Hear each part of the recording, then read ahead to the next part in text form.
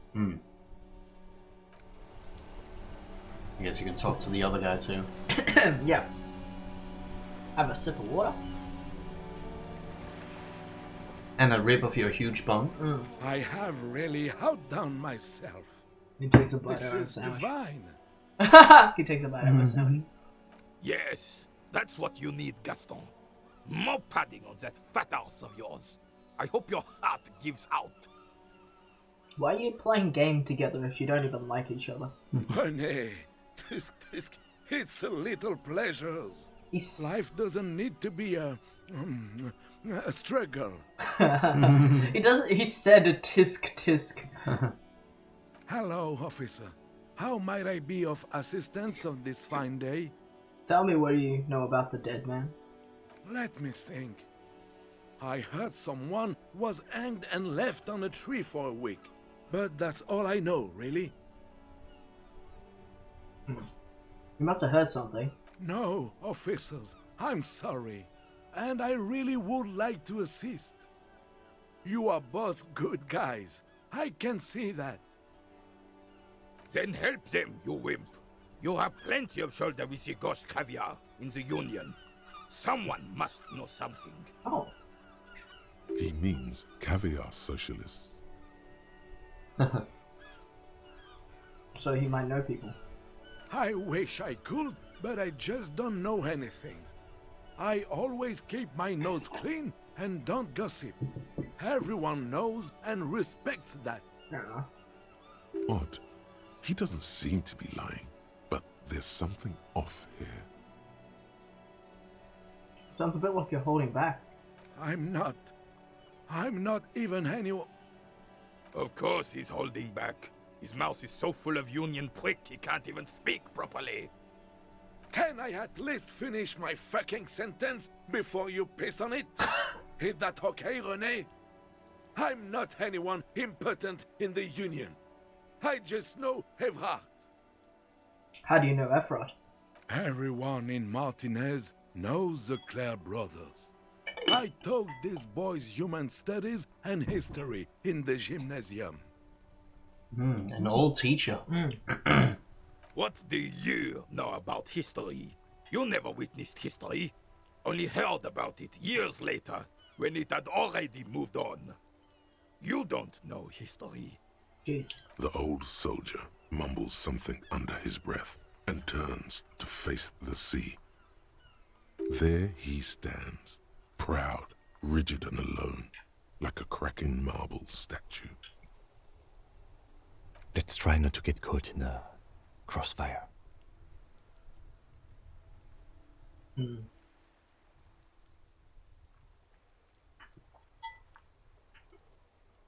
I do feel like if I press him further, I might get a little bonus for this one when I actually talk to Everett. You might get some information. Yeah. That's a good idea. Are you a union member? Oh, in many ways, yes. Like an honorary member. I attend meetings and parties, help with little things. Evrard, Edgar, and the older debarders all know me. In many ways. Oh, yes. So you're not an actual member. Not in the technical sense. His eyes fixing I the don't balls. have a vote or a membership card, but Evrard keeps me on the payroll, just for the little things. So that's what it was before. Him hiding something. He tries to make it look like he's a big deal in the Union, and now the illusion is disintegrating before your and René's eyes. He doesn't know anything, because no one tells him anything. He's an outsider.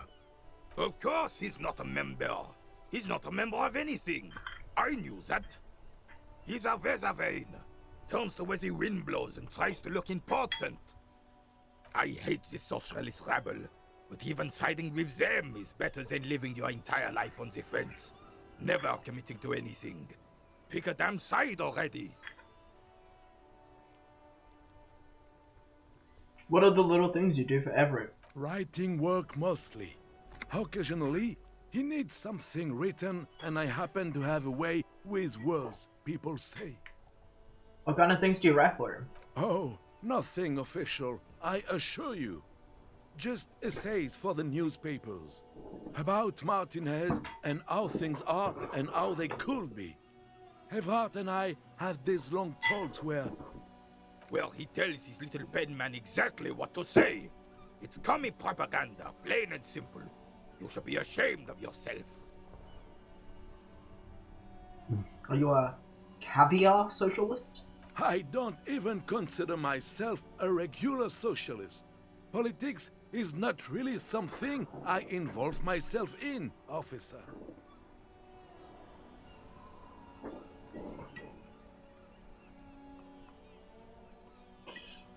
So how do you write newspaper pieces if you're not political? Officer, I have a vivid imagination. And like I said, I have a way with words. That's enough. No need to sink into politics. He just fluffs it up. Of course. Don't sink into anything. Don't sink into any fight. Only sink into your couch. But you need to believe in something. Freedom, the people, Revachol, even money.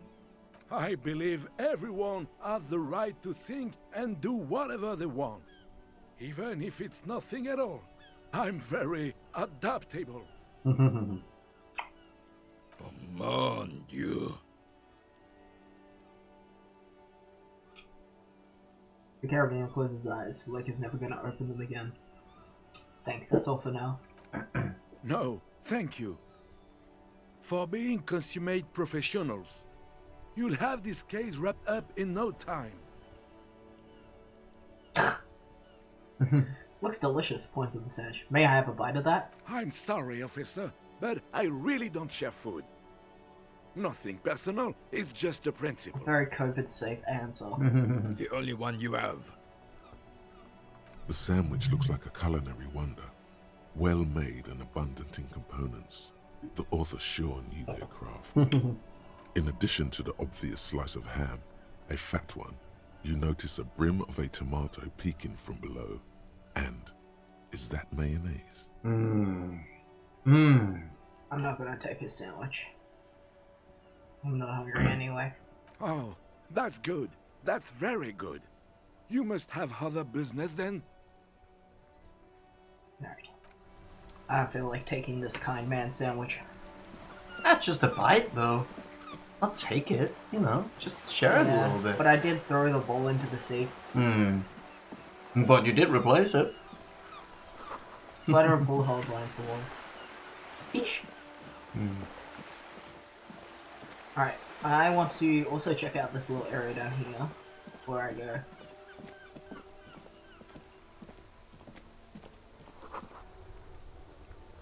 Enormous bulls worthy of a real man.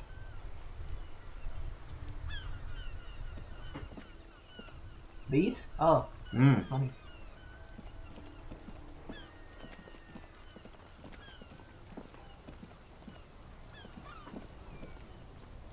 I am a gander and a hunter and a gatherer. Feel like a traveler. The man mutters to himself, accenting the beats as he goes. A simple little cadence. He seems to be making it up as he goes. Let's keep listening. From another planet. Hey there. He finishes and tells you. What's going on here? It's the jam, my man. He motions towards the sprawl of lorries with a sweeping gesture. The air from the east is thick with the smell of crude oils, heavy metals and other byproducts of the modern era. You can almost taste it. What's the jam? It's a traffic jam for the ages. Harbor gates up the street are shut tight. No explanation given. Workers on strike, scabs agitating, an all-around clusterfuck. I noticed that in Clam Man 2, they also say it's a traffic jam for the ages. And it's the jam. Oh, look at that. Clam Man 2 reference to disco here. Real. Meanwhile, we're all stuck here in long-haul limbo, for days upon days upon days. Upon days. They may have copied, like, most of this kind of, like, thing. Mm-hmm. Limbo, huh? That's where I am. Yeah, exactly. It's official. He too agrees. This is the antechamber of the afterlife. How long have you been here? Feels like forever. Like I was born on this here roundabout and this was all I ever knew. Just me and the metal and the tires, the oil and the fumes of mazout. Mazout is an antiquated term for heavy fuel oils. This man has a barely suppressed performative streak, or he just likes unusual words, or both. Mm-hmm. An artist. Extravagantly phrased, but I can roll with it. Yeah, imagine. It's been a whole week already. He snickers. So tell me, what do you need? Got any smokes on you? Nope, don't smoke. He nods towards the big lorry behind him. He is literally smoking. Some of the other drivers do, though. There's still a few around, waiting for the jam to disperse. Or waiting for the sweet release of death. Yup, nothing wrong with that statement. Your senses have nothing to add. Failure. You'll have to ask around elsewhere. Guess I'll ask around then. You could also check the kiosk down the street. Frit. With 3 T's. Rebishaw's weird. More towards the harder.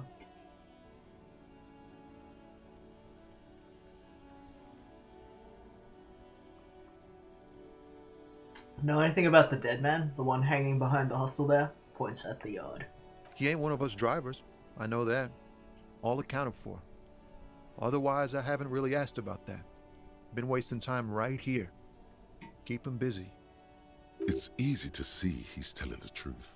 He's kept his nose out of the dark stuff. Busy? With what?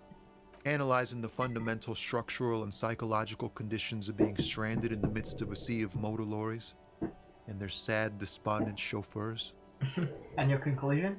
A sense of surprise there ain't more bodies hanging from more trees. What are you hauling anyway? Oh, high-grade narcotics, illegal firearms, stuff like that. Relax. He's merely joking. What are you actually hauling? Can't even get a few jokes past you, my man. I've got another haul of found cargo. Mostly sporting goods, tracksuits, and that kind of thing. They usually get shipped to Grad in the Occident, though we've been making headway in the Il Moran market lately.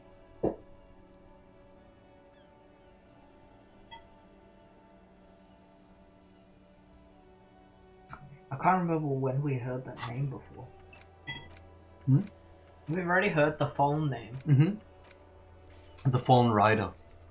It's it's kind of close. It's like a... it's basically the editors of this world. Which is a brand. And it's sick as hell. This man got some.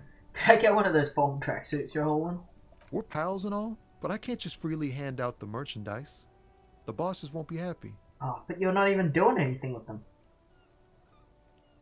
That's your machine behind you? This rockin' beauty. Sure is. Like a rash you can't get rid of. You interested in heavy-duty cargo machinery? A motor lorry, also called a camion, on Caillou and neighboring islands. This one looks roughed up enough to be some sort of found rust bucket. Maybe the A6. That's a found A6 you got there. Good eye, my man. Yup, she's an old one, but reliable. Me and her spent a long time together.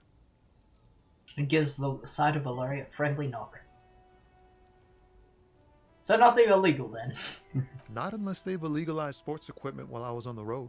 Alright, well, I have another The question. man taps his fingers rhythmically against his arm.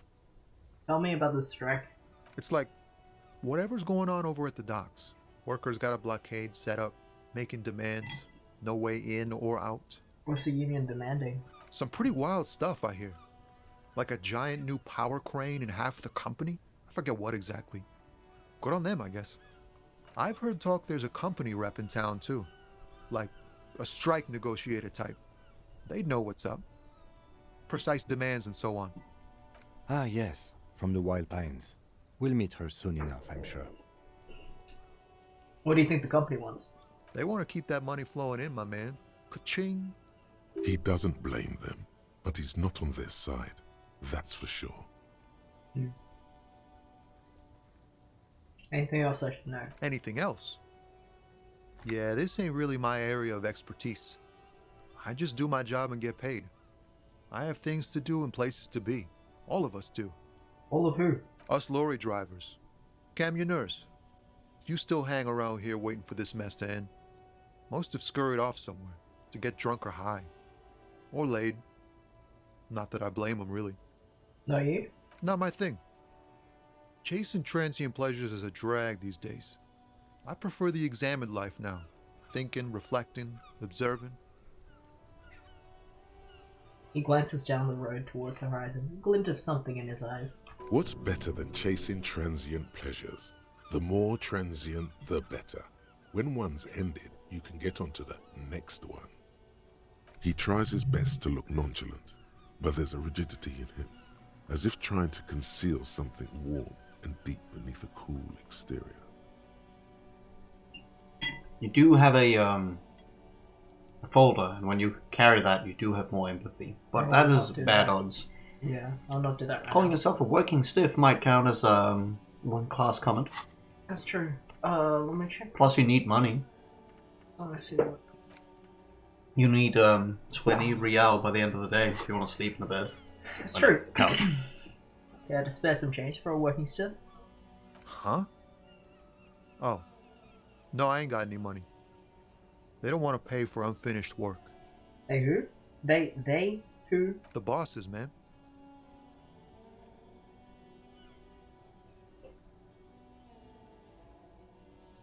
For them. I don't know who these bosses are. I think they are, but this sounds like a good arrangement. For them. Yeah, it sure ain't good for me. Or you. I'd spare a coin or two for a city cop down in his luck. If I had, say, 4 myself. Man. Don't be a stranger. He gives a salute with 2 fingers. Alright. Clipboard time. Oh, I have no items on. Oh, gotta wear that for the money making. And some bottles. Now it's turning into a kind of a snow limbo, man. What's on your mind? You can always try and Yeah. try again if you get better empathy, I guess. If you want. Oh, Ease into Ooh. it. Don't go too far. This seems like a personal matter.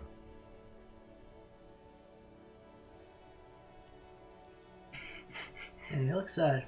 What's going on with you? I'm ease. okay, man. Just the jams got me down. The fumes, the chemical rainbows, the tarpaulin stretched on the frames and the dull engines off. The man recedes into his daze of words. Maybe the full-on direct approach wasn't correct. Damn, it's tricky business looking into someone's eyes and not doing it. Maybe you should have yelled, "Damn, I want to look into your soul."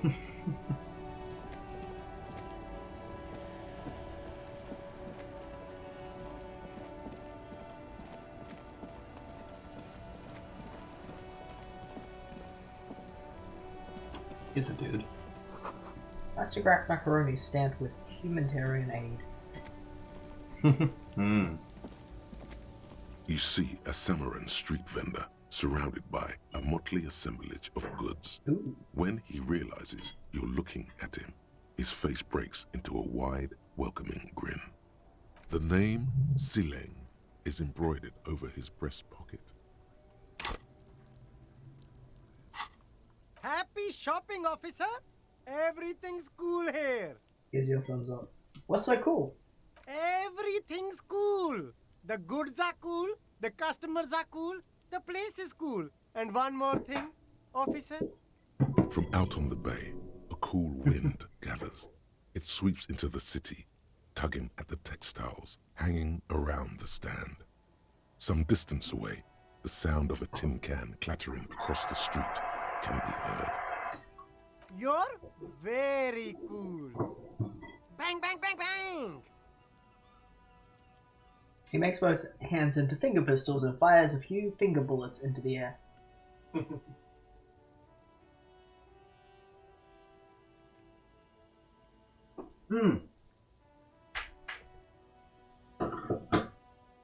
Huh. Really? You think I'm cool? Oh, yes! You got style. You got personal style. You know what you like. He surveys his consumer's kingdom with an air of satisfaction. You like premium menswear. Look around and browse. Everything looks cool on a guy like you. Take your time. He settles back into a pile of boxes he's sitting on. Don't be distracted by the flattery and funny man act. Questions.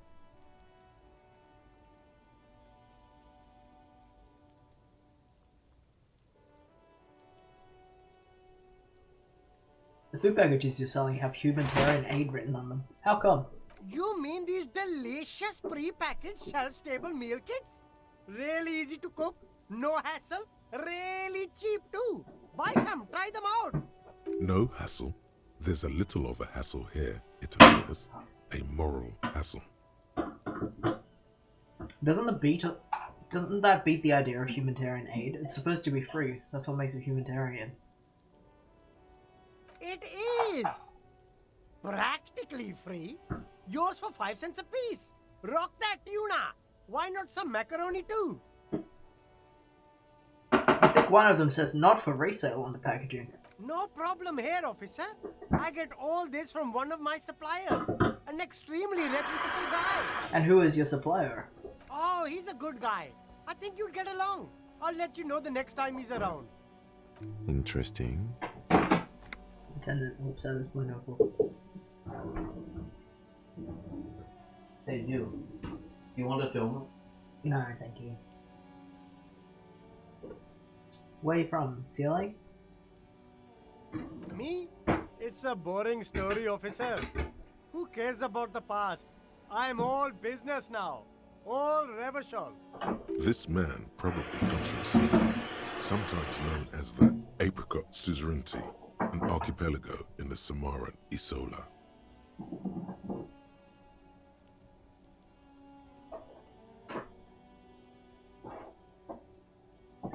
You're from the Apricot Suzerainty, right? Apricot Suzerainty calls to mind an era when the Seaguy archipelago was colonized by Revachol. It's a bit of a slur, in other words. Uh-oh.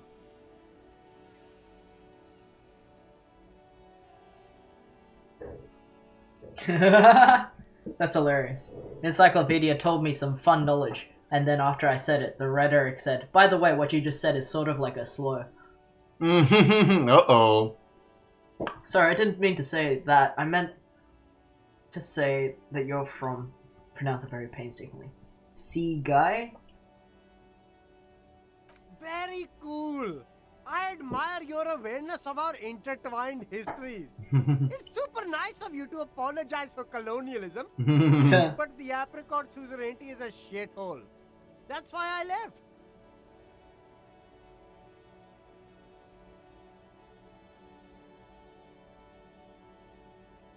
But isn't it only a shithole because of Revachol?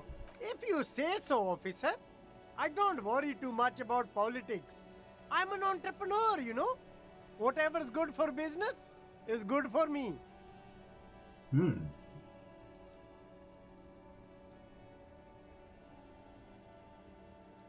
Better give you some money.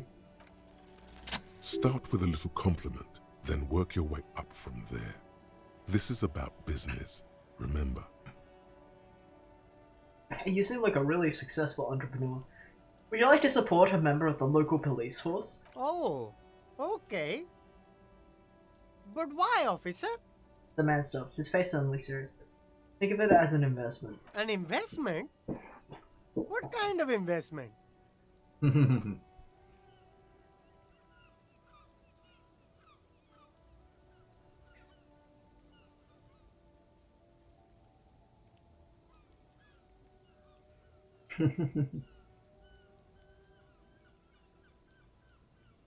I'm a policeman. It's an investment in good relations with the RCM. I hear you, officer.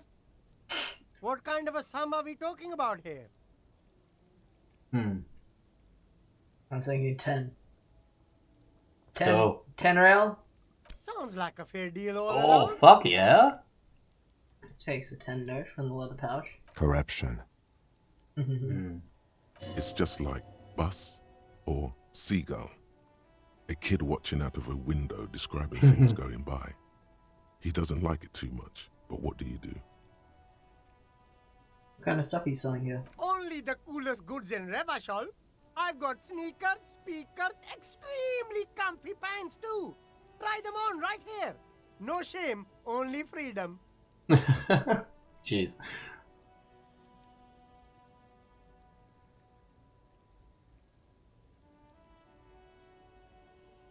Where'd you get those comfy pants? I'm an entrepreneur, officer. I've got sources, buyers, suppliers, distributors, manufacturers, wholesalers, all extremely cool and above board. Is there a discount for cool officers like me? No need for discounts at ceilings, officer. Everything's already on sale. Anything you want, 50% off. But did he first mark them up 100%, just so that he could put them on sale? I don't think there's any use. Yes, it's a business secret. Let him keep it. I'm sure I know the answer to that. Alright. Anything for you. I think you can interact with some of it to see what he's selling.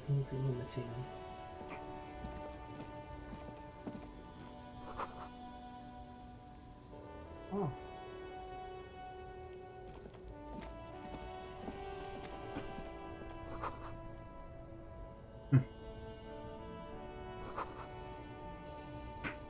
Well, check him out. There are clothes inside. Cheap second-hand clothes, smelling of strangers' body odors. Don't be shy. These are premium class clothes. Good quality fabrics, best retro design. Save the economy with your style, officer. How about some premium class service over here? Like paying with net worth. Go over and ask him if you can do that. Save the economy? That sounds off. Save the economy? What are you talking about? Haven't you heard, officer? We've got to be economically conscious. Recycle your cash, keep it in circulation. Don't buy new things. Buy eco.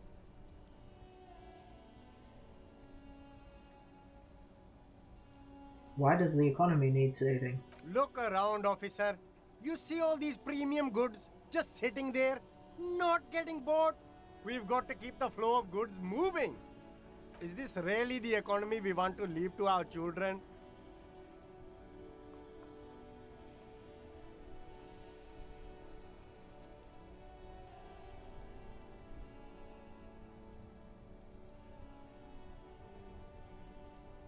What the fuck?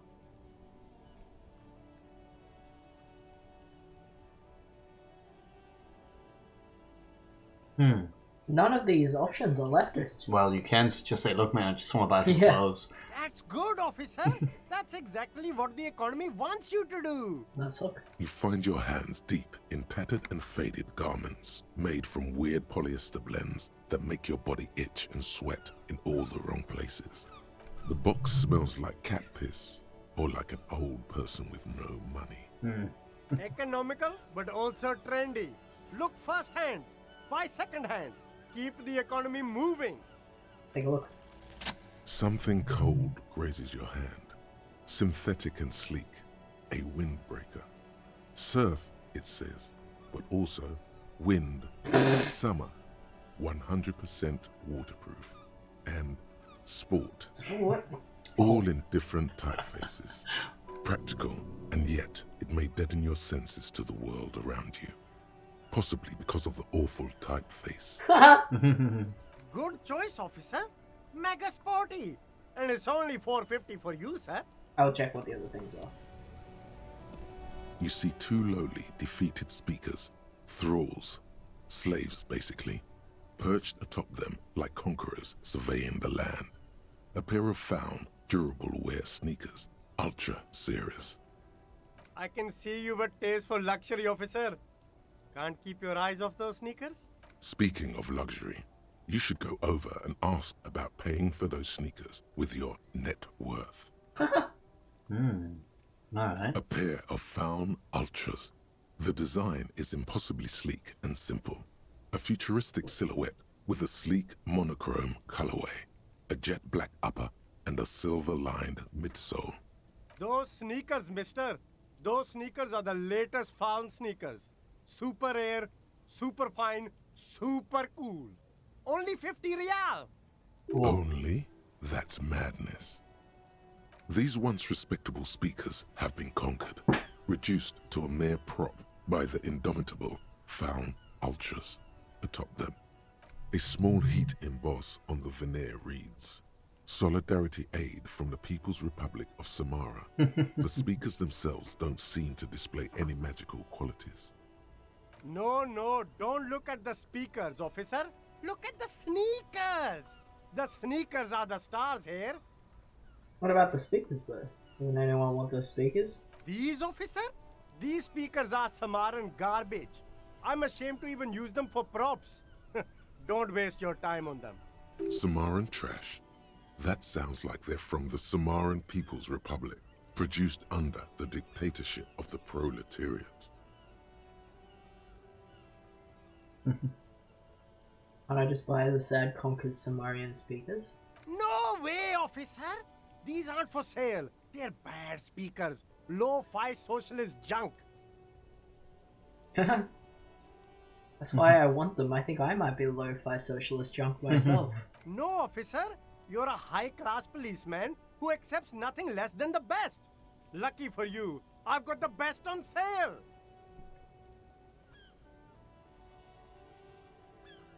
You don't know what I am. I don't even know myself. I want the speakers. Well, if you want them... But see, they are the pedestal for my sneakers. If I let go of the speakers, where will the sneakers go? I can't leave premium lifestyle sneakers on the ground. If, on the other hand, you wanted to buy the sneakers too, I could maybe throw in the speakers for little extra. 50 cents? Damn, so you have to buy the sneakers first. Might get it with your network. We'll look at the last thing first. I'll ask him about this. Everything's still cool Nope, here, no officer. network option. Maybe you have to go into another dialogue thing. There's a pile of cheap sunglasses in a small box, a variety of shapes and colors. You like sunglasses, officer? I've got the latest styles right here.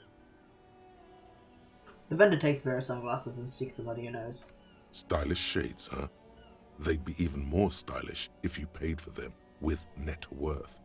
Go over and ask him. Rummage. These are all boring. Boring third-rate ho-hum sunglasses made of cheap Syrahese plastic. The kind of plastic that melts in the sun. Those UV stickers are almost certainly just there for the show. If anything, these lenses probably direct more UV light into the lenses. A UV magnifier. Sunglasses that melt in the sun. These are all first-rate sunglasses. Premium design, super material, very cool, UV resistant. These will definitely keep your eyes safe and cool while doing your dangerous police work. Everything's still cool here, officer. Only the coolest goods in Revachol. I've got sneakers, speakers, extremely comfy pants too. No need for discounts at... But did he first mark them up 100%? Just yes, it's a business secret. Let him. No need for discounts. No, that's Did it. he first? Okay. Yes, it's a. Anything for you. Maybe it was when you asked for an investment, you could have asked for one of the items he had as well. I don't know. Oh well. Ooh, there's a bin. Hot air rises from the sewer, sour, acidic, and strangely comforting.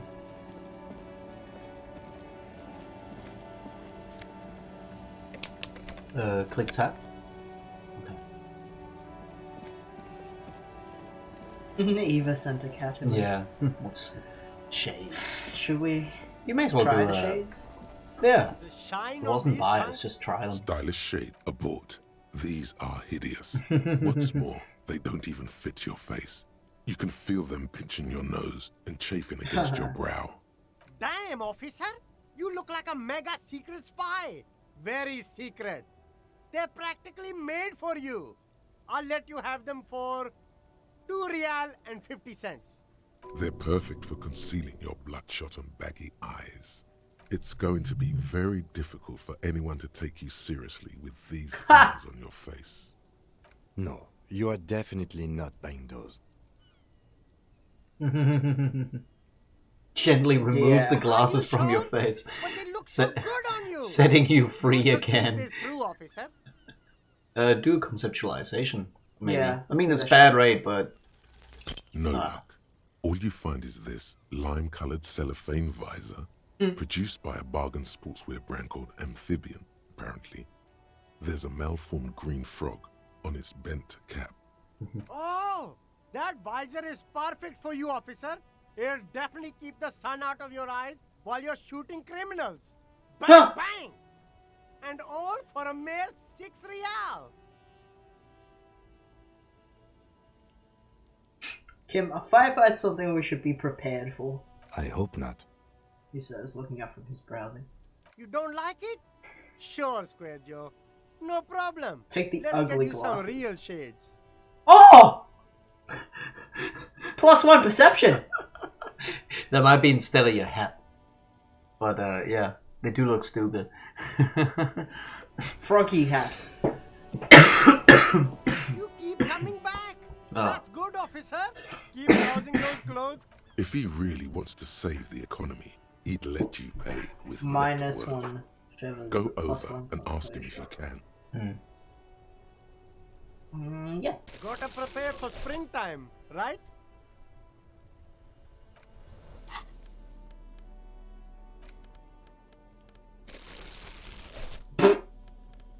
Right. Fuck yeah. That's pretty funny.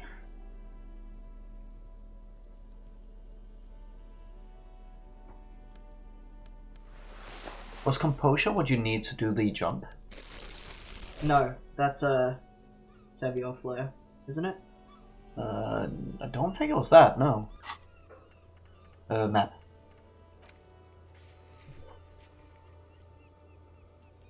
Yeah, oh, you're right. It It's was a Savior jump. Flare. It's like acrobatics. Yeah, I guess.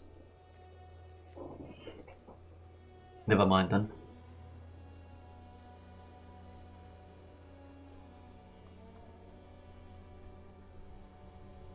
Yeah. We had a composure one, but it's a legendary. It's a white check, I think, at least.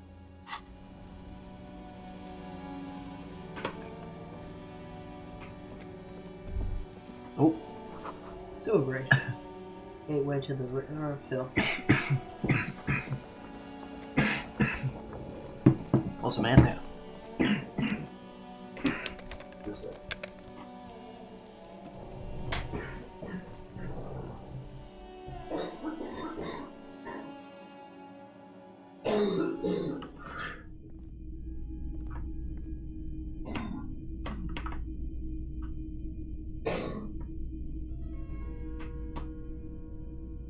Oh. I don't think I did that last time. Wow, a very large red t-shirt with an impressive print stands out from the other garb. Oh yeah? Oh yeah, the print depicts a muscled man striding toward you, a giant sword in each hand, Oh. encircled by burning embers. Behind him is a cluster of you cabins went in here? engulfed in flames. Beneath him are the words, Hjelmdal burning. That's the rad man from Heimdall t-shirt you got there. Hell yeah, man. I don't usually carry printed tees, but this one was just pure exemplar. You must be a serious man from Heimdall fan. A fan? No, I wouldn't go that far. But I do think the Hjelmdalaman saga is an integral part of our shared reality. Most people don't think that the man from Hjelmdal really existed, but they're wrong. What do you mean the man from Heimdall was real? I mean, Even if the man from Helmdale didn't exist before the adventure novels, the stories have made it so that he has. It's simple, really. Okay. He sounds incredulous. You sound skeptical. It's not that complicated. All that's required is a more robust understanding of cause and effect. I can see it, if it's like a vigilante situation. Besides, I've been to Kotla, though not quite as far north as the Helmdal, and watched northern lights travel across the sky.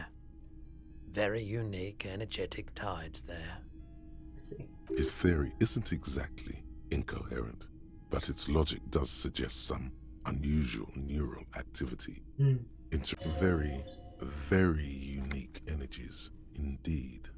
Geomagnetic ley lines, one might even say. Sniff the t-shirt. Hell yeah, man. I don't usually carry I'm a printed fan of tees, Man of but this Yondal, one- too. I wouldn't go so far as to say that I'm a... Smells like worn cotton and a little old sweat there. Worn cotton with a side of flea market or trash bin. Sniffing is okay, but please don't try anything on. Can't have you leaving your photon emissions in the fabric of things you're not going to buy. You're not imagining it. Photon emissions? What is he talking about?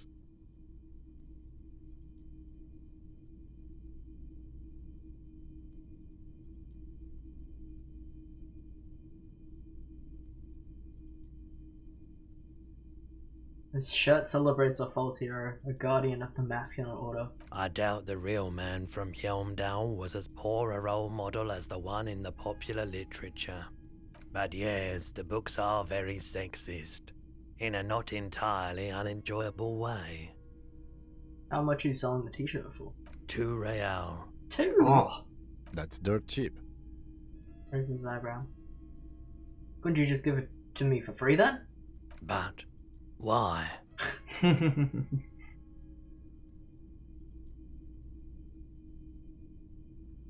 Because I'm a broke cop without a cent to my name. I sympathize, I do. But this is a for-profit enterprise. I must buy the t-shirt. Welcome to You didn't even look at its Helmdale, stats. officer. That's okay. Funny red shirt. Physical instrument and shivers. Minus authority. Your It authority's balances out shit with this. anyway. Puts it on -2.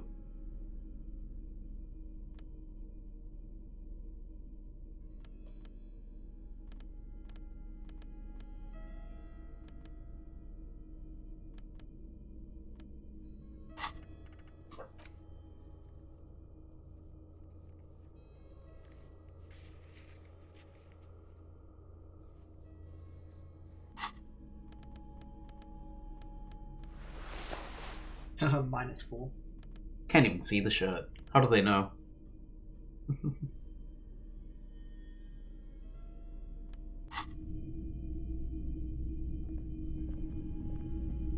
Hello again.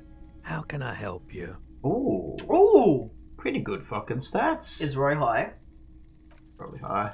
Feeling warm and enthralled by the movement of light, while the mind continues to race forward. Lucky bastard. He's probably on Pyrrolidon. It's tough to come by on the street. Bryolodon. What is that? A drug developed by the military to treat and prevent radiation sickness. It has psychedelic side effects, and it makes your eyes turn yellow.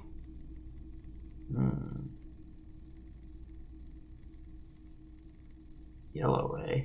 Sir, could you take off your sunglasses? I'd like to check your eyes. Why on earth? These are prescription. I can't really see without them. He staggers away from the glass, but he quickly recomposes himself. There's a note of indignation in his voice. Interesting.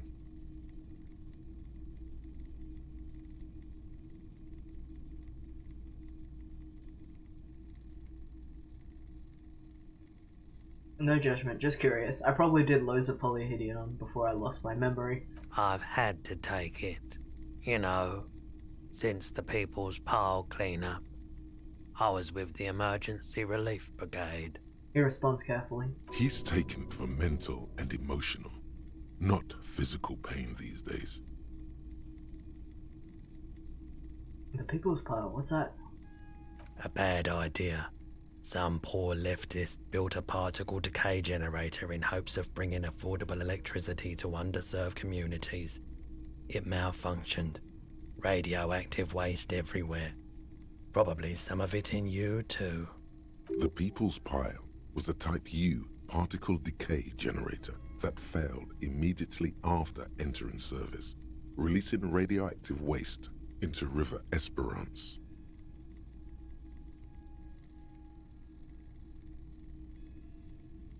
Why is it called the People's Pile? Construction began during the Commune of Revachol. The people continued work on it after the Commune fell. They wanted a cheap source of energy for Revachol West. Needless to say, things didn't work out. What is a particle decay generator? A primitive nuclear reactor, also called a pile. Why did it fail? An emergency valve defect resulted in steam pressure blowing the turbine, taking the fuel containment vessel up in the explosion. Both the faulty design and lack of finances contributed to the catastrophe. Tell me more about this emergency relief brigade you've been part of. We were an all-volunteer force, self-organized, tried to help the fire brigades contain the spill. On the patch, gamma radiation lines crossed with a red drop of blood. I lived by the river since I was a small boy. The Esperance. Didn't have the art to let it all go to shit without trying to do something to help out. There wasn't much the volunteer force could do, however. We wasted years in the river mud. Years getting sick. He stops to look. He looks at the sparring lights and stops. It must have been tough, radioactive cleanup. There's a reason why everyone's tried to forget any of it ever happened, and why no one has tried to repair or replace the pile. So much disappointment, and early deaths. Cancer mostly. And we knew all that was coming even as we were cleaning up as best we could. Whose fault was it that the generator failed? No one's. Everyone's. He sighs and shakes his head. So much bitterness. A bunch of poor people built themselves a primitive nuclear reactor, hoping for the best. What do you think is going to happen? How did you end up running a pawn shop? The cleanup happened 15 years ago. I was young then. Later, my second aunt died. Left me this shack and all the assorted junk in it. So I came to Martinez. People told me don't go there. It's a shithole. I said, people, we just had a nuclear pile meltdown. I'm gonna get as far away from Forburg as I can. Still in the same city, but... Hey, sure. Thank you for telling me. I like the theory more than the story. Outward movement, not vortices. Yeah, you gotta get in on those vortices, my man.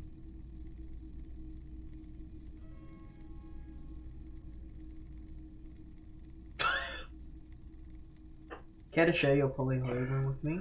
You said you'd done it before, yeah? Hey, yeah. The lieutenant slimy. steps away, pretending to admire some of the knickknacks on display. Looks like he doesn't want to get involved. He won't be your nog, but he won't be thrilled about this either. I haven't, but don't worry, I can take it. If you say so. Here you go, man. He presents a large cap-shaped object in the palm of the shape of his hand. Oh, in the palm of his hand. Very odd looking. Yes, darling. That's the coalition government ordained Parolidon. Straight into your gut.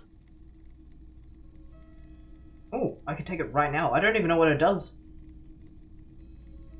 I think you just get it equipped in your... Okay. Of course. Oh, I see. Do you have any recordings of the Koldamama Daka? The Koldima Madakwa. Sorry, I would never have guessed that you were that interested in ultrasonic sounds. Or birds, for that matter. Hmm.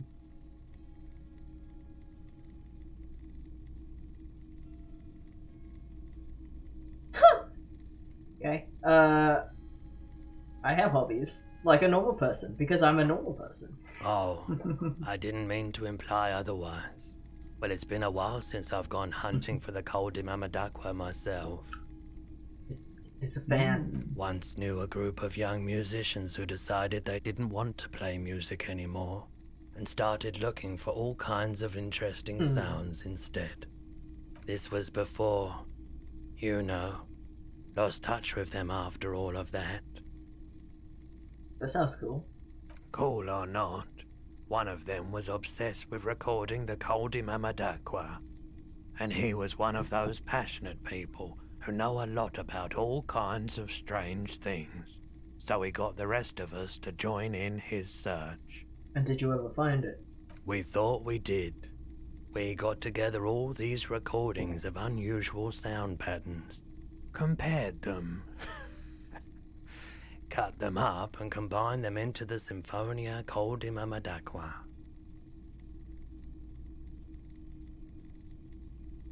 Can I listen to it? Unfortunately, I don't have any recordings from my old life. None at all. But I do have a tape with some ultrasonic sounds that might be what you're looking for. Starts rummaging through some tapes behind the counter. Do we really have time for this?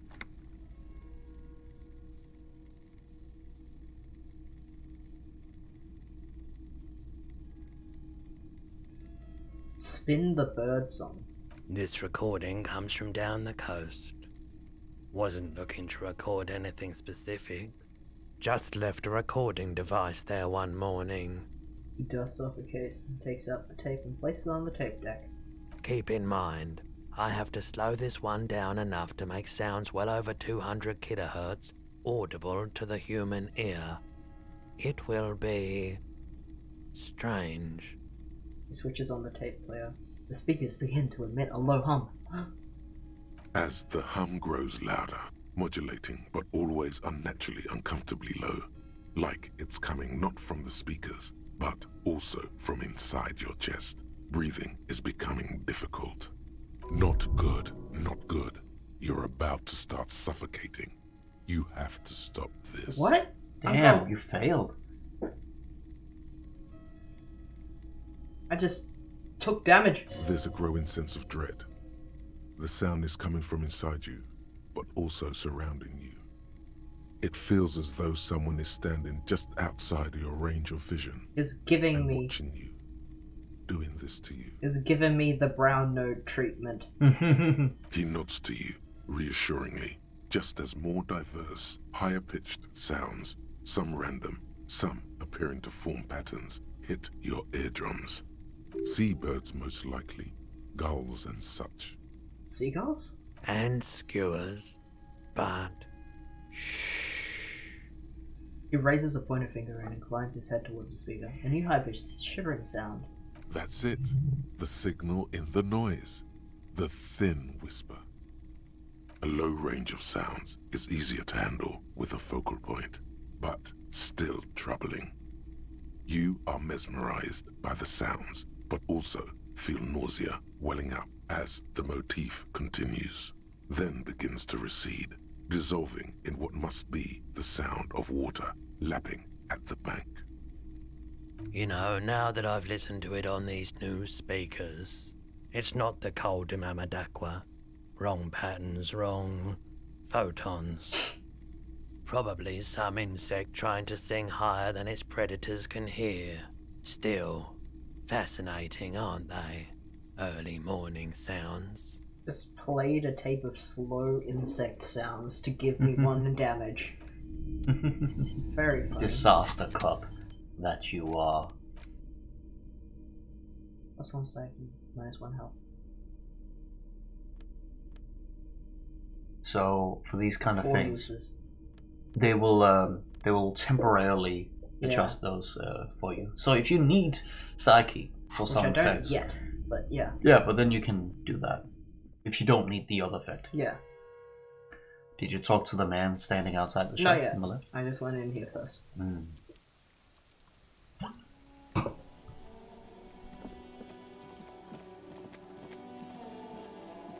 G'day to you, officers.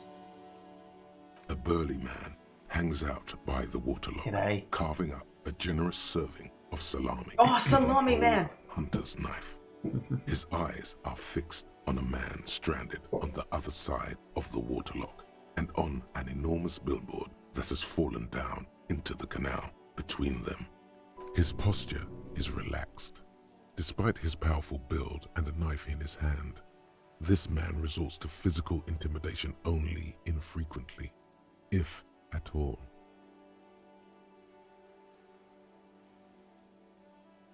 Do you know what causes wreckage? Points to the smashed billboard in the canal. I wasn't here to witness it, but those look like tire tracks on that sign. Weird, huh? Then again, plenty of daredevil drivers in Revachol. Actually Australian. Yeah. Real The Australian. words, "Daredevil driver," sound ominous to you. Too bad it also takes a year and a day to repair anything around here. Especially a waterlock. The rest of the coast is closed off till then. Aussie salami, man! Yeah. Matey potato in the Mate, flesh. Haiti. Can I have some of that salami? Points at his food. Sure thing. Cuts off a slice of salami. It is salty. Oh. It is savory. It is chewy. The hangover only makes the salami more tasty. The healing salami after the brown note. Maybe you of should. pain. Maybe you should ask for more free stuff.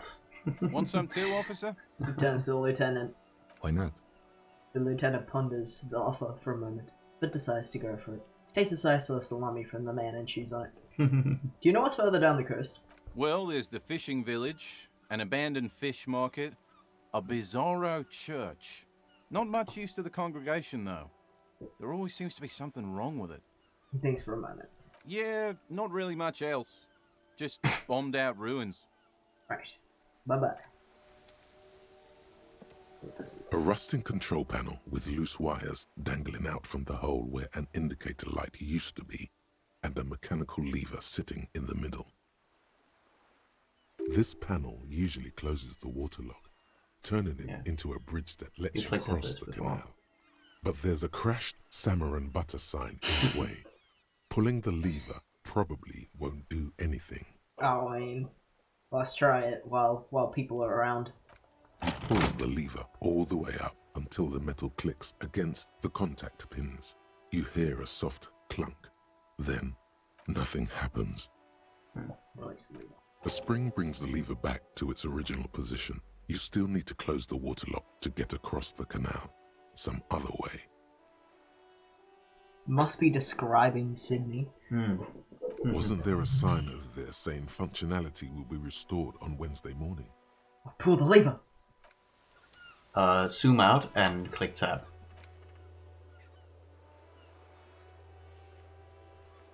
Ah, it's Tuesday.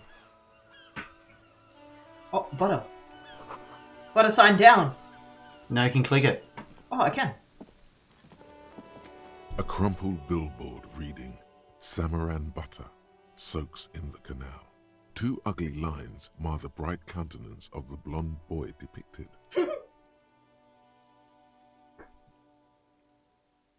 It's pretty good. Magnetic dice set. What is Samoan butter? Whatever it is, the boy on the billboard seems very happy about it. Goat milk butter. The Samaran terrain makes it easier to raise goats than cows, and the local goat farmers produce high-quality meat and dairy staples that add variety to other nations' diets. It's an acquired taste. Did you have any? Oh, we've tasted it before. Or you just know. No, it's a perception. Yeah, It means that it's like we're experiencing it. Okay. Do you have any items that make your visual calculus better? I can't remember. You have to leave this to do that. Okay. Yeah.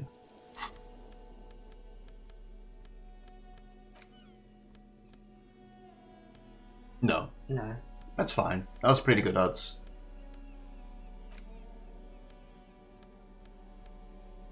We have No, we did look at that. Oh, we haven't shown people this. Do we have to put it in our hand to show people this? No, it's not. You can only tools can go in your hand. Okay.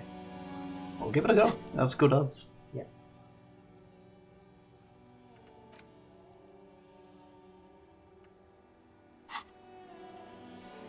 A crumpled billboard reading Samaran butter soaks, judging by the size of the impact and the parallel lines of burnt rubber. Oh, the car! Probably a motor vehicle.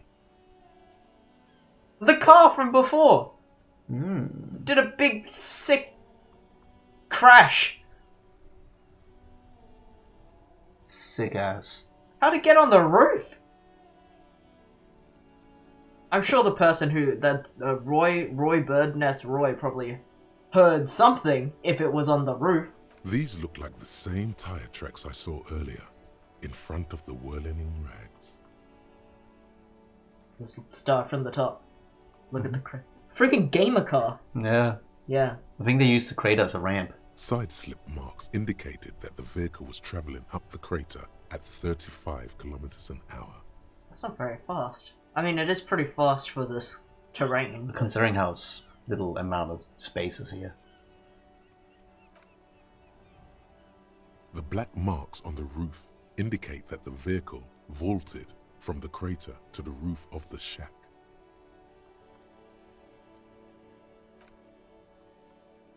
The panel served as a takeoff ramp. The vehicle soared through the air, hitting the billboard and upsetting the posts. Then it continued its flight, taking the billboard with it. The sign broke the vehicle's fall into the canal. Yeah. Risky move. Yeah. The Samaran butter billboard still looks freshly painted, suggesting it took the plunge recently. How recently? Within the past 72 hours. Oh, right before we started playing the game. Still speeding, the vehicle made a loop and vanished into the fog along the coast. What's the model of this phantom vehicle? There are two good candidates, the Caprice 40 and the Linear G22. Why the Capri 40? It's about the right size, and the tire marks look like they came from the skinny tires frequently found on that motor carriage. The Caprice 40 is a very popular model, with bank clerks, topping pie delivery drivers, secondary school teachers, cops, strippers dressed as cops, undressed strippers. Why the Linea G22? Very sturdy but light motor carriage. More likely than most to survive that jump. The Linear G22 is not a particularly popular model due to its peculiar proportions, which the manufacturer's design team probably thought about for too long. Well, now. You'd have to follow the tracks to be sure. Link. The lieutenant looks on, waiting for you to wrap up your analysis. You can talk to him. Sick. Any theories about what happened here? He gazes down at the sign.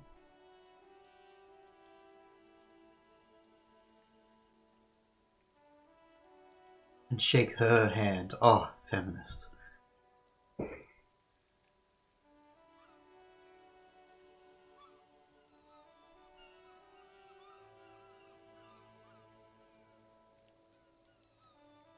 Looks like someone was in a real hurry. What kind of car do you think it was?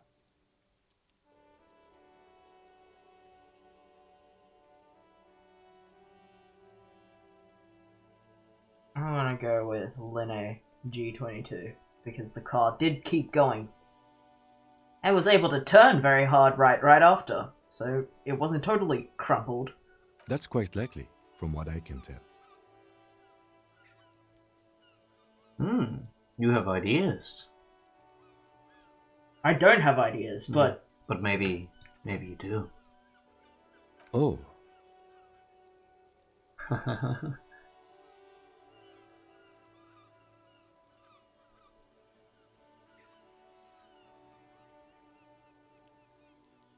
I don't think it's connected to them. Well, I don't know if it's connected to the murder because it happened way more recently than the murder.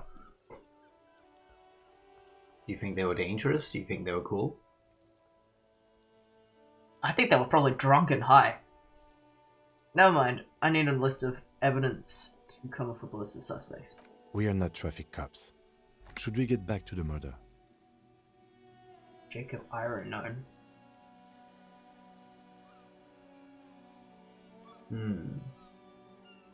You can put some clothes on that give you better conceptualization. Your shirt does that. We should take this task. Wait, actually, you only get this option once. The red one. Yeah, I can't come back to this. Can I? I can't even come back to this dialogue, can I? You can't. So you should. I would say you should take the task, but you can have one go at seeing if you can get that this thing right. That's not bad odds. But should I do I'm sure you can do both. I think you can conceptualize and still take on the task. This is like you. to try. Yeah, get it. Somewhere in the depths of your alcohol-addled soul, you find a few threads that you can weave into a story. This could only have been Jacob The tip-top tourney champion? after the untimely death of dear friend and fellow racer Alfie Delatraz at Fjordhammer.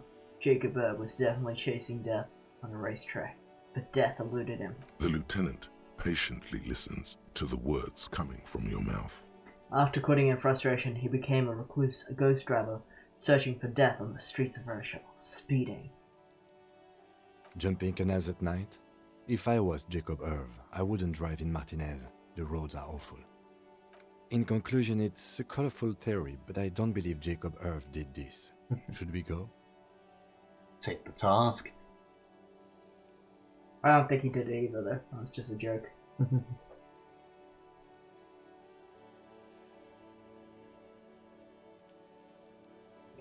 What? You don't want to take the task? Nah. Oh, okay. Why not? Because I don't believe it's Jacob Irv. That was my only option to take the task. Okay, well, then you just won't look into it then. That's fine.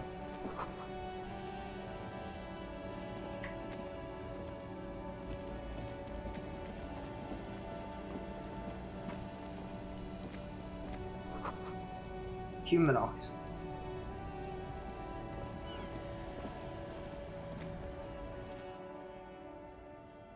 Old monument stands in the middle of the traffic island, pointing towards the sea. It looks as if it's been reassembled piece by piece, secured and mounted on the air, in the air with the aid of numerous ropes and rods.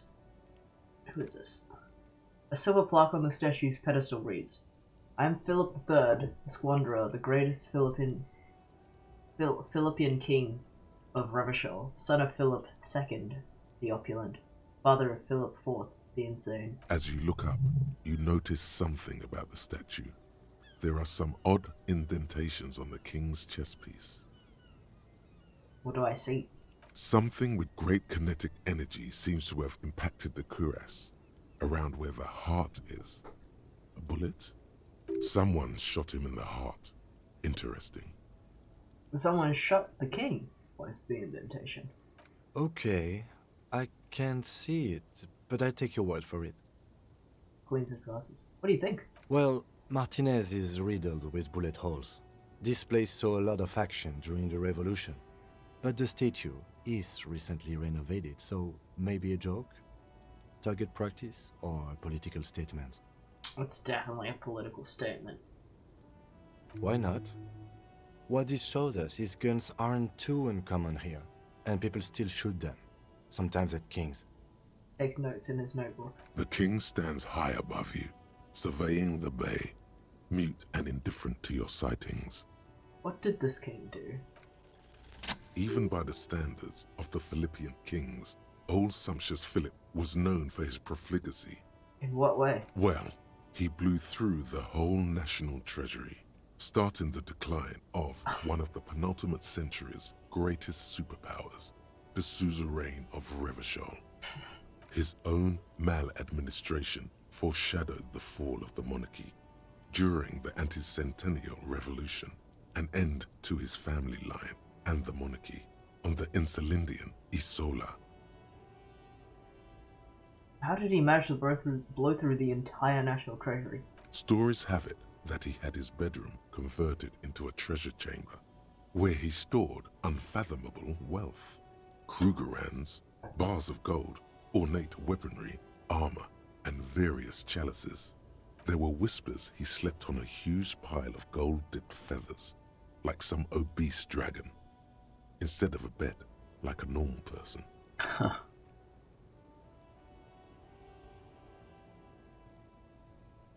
A deplorable fast. No wonder everything went to shit. But wait, you haven't even heard about his fabled cocaine addiction. The what now? You see, old Philippe wasn't just good at squandering the national treasury on gold and ceremonial weaponry, he was also a prodigious snorter of nose candy. Not just any nose candy, though. We're talking Royal Philippian Blow, allegedly twice as potent as the stuff you find nowadays, and purple. Philippian cocaine was purple.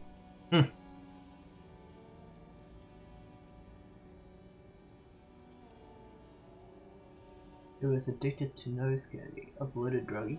That's what the revolutionaries said 150 years later, right before they emptied out the royal mausoleum and dumped His Majesty's mortal remains in the Elysium Bay. This is a lot to process. His Majesty's courtiers said it helped him connect with the higher realms.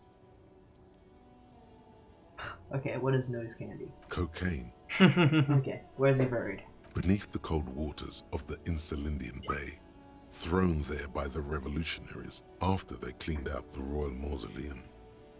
A group of marble pleurons still surround the king's vandalized tomb. A deathly cold wind sweeps up candy wrappers and old newspapers.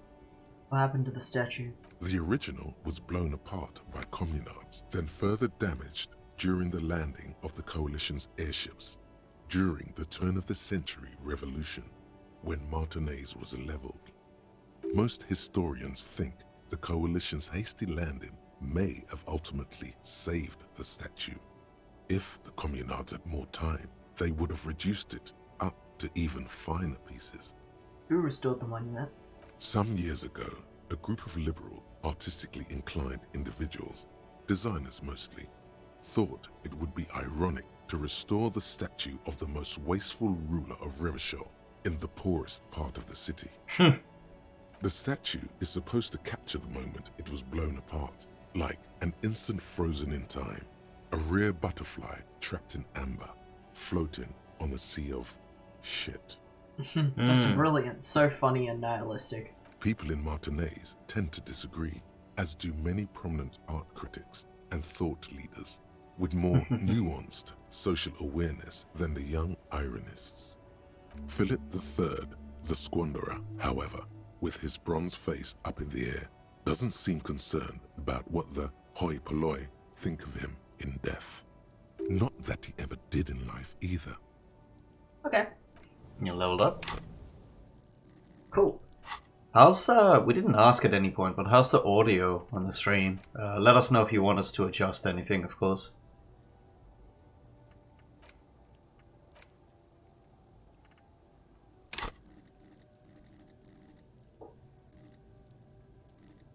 There's a time we level the authority back.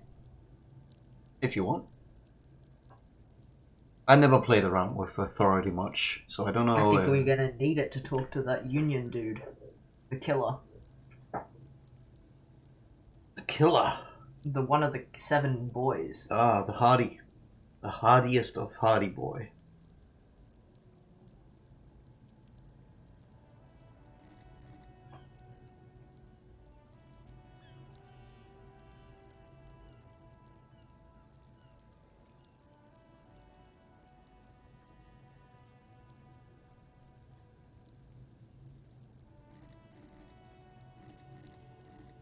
You seem fine. No, that's good.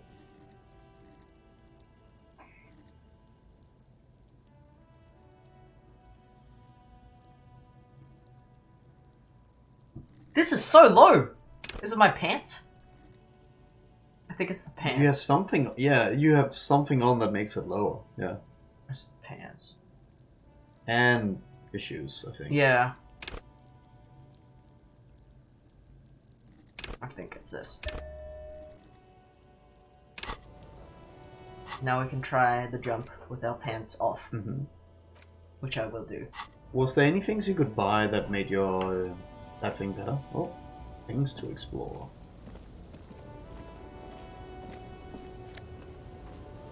Oh. Don't need that yet. Oh, person.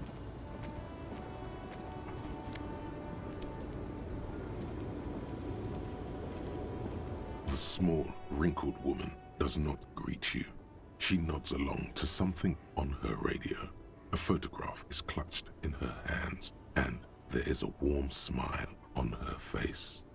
The photo, an ambrotype from the turn of the century, as golden as her smile. It's the warmth of a winter night's fire. Maybe she could give you comfort and shelter. Some cigarettes and food money. Maybe she's your... That's a quote. Those have did it, just so you know. I know. I'm not gonna say it. Excuse me, ma'am. I'd like to ask you some questions. No response. Wherever this woman is, your words fail to reach her. Grandma? Nothing. Her smile just keeps widening. Her hair is grey like lead. Can I be rude? Snap your fingers in her face. Either it'll work or she'll ignore you. The lieutenant stops you before you can snap. She's just a distracted old woman. Better to leave her alone. Why? Why? I just told you why. Okay.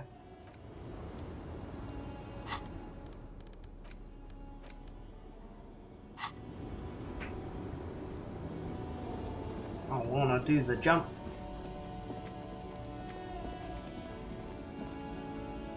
Oh, car. Did you find any items that make your thing better? I can't remember. My ability to jump? Yeah. I don't think I know anything that would make me jump better. I think there's something you can explore down here, so... whatever that is. Ruins full of snow. No one lives here anymore. Right.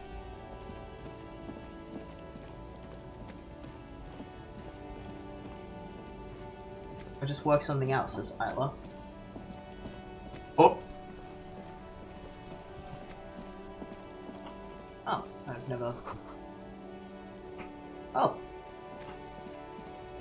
Tell us what you worked out. Unless... it's a spoiler. Jump jams. As you did, oh. A glossy magazine, most able-bodied men. Oh no, they're much hunkier than you. You shouldn't feel threatened by handsome men. Don't be silly. Welcome to Rivachol. Racist lorry driver. The remark isn't addressed to you, it's addressed to you, Lieutenant. Why are you addressing my partner like that? Don't you welcome to Revachol me. My grandfather came here from a 3,000-year-old racist isolationist culture, while your ancestors came to this island a mere 300 years ago. Every school of thought and government has failed in the city, but I love it nonetheless. It belongs to me as much as it belongs to you. You tell him. It's men like you who keep Revachol divided, making it that much harder for everyone to climb out of this post-war limbo. What he means is, fixation on the Revacholian nation makes it harder for Revachol to actually attain self-determination. Is right. You're underlining our best shot at real self-determination. Oh, come on, man. I just said, welcome to Rivachol. It's a lorry driver thing. We'll avoid spoiler. Just didn't see anything about it. That epic car in my own playthrough. Interesting info. I know exactly what you meant. You think my kind doesn't belong here, that I should watch myself and behave. But you see, I'm an officer of the RCM. It's actually my job to make sure you behave. I would advise you to remember that. Silence. The air between them becomes tense. Looks like a rat. Your partner needs backup. Now's your moment to shine.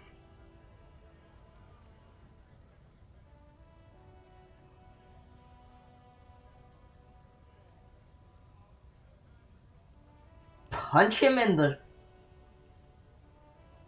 Punch on the shoulder, like a light tap, I hope. Well, if that's what you want to do.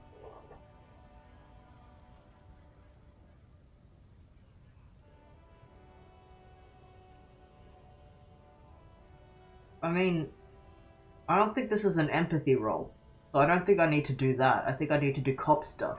Mm-hmm. Now, that's settled. We have a couple of questions. Whatever you say, officers. He waits impassively, cigarette smoldering between his fingers. He smells of heavy motor oils, and his breath of high tar content cigarettes. Kim popping Probably off. Astra Whites.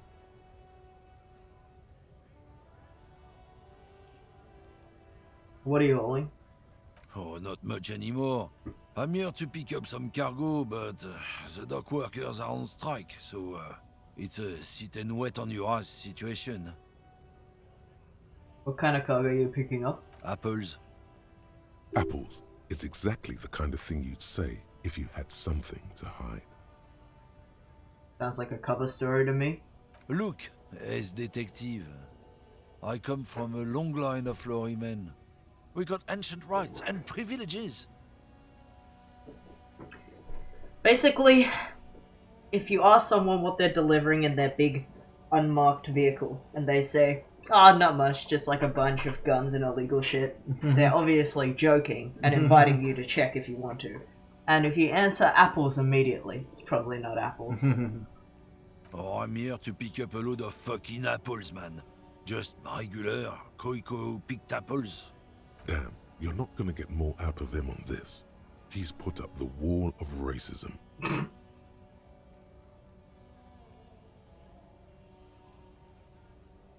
He says something about the rights and privileges of lorrymen. Oh yeah, they're a big deal. My great-grandfather was a carter, had a royal license and everything. We've tried to hold on to our privileges. What's a carter? Someone with a cart. What did you think it was? That's how deep into history our thing reaches. Before machines. That's a privilege. Sure fucking is. We have a guild and everything, huh? Very ancient. Very prestigious. So it's kind of a union?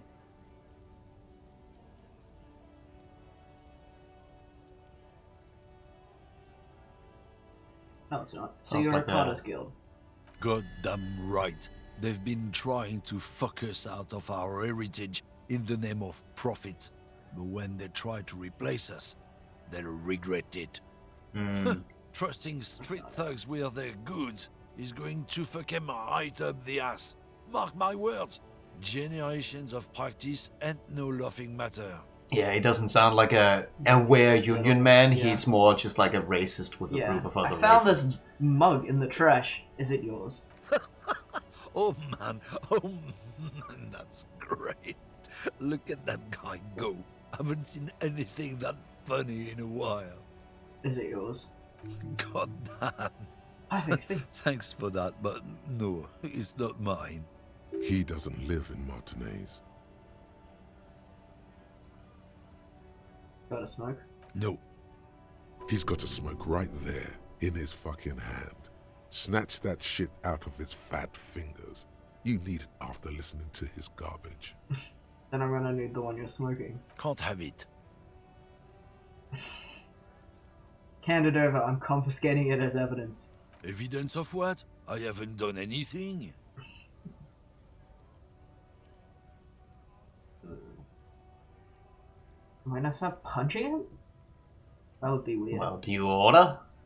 no, You're I just don't think gonna I let should this just punch rat-faced people. man not share his smokes with you? Well, that's also corruption. And potentially punching another innocent person. But he's a racist. Yeah, but the kid was also homophobe. And I didn't want to punch him either. But also he was a 12-year-old. Yeah, I This know. guy's a grown-ass man in a racist guild. I guess you're right. What, officer? Shit? Do you have to shit? Why do I have to shit? I don't understand what's happening. Oh! Oh! Oh, 100 Oh, bits! some Thank you, bits. Ava. Thank you.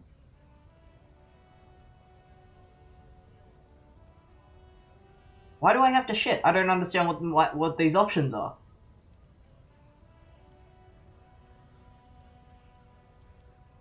What does this even mean? Is it giving up? Or is this giving up? I don't know. Sorry I couldn't be of any help.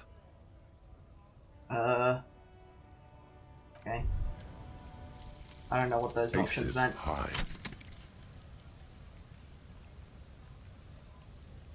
For the rest of the world, the Aces High is just a cool Revachol thing, politically neutral. In Revachol, it still holds revolutionary connotations. Also, have you looked at Lieutenant Kitsuragi's clothes? He wears a bomber jacket, just like the ones worn by aerostatic brigades, and those cargo pants could store tools for hotfixing your aerostatic. Maybe you should ask him about this. Maybe he's cool as fuck. I see. Yes? I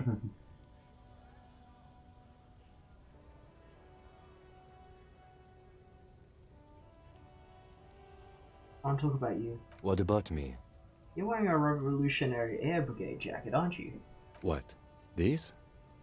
It's just seasonal clothing. He zips up the large collar. And those look like airman pants. Good for storing tools in. Where is this going?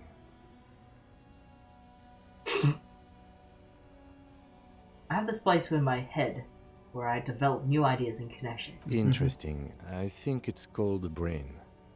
It's no mere brain.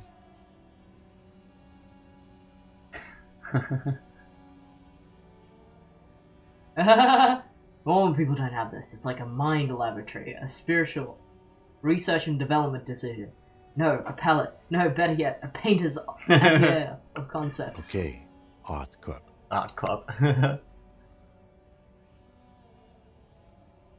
And indeed, and this atelier, I've realized that you harbor some kind of sentiment towards revolutionary air brigades. I do not harbor a sentiment for revolutionary air brigades in particular.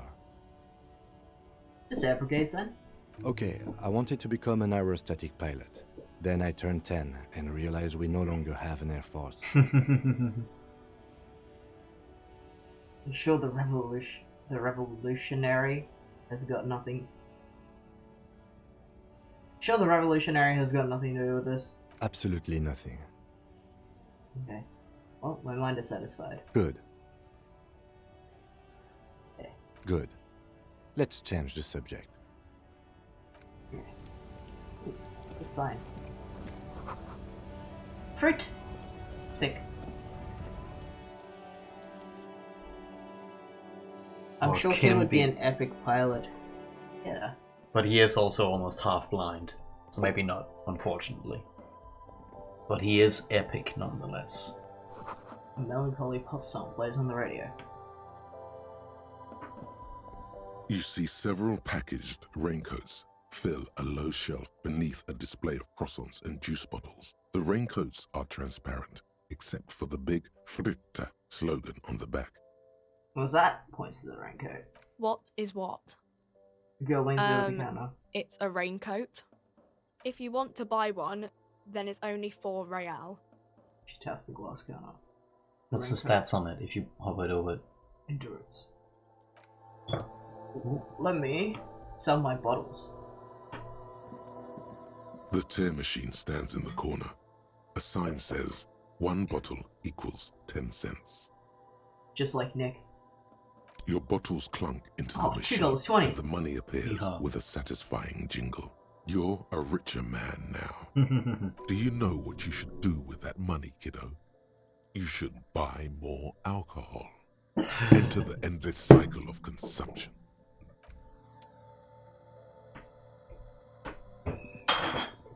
A small cabinet on the wall is filled with various medicine bottles, nasal sprays, and blister packs.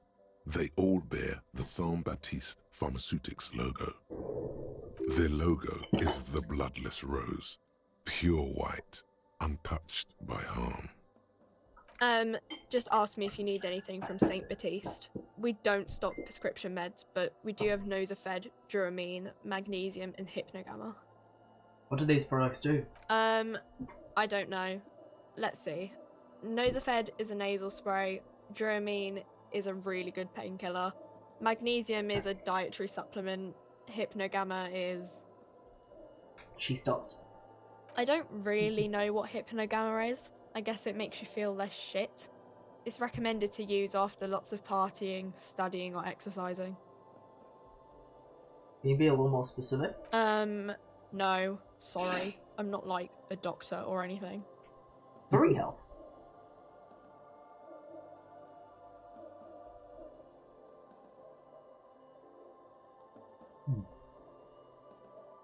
Who's Saint Baptiste? Saint Baptiste. You know, the pharmaceuticals company. Saint Baptiste Pharmaceuticals. The one that sells meds out of Saint Baptiste. That one. There. She is right. Saint Baptiste, the company, derives its name from Saint Baptiste, the city. Itself so named because that's what it is. A rare case where that really is the full etymological history. As far as almost anyone knows, at least. Funny. Yellow roses, dozens of bullets too. Was there something else? Yeah. What's that thing up there? There's a cigarette counter. A colourful display of cigarettes and alcohol bottles line the shop wall, inviting you closer. The bottles wink at you in the light. The smokes too glitter in their wrapping. It's like looking into a kind of heaven. Your knees are weak. There, in that dark green glass, all in vain. The great flowing river of warmth, wine, alcohol, beer, alcohol, love, alcohol.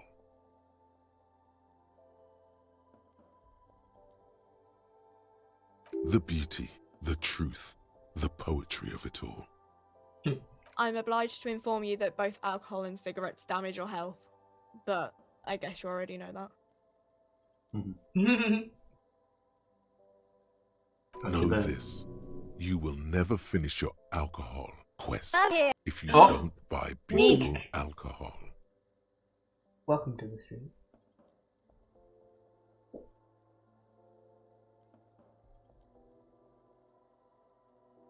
And you may say to yourself, my God, get up, get moving. Alright then. I Thank think you, it's about time. Get up and get moving. Alright. So one of them costs 5, the other one costs 30. And it does the same thing. It's from the pail.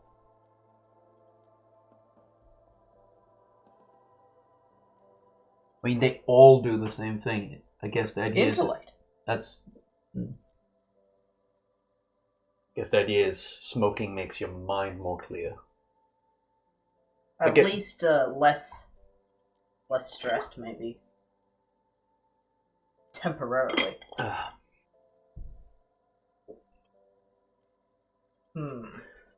I have nowhere enough money to sleep tonight, though. You gotta explore and find places with money or start baking. Yeah. So, I better get a move on. I'll find some work. Would you... Just thank you. Okay, well, now I know where to get cigarettes and beer, so...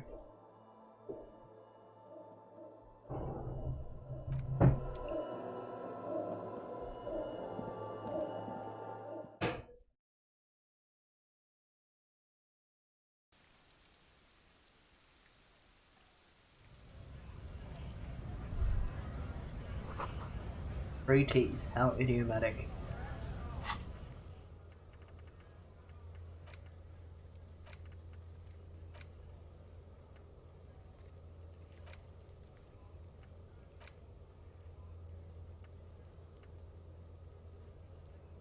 Ah, crap. Kuno wanted something.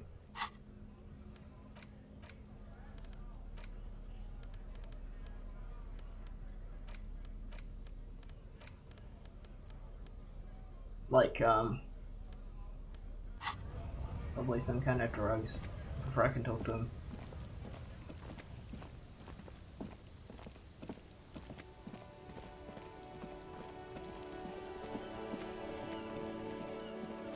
I'll talk to the woman then, I guess.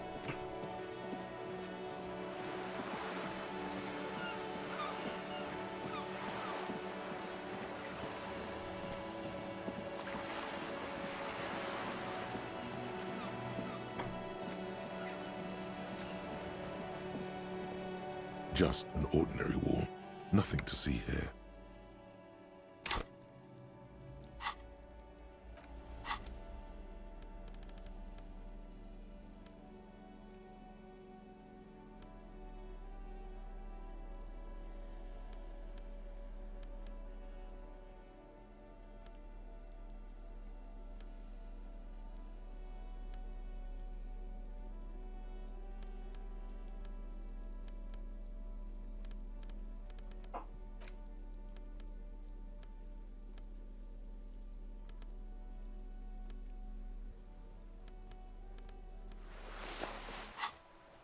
Just an ordinary wall. Nothing 8. to see here.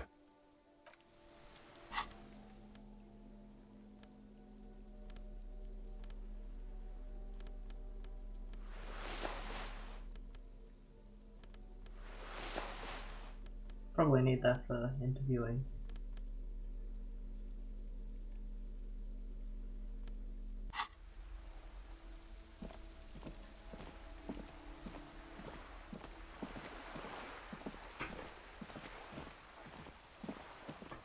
Oh, door.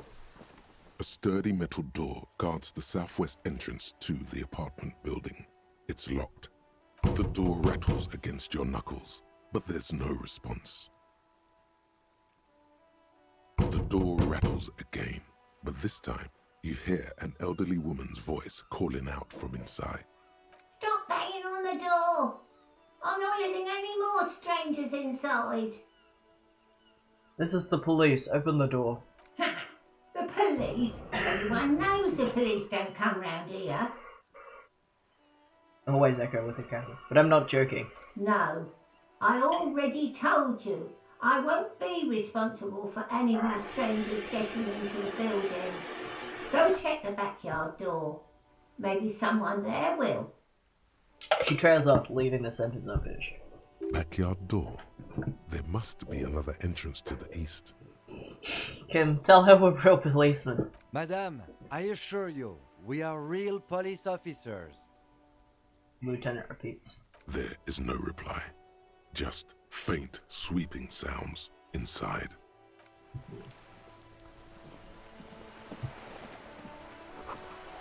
Looks like there was more construction here once, decades ago.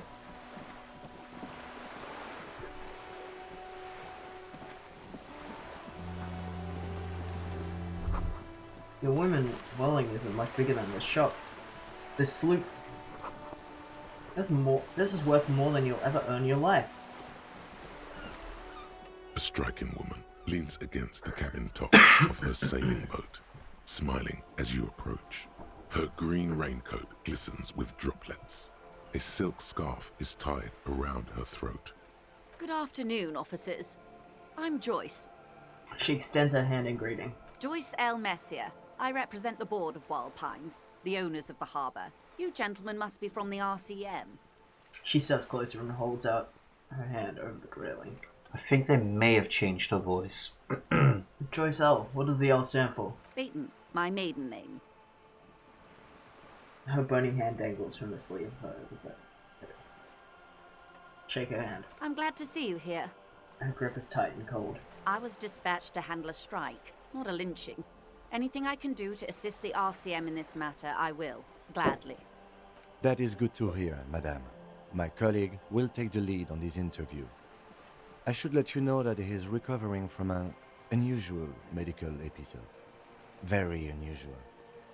But I can assure you of his ultimate competency. There's a trace of irony in his voice. Mischief, even. This is a tactic. How interesting.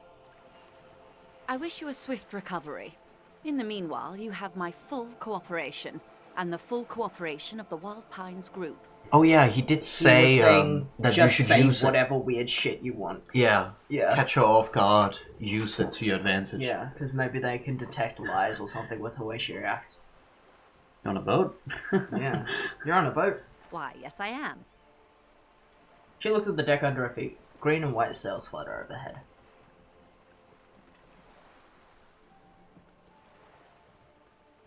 Does she have a name? The boat? No. It is called Cordelati 19 because that's the type of sloop it is. Okay, but what kind of boat is it? It's a pleasure craft, a 19 pacer. It also happens to be rated for Category 1 racing. Though these days I mainly use it for business. How do you like it? My sloop? I like it a lot. It's the eel's hips, baby. I'm enjoying this part of the interview. It has so little to do with the murder we're investigating. I really do, the lieutenant thinks. Is she thrown off yet? He's looking at the woman, assessing her.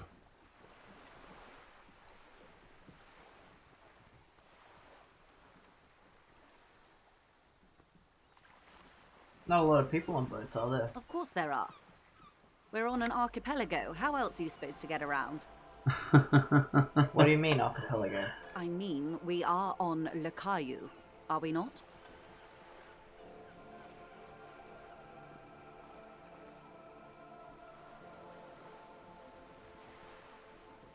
I thought we were on Revachol.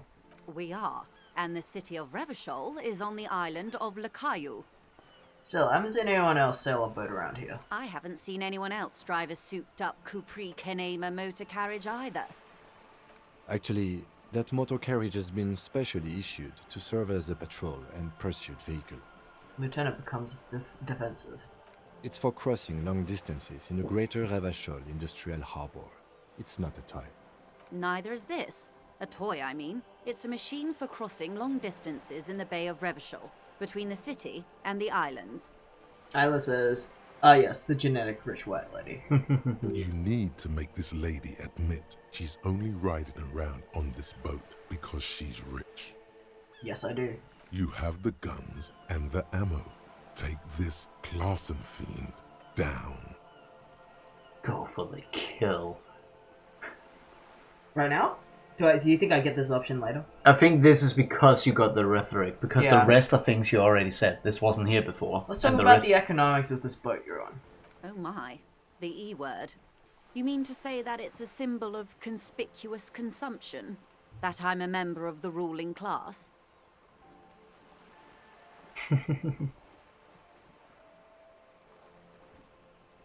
Yes, exactly. Detective, may I remind you that Mrs. Messier is a professional negotiator. He doesn't look like he'll think you'll best her in single combat. Then what does that say? She points to the plaque on Does the side it of her say pier. docking reserved for residents of Rue de Saint-Ghislain, 33A? 33A? This old proletarian haunt here. As I said, plenty of people drive boats, of all social strata.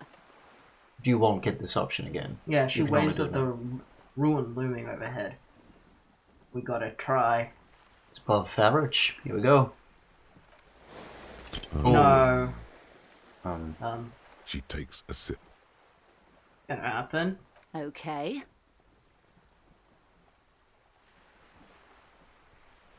Something is about to happen. Points to your head. In here. Of course. Nothing happens for quite a while.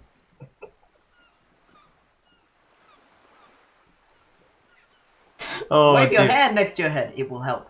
It doesn't. Keep waving your hand slowly. My, it's as if there's a tiny spinner on the side of his head and he's reeling thoughts out. Except he isn't. The lieutenant is satisfied with where this is going.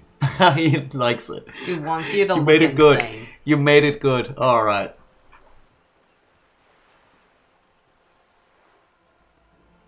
Keep doing it. I might lose morale for embarrassing myself.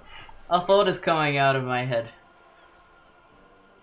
No, just keep doing it. Lieutenant, Yeah. I truly You said it. don't understand what is happening here. I told you his methods are unconventional. What are we talking about anyway? It was quite a while ago, but I think, yes, we were discussing my fast, large, ineluctably middle-class Middle boat. class? Do you have a license for this boat? Officer, I assure you I'm a highly qualified pleasure craft operator. The crowns of her teeth are porcelain, white as the boat's hull as she smiles. Qualified pleasure craft operator. So charming. Where's the damn license? Can I see your license? I just renewed its safety inspection last month, officers. It is completely seaworthy. In fact, it's taken part in not one, but 2 insulindic regattas. Even finished once.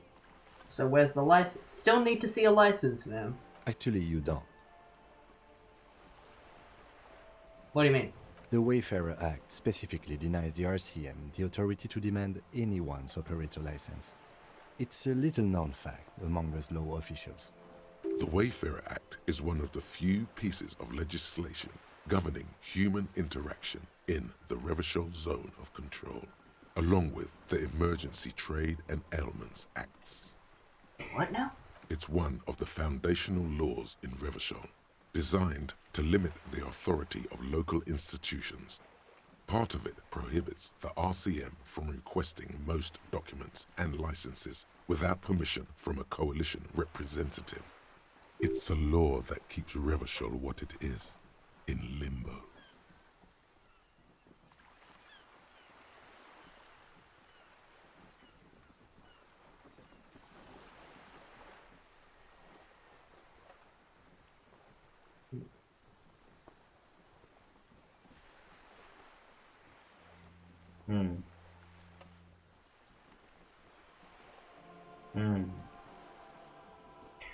Now, what if you sound more like Anarchy Act? In my opinion, maybe she will show you her license because she's probably not an anarchist.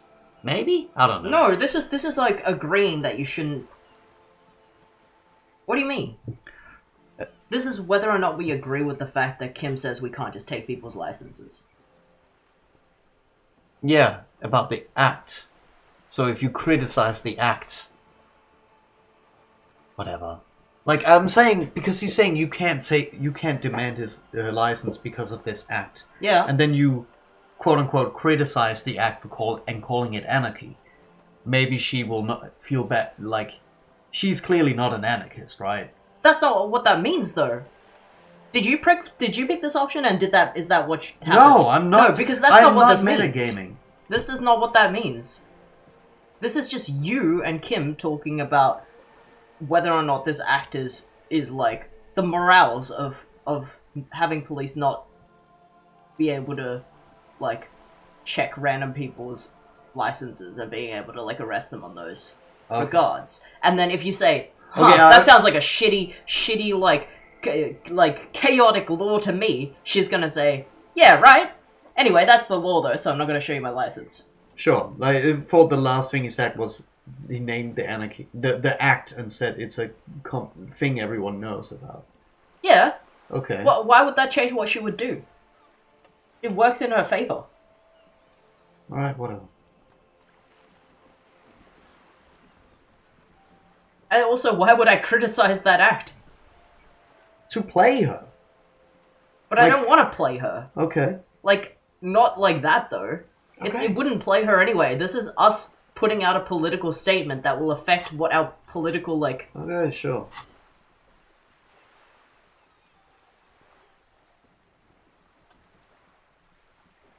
No need to resort to self-pity, detective. You can still ask for her passport. Okay. Of course. She reaches into her pockets of her raincoat, producing a bundle of documents in a sealed plastic bag.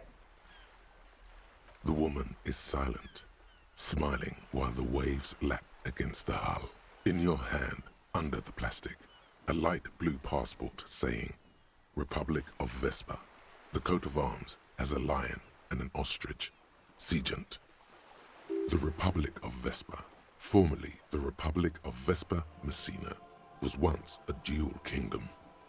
An amicable parting of ways produced two constitutional monarchies, Vespa The richer of the two is an Occidental nation known for its proximity to the Pale and its exotic financial derivatives.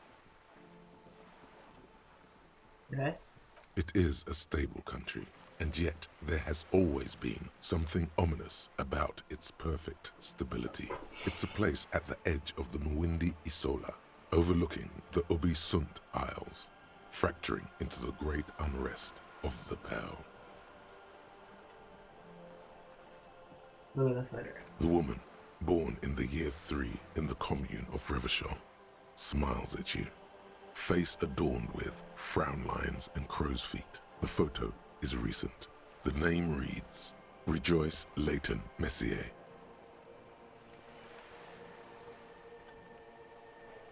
Your name is Rejoice. Yes, but please don't call me that. Why? Joyce is much more efficient. She doesn't like it. Probably a bad memory. Mean girls at school or some ancient lover.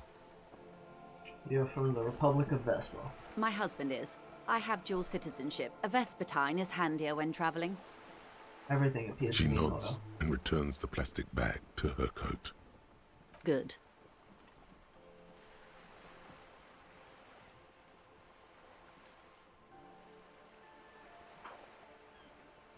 Do you know something about these tattoos? That's the man who was killed. I'm afraid this is a discussion for once we've cleared the lynching question. So you know something about the tattoos? Better not tie the forestay to the backstay on this. I hope there is something else I can help you with. She wants to answer the question. Protocol keeps her from it. Well, tell me about the lynching. Quite a few things, I'm afraid. She falls silent for a moment, contemplating something. The information I'm to share with you includes sensitive trade secrets. For the sake of my employer, I have to ask for your names and badge numbers. Of course, ma'am. We should have introduced ourselves. I am Lieutenant Kitsuragi from Precinct 57. And this is my colleague from Precinct 41. I'm afraid he doesn't have his badge at the moment. I hope mine will suffice. How curious. Why is that, Detective? He returns to the lieutenant's badge and tells you. Awkwardness washes over the conversation. The woman doesn't like this turn of events. Remember when my partner told you I recently suffered from an unusual medical episode? My lost badge is related to it. I see. So, are you saying you lost your badge during the course of this episode?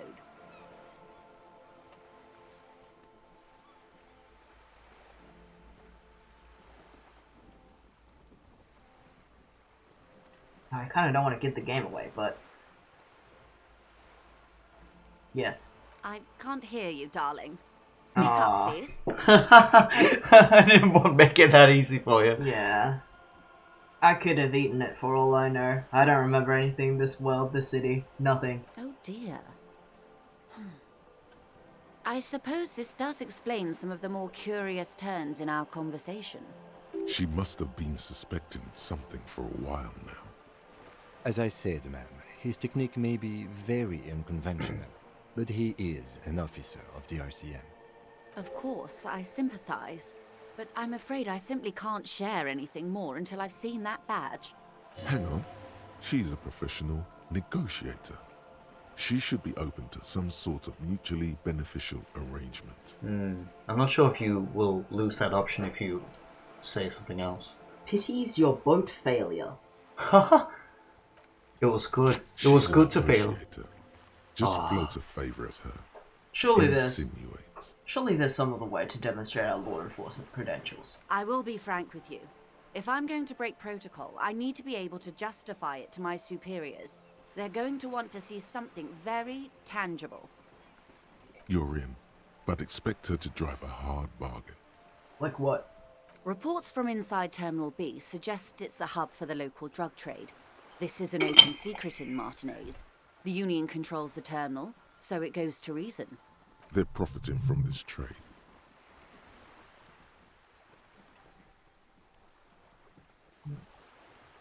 The company has tried looking into this matter before, to no avail. Perhaps someone with your authority and resources might turn over the right stones.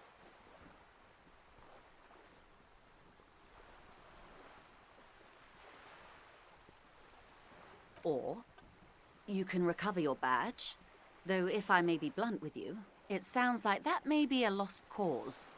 Detective, a word in private before we continue. Excuse us for a moment, madam.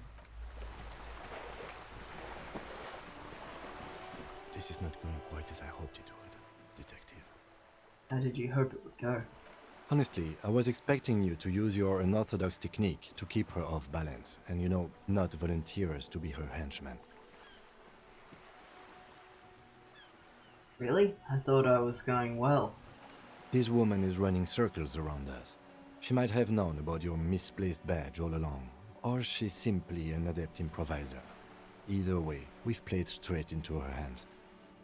He doesn't let it show, but there is a limit to how much the consequences of your unprofessional behavior can cost the investigation. Well, they're putting us in this situation. I'll handle it. I'm sure you will, Detective. We could buy my badge. Oh, that would be fantastic, but do we have the time? The world is large and your badge is 8 by 6 centimeters. The situation might have changed drastically by the time you locate it. Time is of the essence. You could request a new one from the station, but that would literally take months. Do you propose we don't investigate the drug trafficking? No. If there is reasonable suspicion, we must investigate. Otherwise, she could claim we're siding with the Union, or that we are on their take. We'd never hear the end of it. What I propose is, we ask her, then we investigate, briefly. But do not share the outcome of this investigation with her. We tell her it's done, and demand for her information on the lynching.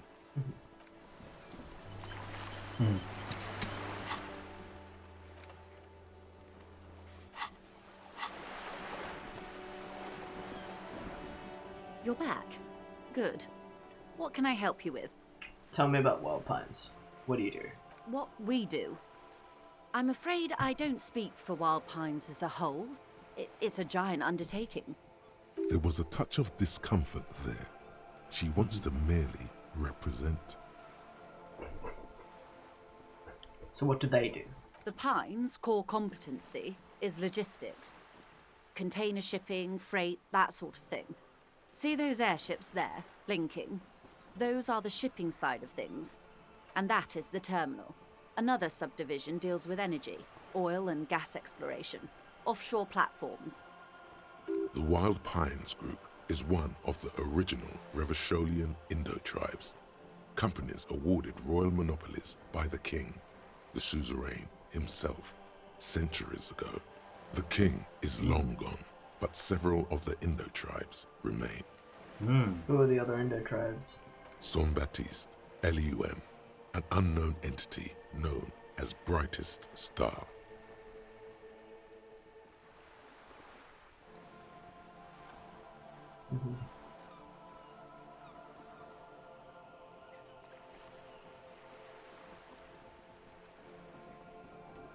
We're in good company, it seems. Why, thank you. She does not register the real meaning of the remark. And how much money does Wild Pines have? I'm not at liberty to discuss the company balance sheet, but I can tell you that last year, the company booked more than 20 billion real in revenue. Wow. 20 billion is a large number, but the conglomerate employs 72,000 people. They all need to be paid. Then there are capital improvements, interest payments. A wife hits to sleep, she grasps the mainstay for balance. You make 5,000 a a Wild year. Pines is like a shark. If it stops moving, it will die. Then what becomes of those 72,000 families? Oh, It's a tremendous responsibility. they are job makers. They are doing a service, you know. Where does Wild Pine get all those billions? They started as an exploration and cargo fleet conducting trade between the Samaran and Insulindian Isolas 250 years ago, when pine ships explored the South Seminese and charted Lomantang on behalf of the suzerain. Just colonized, but yeah. Yeah, and just for context, if they were to pay every single employee the same pay that you get a year, that would be 400 million. They still have 19.6 billion left. So, you know, she's trying to wave around some big numbers to make it seem like they 20 billion is not really that much considering all the expenses they're putting back in the world, but it really, really, really, really is. Centuries of care, deliberation, and madness have gone into this endeavor. Vessels pass through the great unrest to re-emerge with apricots in tow. The logic of the system is totalizing. It's taken everything from its employees to build it.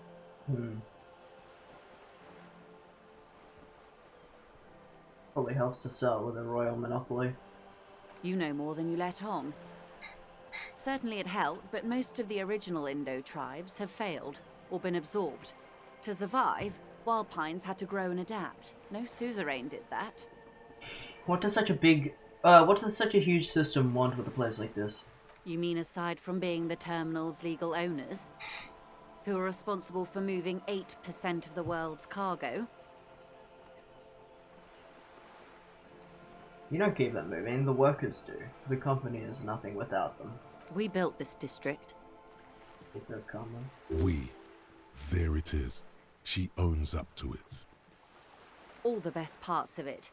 Rue de Saint-Ghislain, with its bastions, the plaza's meteor and mosaic, even some of the old street lamps have been put back thanks to the investments from the WP. She points behind you where the seawall rises. Before Martinez was swallowed by the industrial harbour, even before it was part of Revachol, long before Terminal B was erected here, the Pines built it as a resort for its Revacholian employees. A company getaway, for a weekend or a summer holiday. Then came the revolution. But that's another matter. I'm here to make sure the Pines can fulfill their responsibilities to the place they built. She takes a sip. A little company holiday location. This is grey, boring area. Hopefully, says her warm tone. Get some information about this drug thing as well. I'll do that last. Will you tell me about the strike? Everything. Right up to, but not including, trade secrets. What if I want to hear trade secrets? First, you'd have to repeal the Emergencies Act of Trade in Aliments. That gives me the right to silence. It's quite the octopus. Oh, don't say that. Yeah. How do I repeal it then? Why? By throwing off half a century of foreign domination under the Coalition. Unfortunately for you, the Coalition also leases you the right to police West Revachol. You'd be shooting yourself in the foot, in other words. But I am derailing us. You wanted to know about the strike. What is your role in this, precisely? I believe the official title is Senior Labour Negotiator. In practice, I'm a grocery clerk. I relay the union's demands to Wild Pines and return with Wild Pines' counteroffer. And how are the talks going? They're not. That's the problem. The union stopped all negotiations a week ago, after that awful lynching took place. Now they won't even let me into the harbour. There's a 2-meter-20 racist behemoth blocking the gates. Tell me about this behemoth. What can I say? The union employs a giant covered in tattoos. A racist giant. I guess that's part of their big tent organisation now. How were the talks going before the lynching? Let's say I was not making the kind of progress I'd hoped for when I first arrived. And when did you first arrive? I arrived 3 weeks ago. Yes, in the middle of February. The bay was still partially frozen then. I prefer to do these things on site, like the RCM. But the strike began in December. He looks at his notes. I wasn't the original negotiator here. I took over after Mr. Gaumont hit a wall with Mr. Clare, the union boss. Mr. Clare refused to speak with Gaumont despite concessions he'd granted the union in prior negotiations. This isn't the first time the union has gone on strike? Heavens no. There have been 2 prior strikes. Both times the union won significant concessions, including overtime pay and a medical plan. This time their demands are more, I guess you could say, aggressive. Ludicrous even. It's meant. What are their demands? There are leaflets everywhere, and banners. What did they say again? Oh, yes. You should know. Every worker, a member of the board. Most of the workers probably don't know what that means. I like it. Then you might also like their other slogan. Demand democracy. That's a good one. Personally, I don't think it has the same pizzazzo as every worker, a member of the board. What exactly do they mean by it, though? What's the demand? It's quite simple, you see. Every time the Wild Pines group makes a decision, about what? About anything really, it needs the signature of each of the 2,200 workers in its Martinez terminal. That sounds good. Just so you understand, this is but one of 22 terminals owned by Wild Pines. Essentially, not only are they kings of the company, they are also kings of the 72,000 employees of Wild Pines Group. What are you talking about?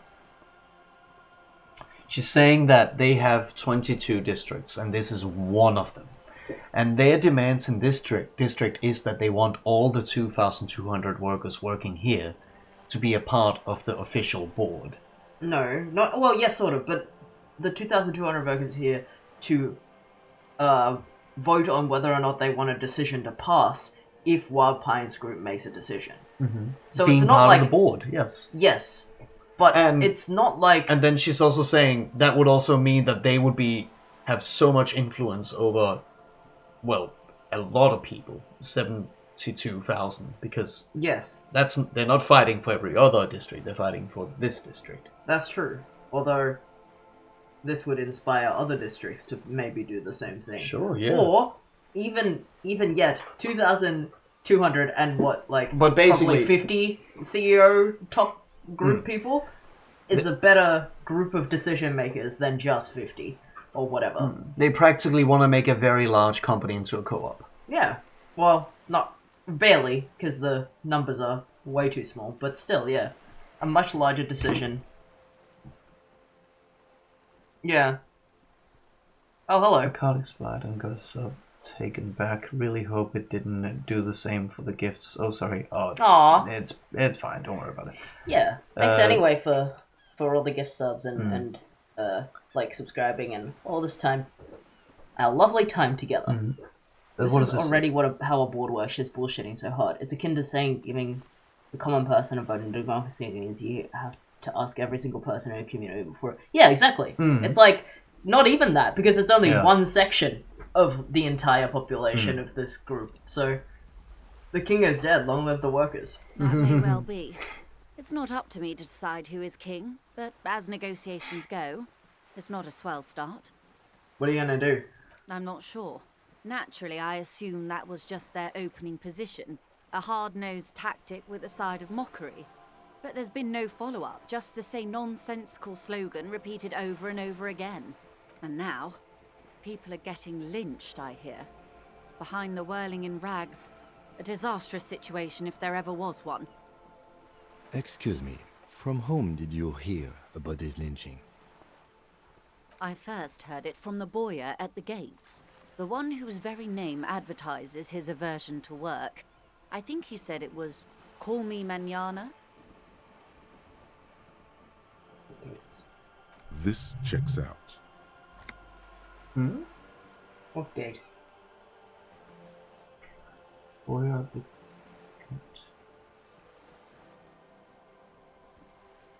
The one whose very name advised his aversion to work. I think he said his name was Komi. Is that someone we know? No, I don't. Or not by name, at least. I don't know what gate she's talking about. What happened to Gormon? Mr. Clare told him to... How did he put it? She pauses to compose herself. Fuck off, midget. Gaumont is short of stature, you see. Not cool. Keep in mind, this is a negotiator Mr. Clare has worked with before, and who was more than fair with him and the Union. Tell me about this Union boss, Mr. Clare. Everard Clare is a man of the utmost integrity. If you can say one thing about him, It's that he always puts the interests of the workers first. Of course not. Evrart is fantastically corrupt. I imagine he has a thick, viscous goo where you and I have blood. If you were to prick him with something sharp, you could see it oozing out.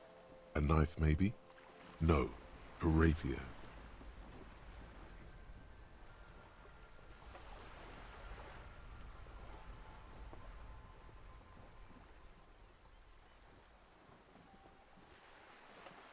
Is she really suggesting that she's going to attack him? I don't think so. Unless we want to throw her off again.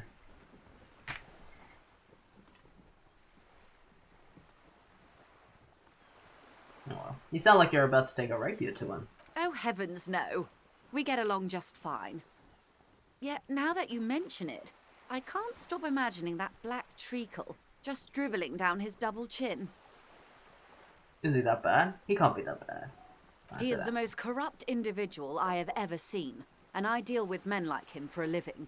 If there is anyone more venal, more irredeemably nepotistic, then it's his twin brother, Edgar. There are two of him? Yes. Edgar looks exactly like his brother, except for that lazy eye. He also talks exactly like Evrart does, and when one's term as foreman is up, the other takes over. Oh.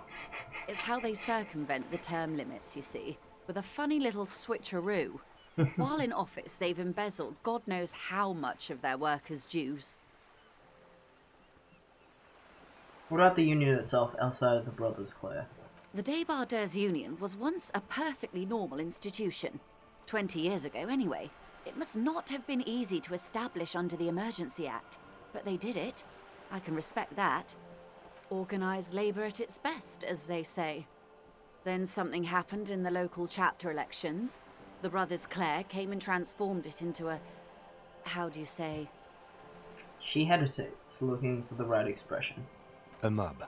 The Debardeurs are a crime syndicate. Sad as it may be, I suspect we'll be forced to cooperate with them. Refreshingly honest, officer. The company has tried appeasing in the past, but I'm afraid our concessions have only emboldened Evrart and his brother. She turns to you. And your opinion, detective? If I may ask. I'm a curious and talkative person, you see. Would you say the Debardeurs Union is... Well, I don't exactly know how it's run. It sounds like it's very corrupt from what she says. But a union, as a concept, would not be this.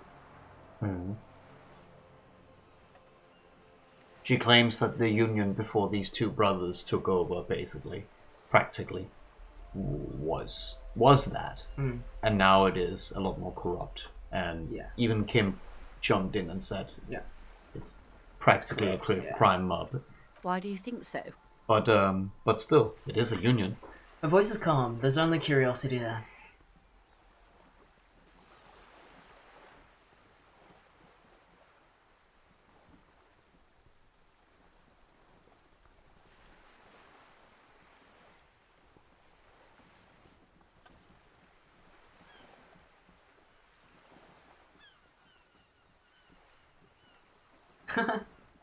Well, none of these are great options, but they're good labor men. Can't fault them for a little corruption.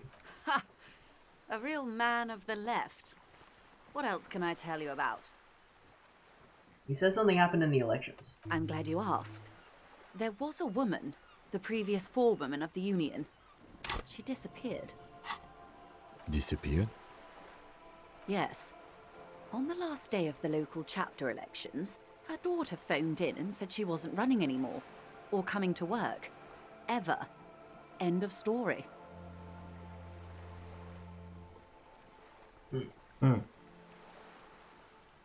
Eerie. Downright haunting, if you ask me.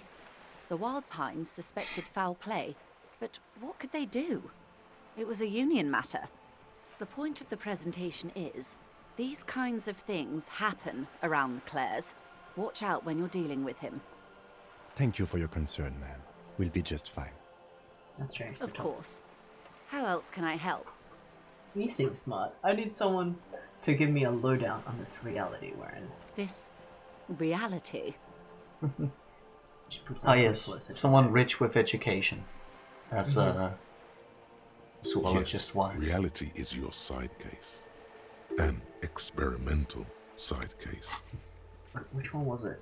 It was when you talked to the zoologist wife and you asked if she could tell you more about what's going on. She said, I don't really know much. Maybe you should find someone rich. Rich And people get educated, yeah. educations.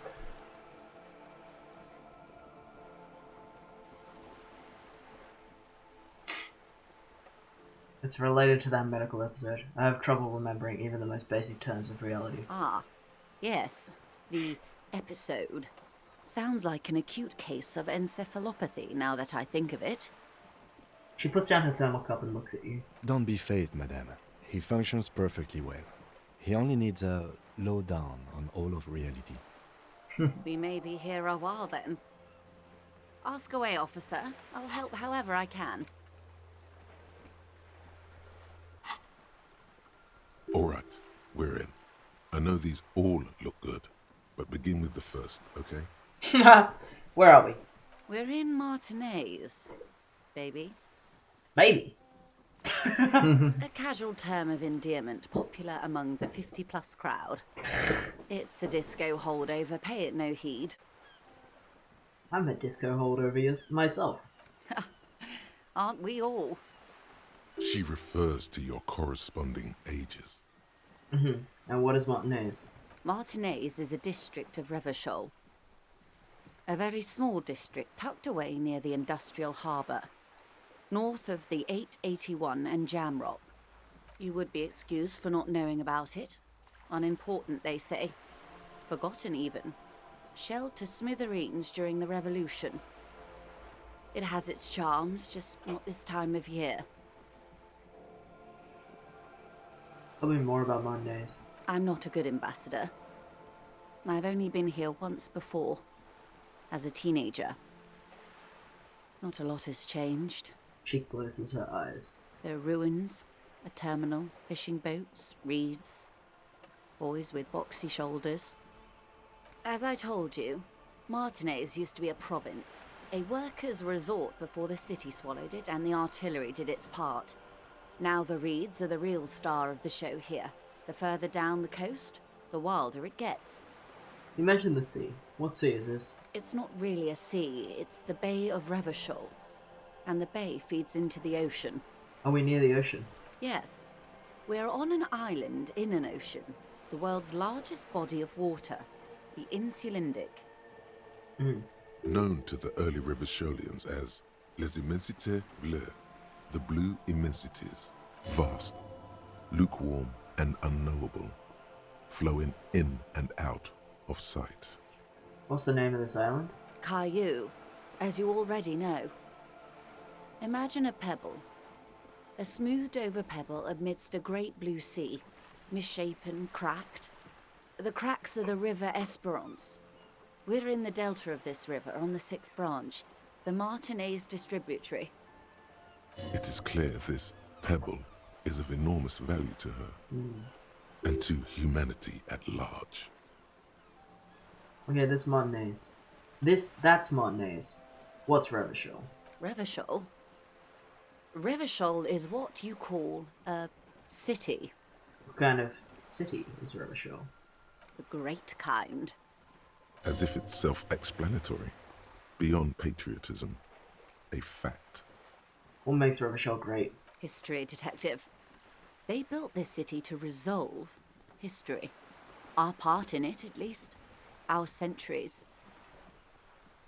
Okay, who built this city? The nations of the Occident, or migrant workers from Seminine and Ile Marat, depending on your creed. When was Revachol built? In the DeLorean century. 380 years ago.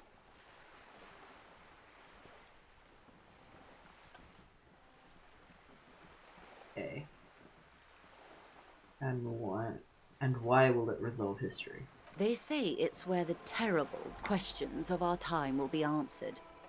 The tensions are highest, the fault lines deepest. By that I mean conflicts. Ideological conflicts. The stuff of men. Why here? We are standing on a fertile, self-sufficient island able to sustain up to 200 million people. in the middle of the Insulindic Ocean, the world's connective tissue. It's where the money is. So we're in an unimportant place. We're in an unimportant place of an important place. We're an unimportant part of an important place. I think it's fair to say so. Martinez is about... She points across the water where the skyscrapers rise. A collection of tall ghosts behind the water vapor, light reflecting off their glass windows. 22 kilometers from the center of the world. That soldering iron is the bank of the world building. The bottom floors are Insiacom. Coalition government, Insulindian Mission Command. Look at the sea. Look to the sea. Silence. She lowers her hand. The water, the light. It's as though you're seeing it for the first time. There is no recognition, only the immensity of the sea and the cold radiating from it.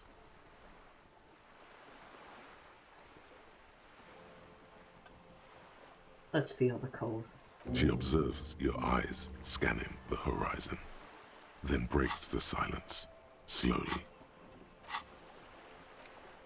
Derealization. Revachol Special Administrative Region left the Kaleo, the New Atlantic Ocean, Coalition Government, Insurgent Mission Command. Name after name, none of these things seem familiar. They seem real, but something is wrong. You feel like a kid looking at stickers on a fridge. Prove on, the Apricot Company, the World Games 34. You can almost see your hand reaching out for them. Scratch the corners, see if they peel loose. Feels like the most important of all thoughts. The one you want is truly complete. It's world-building knowledge. Said also the most important thought, even. I'll level up soon. Let's see how we go. This is one thought you need to complete. Where are you? Was there something else you wanted to know? I remember something about a lowdown. This has been informative. Thank you, ma'am. I'm sure my memory-impaired partner has many more questions to ask, about even more fundamental aspects of reality. What do you say? That might be a cool thought to get in. Yeah, on, that's just where. What about when? Might I suggest not asking them all right now? Messier will be here later too, and tomorrow. Isn't that true, ma'am? Absolutely. My commitment here is long-term. But I want to know everything now. That is understandable. But perhaps it's better not to eat all your candy at once. Indeed. I'm always at your service. You can always try these white things and see what information you get from them. If you that's low. Ooh, that's not gonna happen. Do I even have my good shirt on? I think can't you do. tell. It's the blue. It's the green one, right? No, it's the white shirt. You know what? Your coat might help you with that. The one that you haven't found yet, but you just got your skills. Don't you can clap into the Sorry. microphone. What? You improved your skills, so you might be able to get your coat back. Oh, that might help you. All right. Well, it's your cup coat. Let's try this one because Okay. it's a redoable one. Okay, that's What is? Think of something close to you. I meant that your cup coat would probably help with the cup skill, which is this one. Oh, I have the cop coat on. No, I mean the coat that you don't have. This one has a +1 for cop stuff. Maybe both of them do. They're both cup coats. So what difference would it make if I do this now? Just do it now. Just do it now. 6 kilometers southwest, in the Valley of Dogs, Junior Officer Chad Tilbrook takes aim at a rabid black dog licking its wounds in the grass.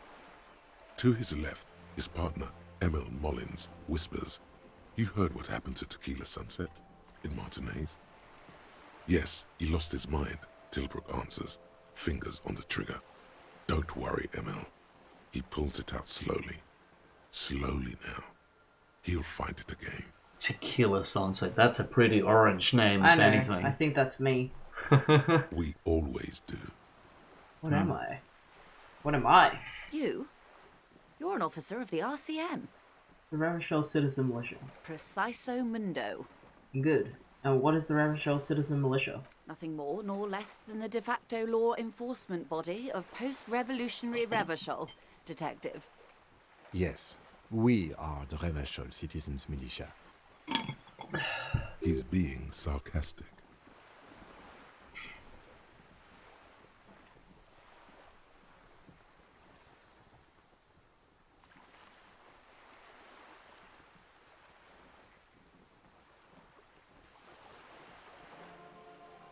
Are we? We are. You said de facto. Yes, that means not de jure. The RCM acts in what is poetically called the twilight of international law, both at the behest of the coalition government and to its chagrin. What do you mean? The RCM's responsibilities are defined by the Emergency, Wayfarer and Aliments Acts, 3 pieces of legislation keeping the city in a, let's be honest, laissez-faire stasis to the benefit of foreign capital. All 3 are good to know when we are out policing. Hmm.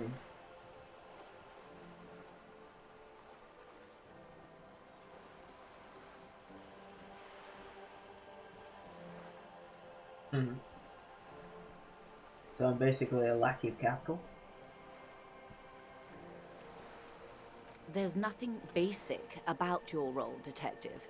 It's true that the RCM keeps everything the way our seemingly permanent provisional rulers like it. Hmm. She leans in. Yet, on the other hand, I know these people. I deal with them daily. Let me tell you, dear, they are not fans of you. Why? The post-revolutionary decade was a disaster for the coalition government.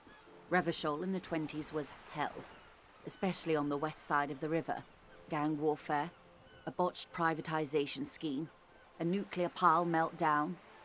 They called it the international zone because no nation wanted to claim responsibility. The RCM restored peace where the coalition failed, a true blue citizens' initiative. They will never forgive you.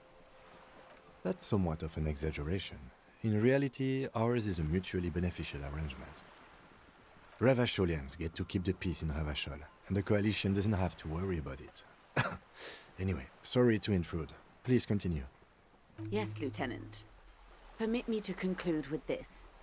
Who you are, to me, is the police. The only legitimate law enforcement authority in Revachol.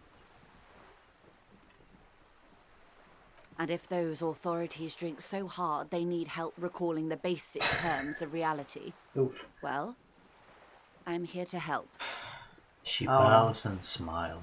I will save the rest. Glad to have been of assistance. Alright, The little so that I know.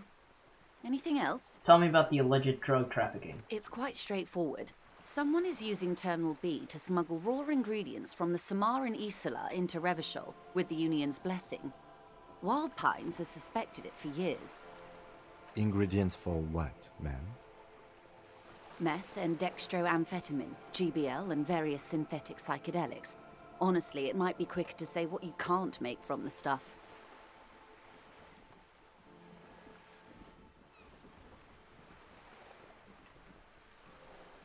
The materials come from the Samara to Revachol through the terminal. Yes.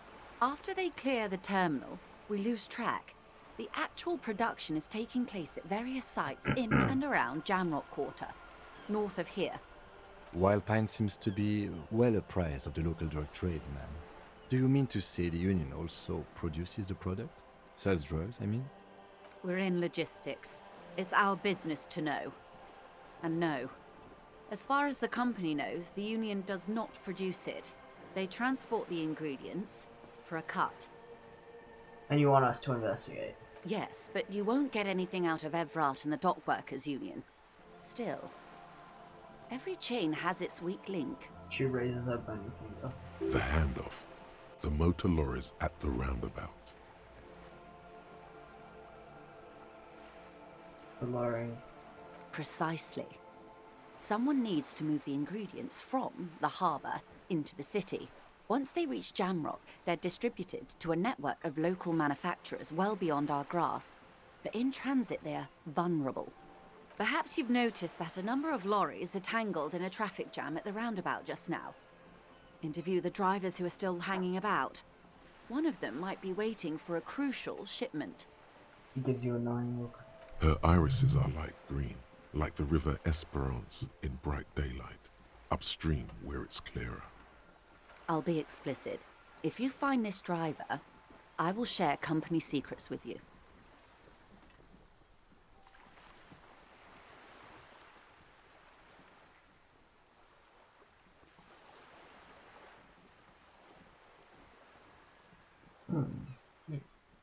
All pretty interesting questions. Why didn't you come to the RCM earlier? We did. On more than one occasion. Apparently, there's some sort of inter-precinct disagreement about whose jurisdiction this area falls under. We know the company has launched its own probe into the union's alleged involvement. We also know it's come up empty. It's not just the RCM. No one's been able to find any hard evidence. Well, here's your chance, officers. It's no coincidence that the lorry is stranded like that, is it? No. We asked East Motor Track to raise the drawbridge. The road company is a partner of one of our subsidiaries. However... She pauses, looking at the sea. I just realized that we don't actually have the stream voting thing on. Oh, right. But we haven't really had very good voting. No, and no one asked for so it, far. I guess. That's fine. I'll put it on if there's people who ask, or good options at all. Plus, I'm pretty sure you can still check our stats. This is a limited time opportunity. Once the complaint has been processed by the Trade Committee, they'll have no choice but to lower the drawbridge, and the operation will continue. She looks north. Thousands of litres of raw ingredients will pour onto the streets of Revachol. Not the east across the river, but the west. The vulnerable, the weary. A cold breath rushes in from the bay, making its way down the alleyways and potholed streets. From Martinez to Jamrock, in the traffic you hear the clinking of glass vials, concealed beneath tarpaulin. Or is it just your teeth chattering in the cold? A lot of it. It comes in where from you live, large that's what I'm Samaran factories in South Safre, Sigai, and Sinyao. The literage they must get from this terminal alone must be oceanic. What?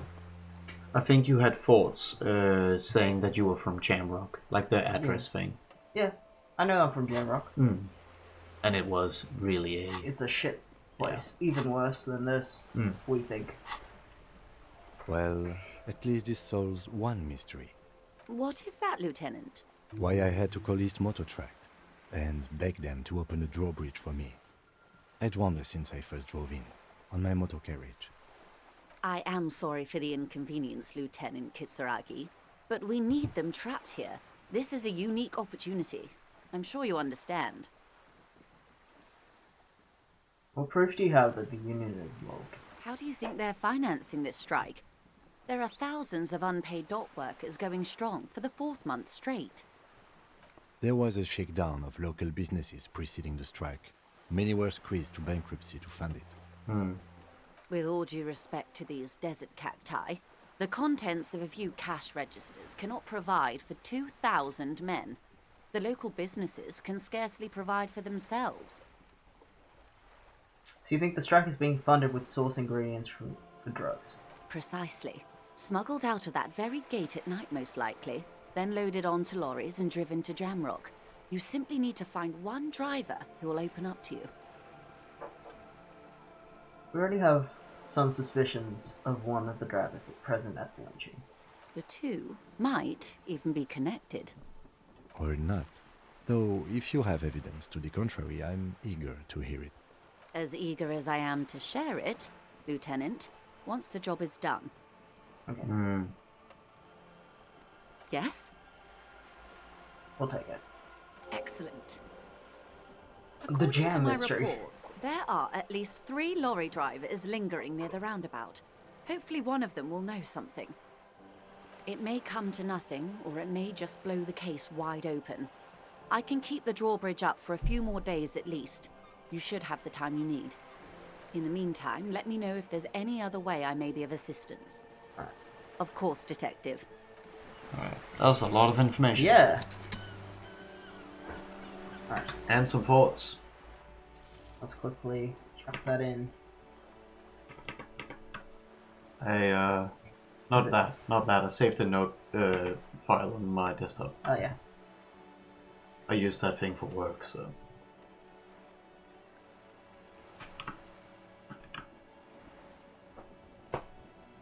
Oh boy.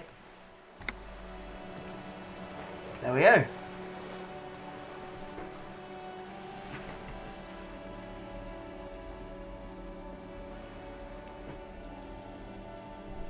What is this thing though? It's like a thing we couldn't Yeah, I guess open. not.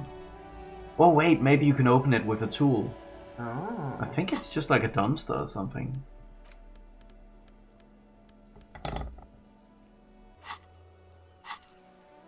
Yeah. Oh.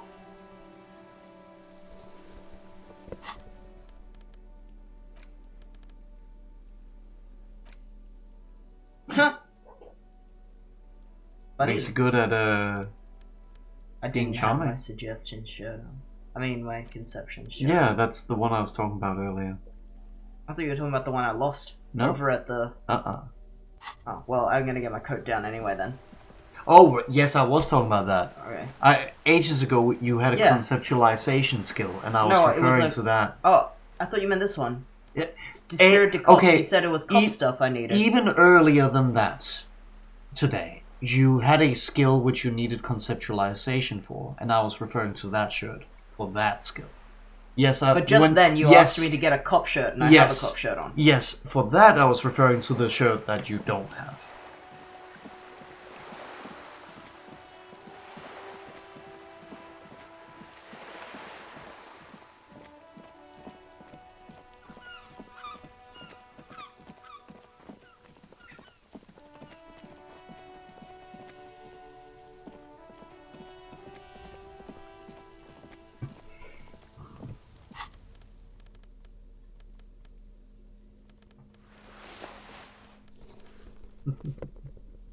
Off with your pants.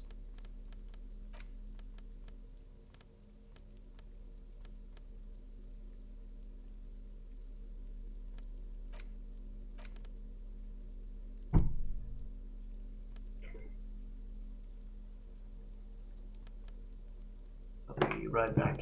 Just gonna be. Interesting. Alright.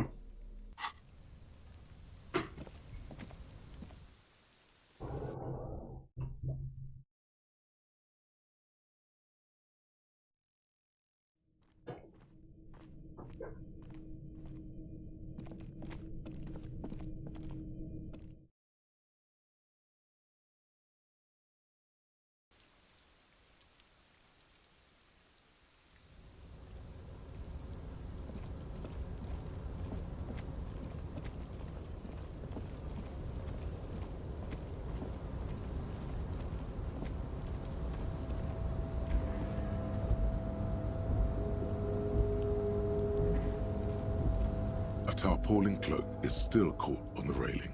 No one has claimed it for their own. I gotta do it. 42. Let's go. No!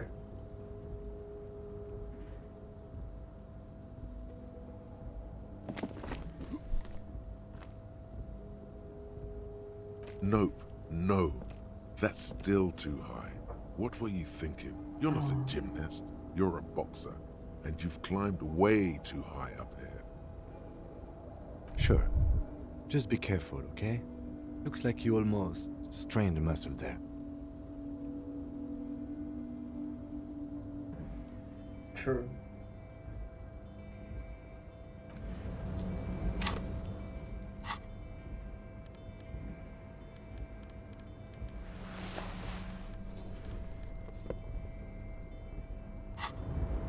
That's a bit sad. So can't get over this way.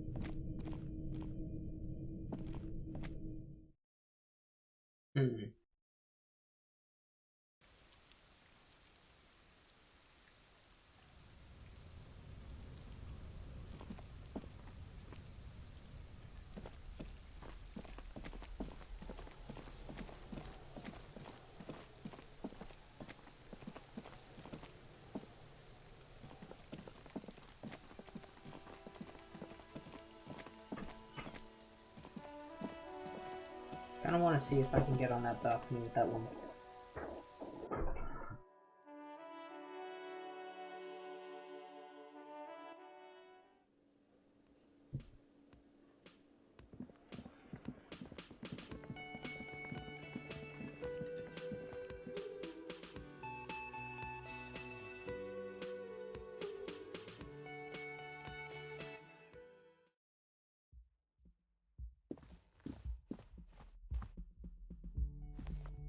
The door is closed.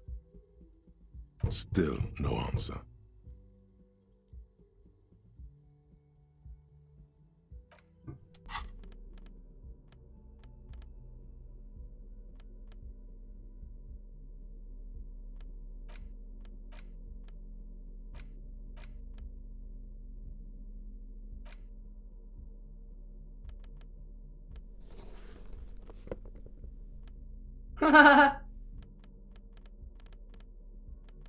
That's pretty epic.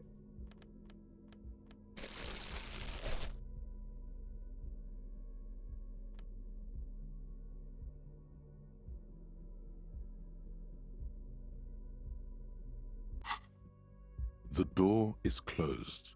This door can only be opened with a key or from the inside. Still nothing. The lieutenant gives you a quick glance.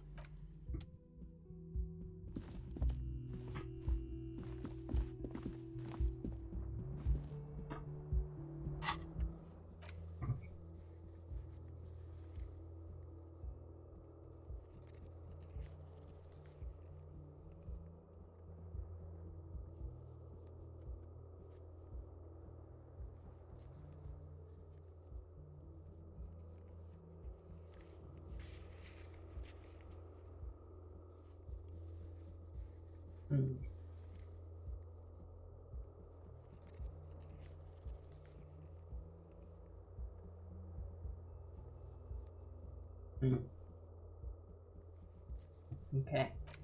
Pretty hard tasks. I suppose I can't get up on the roof there. Can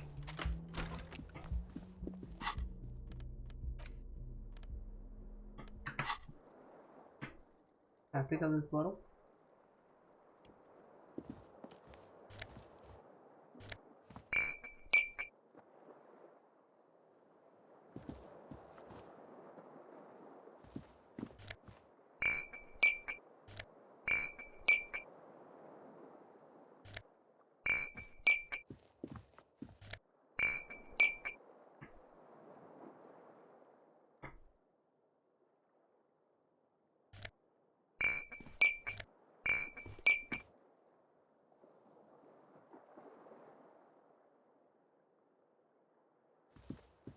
The window stands broken in its frame.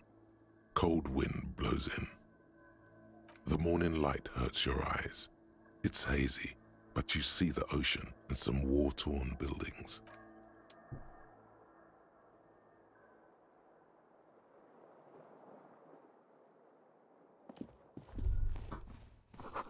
Words fail to describe how rank it smells in here.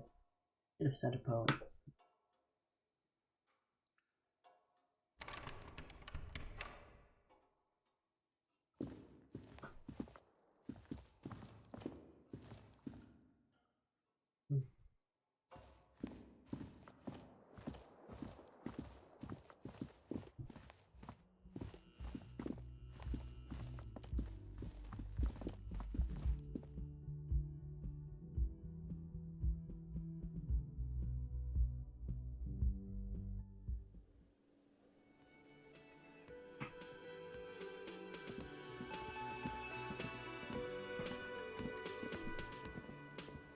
Oh, hello, dear. There you are again.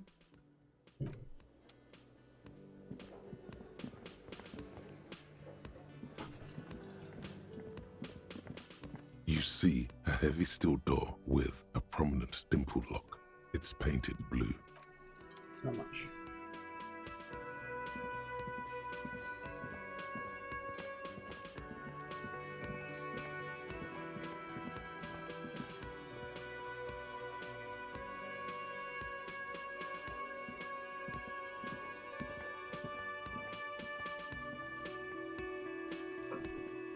Hmm.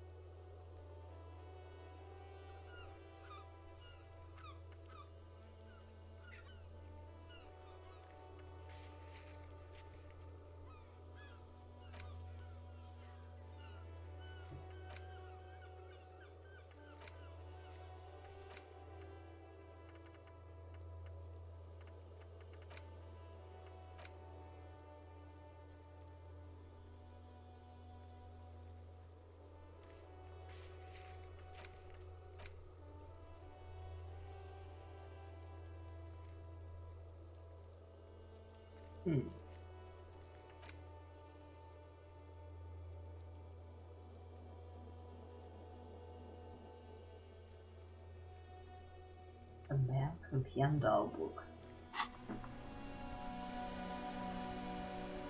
What about a shirt?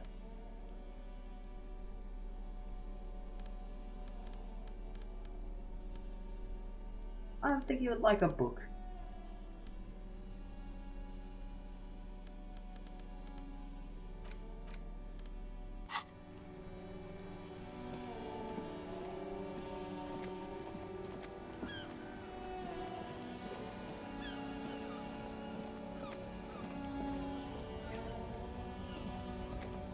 Looking for something? You're a lone man, right? What's your stance on drugs? Drugs? They're shit, man. I don't let anything pollute my body. You smell of booze and cigarettes. What's the difference about narcotics? You know where that shit comes from? Sarah Miriza, Safre, Ilmara. They take the money from our local junkies here and then use it to outcompete us in the manufacturing sector. Sharkmouth 31312. Welcome to the chat. What's poppin'? Not much. I was working tonight, so I'm a little tired, but yeah, enjoying some disco. They know they can't beat us in a fair fight, so they have to get us to weaken ourselves somehow. It's racial sabotage, racial economic sabotage. What the fuck are you talking about?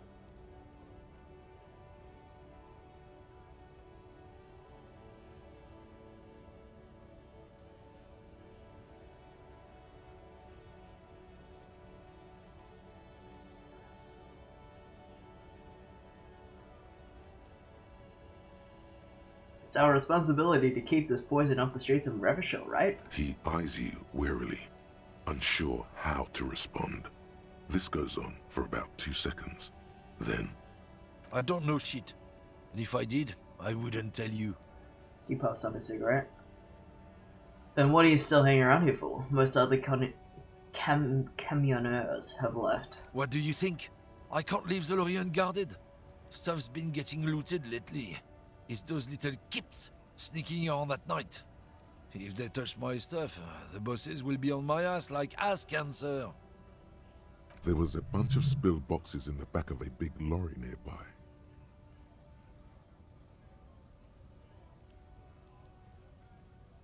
I did see one lorry with the trailer doors open on my way over here. You know what happened? Yeah, I knew that guy. He was an honest driver who loved this country. We were having a good debate about genetics and the wheeling in rags, when some kip boys smashed his lock and took damn near everything. Lost his fucking job over it. Uh-oh. Since he left, I haven't had anyone to talk to.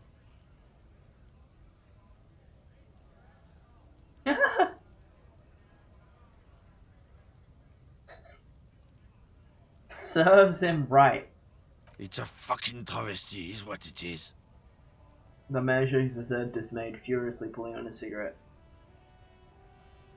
If it's not you, then who's running drugs through Terminal B? Isn't it obvious? Fucking Sealang. That beady-eyed South Samaran. His little side business is a scam. I wouldn't be surprised if he was peddling drugs as well. Wait, the street vendor south of here, that guy's a lorry driver? Of course he's a lorry driver. What? He tell you he's just some simple businessman or some shit? He's selling his employer stuff after he broke the seals on his Humanox lorry. His tribe are natural liars. It's in their blood. He's your man, right? 100%. He nods in a sagely manner, then takes another puff of his cigarette. I wouldn't be so sure about it. Not until we've heard what Sealang himself has to say. Guess we need to pay Sealang a visit then. Guess so. Oh, and I'm back. Welcome back. What did I miss? Not much. I'm just looking around. Sharkmouth in the chat. Sharkmouth's in the chat. Yo. And I'm just, around.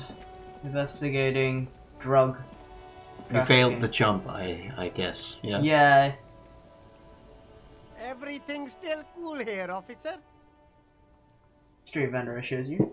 So, Sealang, what's your stance on drugs? Drugs? I don't go in for that, officer. Drugs ruin lives. Unless you're into drugs, of course. In which case, drugs are excellent. Mwah! Tasty, tasty drugs. I'm super into drugs. That's very cool.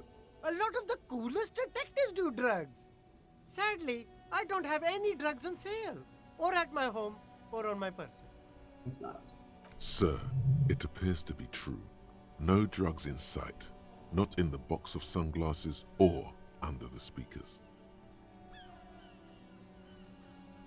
While looking for a lorry driver who's transporting drugs out of the harbor, he or she is in this traffic jam. That's even cooler. You investigating that and all. But, I am not a lorry driver. I'm just a street vendor. I don't know anything about that. A blatant lie, sire. Yet he tells it with such conviction. We'd believe him if we didn't know better. Ooh, just. But you are a lorry then. Another driver has identified you, and your lorry. Who said that? It's the fat racist, right? I bet it's him. He has an agenda against me because I'm an immigrant who works harder than he does. He's a hater. Ha! So you admit you're a lorry driver? No, I just said I work harder and he's an asshole. He stops to think. Realizing he can't get out of it. Smart man. Okay, maybe I'm a lorry driver too. A little. But that's not the most important thing about me. That's my day job. This is my dream.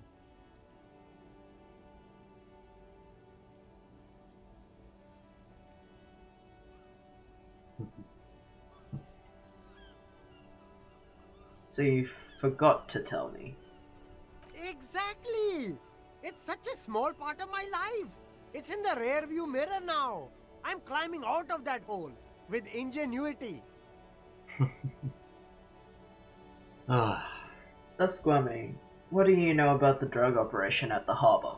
Nothing. I told you. I'm not a dumb guy. I don't get involved with that crowd. And what crowd is that? Crowd? You know, the drug crowd? No, he wasn't talking about an abstract crowd. It was that crowd.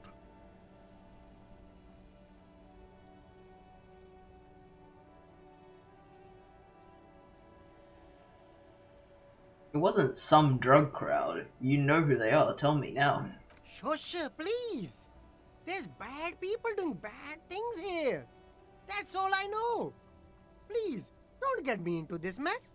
I spent 15 years working my way up. Here we go. There's a tiny bit of truth on the table. Zoom in on it.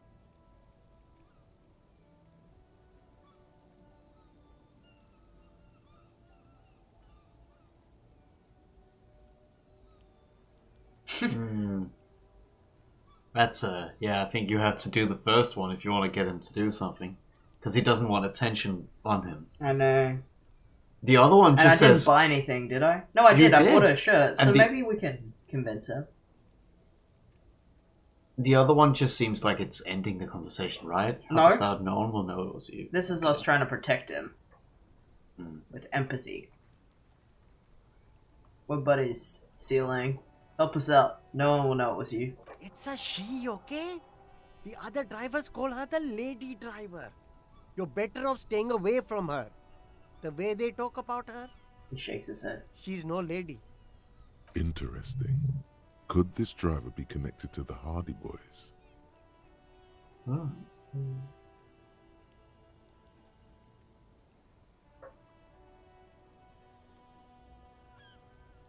Could she be associated with the Hardy Boys? I don't know. I'm not local. I don't know anything about that. Who are the other drivers who talk? All of them. I don't know. I told you all I know. Are we cool now? I really want us to be cool now. Who exactly is talking about this lady driver of yours? The racist or the other one with the tattoos? He points north. All of them. Even the ones who've left. I don't hang out with them. I don't remember who has tattoos.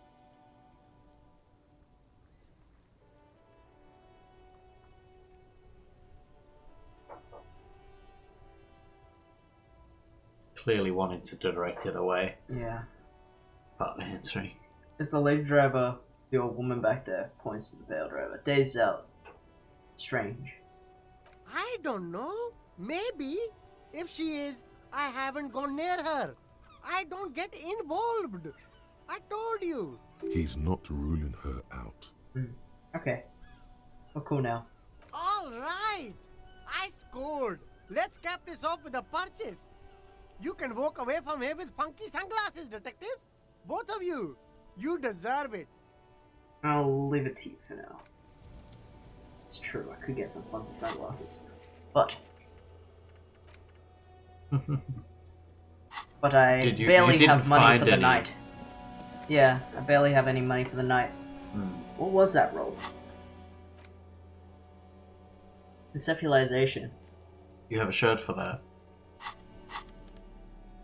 Does putting on a shirt give you the option? Not if I already had the shirt before. Yeah. I already had that shirt. I had that option I already. don't think you wore it, but yeah. Doesn't give it back, does it? No. Wait. It might, but I don't think it tells you that you can. The shine on these. Stylish shades, huh? No. It was They'd still be even blacked more out. stylish if you paid for them with net worth. Go over and ask him. That is so funny. Froggy hat. You could buy it, but you do not. I haven't even Yeah. got money to sleep.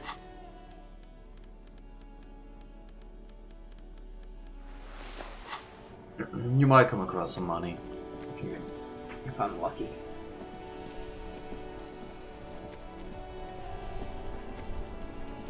So you talk to the racist and you talk to him just now, yeah? Yeah, You better. talk to May the as well guy talk with to the- this guy. Still here, stuck in this damn jam, my man. What's up?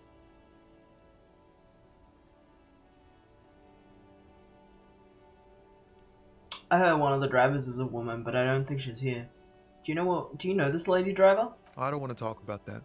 He shifts around, suddenly uncomfortable, then looks away.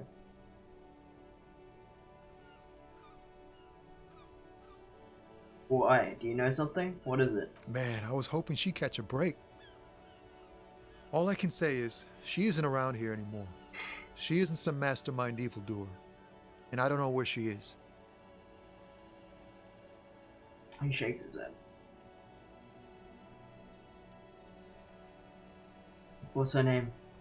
Thank God I don't know. People here call her the Lady Driver. She kept her name a secret. From me too. Now I see why. Again, not a lie as far as you can tell. What does she look like? A youngish woman. Gruff, but in a cool way. What color hair? Blue and violet. Dyed. Oh, that's specific. It was violet when she got here. Blue before she went. So it changes color. Then she may have dyed it again. Who is she to you? A friend? An acquaintance. I don't know. She was the only person in this damn jam I could talk to. She's someone I don't want to rat out to the law, okay? When did she leave? Damn, I don't want to... Please just let it go. Whatever she did, it can't be that bad. She's not a bad person, I know that much. We can't just let it go. It's part of a police investigation. That's how it always is with you, isn't it? All part of the investigation. The girl's troubled. If you hunt her down, she may not survive it. I can't have that on my conscience. It won't come to that. We won't pursue her on this. This is information only. I don't believe you. Believe us, it really is. I just can't, man. I'm not naive. You say she's troubled? How? She's got the darkness in her. That young person's darkness when you think it's all over. And you're looking for a way out. Share this with Oh. Howdy. Oh, Lassa. Lassa. She shared this with you? Yes. Which is why I don't want to snitch on her. I was told everyone's afraid of her. You're not. I heard the rumors. I saw the other drivers looking at me strange when we talked. And she told me, too, that she's had a violent life. But I wasn't afraid of her. More like for her. Did this violent life include drug trafficking? Well, it looks like it did now. But we didn't talk about that. We talked about life, you know? She talked about her mind. Hold on, her mind? The way it worked. The trouble it was giving her. When she left, did she leave her lorry behind? Fuck, man. Go grill someone else with these questions, okay? There are plenty of drivers here who couldn't stand her, or were afraid of her. They'd be more than happy to rat her out. He's right. There are other options. The raceman, for one. The grey-haired woman. Maybe she knows something. Wait, this guy says they're friends, then acquaintances, and he's okay with others ratting her out. Push Tommy and it will break his heart and his spirit. Don't expect you to be pals. That was a lot of chiming in. Okay. Now is not the time to focus on feelings. You need that info, son. Okay, a lot of points being made. There are other options.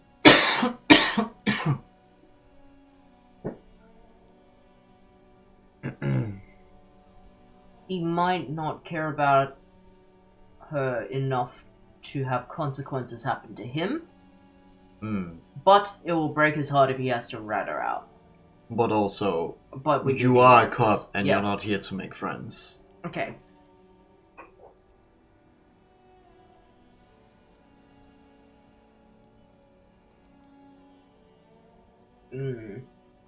You can say, I think you can say the first two before you I'm finish just thinking this. about it. It's kind of rude though. Yeah.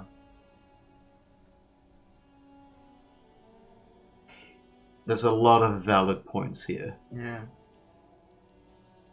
Yeah, like the last one said, kind of like you are kind of a cop, and you're not. So you're alright with others ratting her out, you just don't want your hands dirty. Fine. I don't want to be a butcher. And I don't want to be a knight either. I just want to be a person who can sleep at night. A little fame wouldn't hurt too. Okay. But he is I like this guy. He's very likable. And very normal. very, very normal, but also not a rude person, clearly. And there's a lot of unlikable people in this place. Put yourself in my shoes. I need this for another investigation too. It's important. I can't blow it. You're not going to put a bullet in your head if you blow it, are you? Because she's on the edge, man. I don't know about that. My character's pretty fucked. Fine, I'll drop the matter for now. Thank you, friend. Wow, this makes me feel like I should pick up smoking again. Would help with my rhymes, too. Okay.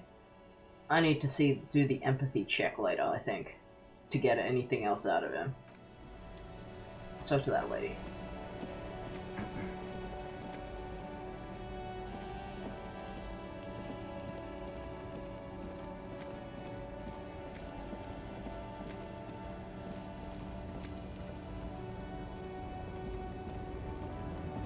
Maybe.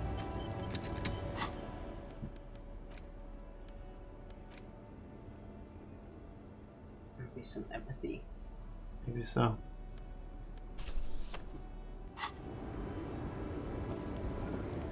The woman still has her eyes fixed on the photograph in her hands. In the background, the radio plays. Snap your fingers in front of her face. If you want her attention, you may need to be more forceful. Snap your fingers twice. Where am I? Who are you? Like a magician recalling a subject from hypnosis, you've jolted her back to reality. The smile on her face has disappeared, replaced by the wary aspect of a cornered beast. Are you alright, ma'am? You were out. Never mind. I remember now. I'm still stuck in that traffic jam in the 50s. She adds with contempt.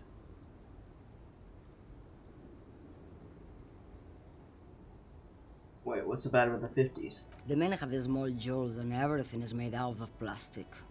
Why do you need plastic when you can make the world out of amber? When else would you be then? Back in Mecca, during the time of the revolution, the sidewalks and cafes are filled with young people. I was on my way to see a new Boyadero picture starring Gabriel Buenguerro. Until you came along, that is. Look she gives you is accusatory. So I take it you were in the mess when you were young. Someone was. She nods as though her meaning were perfectly clear. This Gabriel Buenguerro. This is Gabriel Buenguerro. She shows you a photograph of the lavish amber frame. A strikingly handsome man looks straight at you, his head crowned with a wide brim hat. His hair is dark as an oil slick, and his jaw the most perfectly chiseled thing you've ever seen.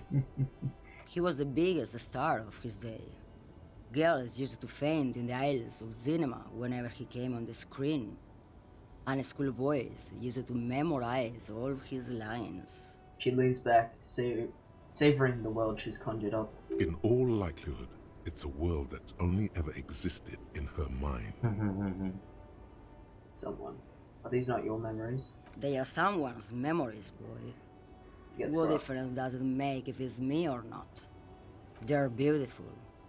That is all that matters. Beautiful and true. And they will win. They're coming for this, you know? All of this. She seems to derive some bitter pleasure from this strange thought, as if the past will one day wipe the present away, like a tidal wave approaching.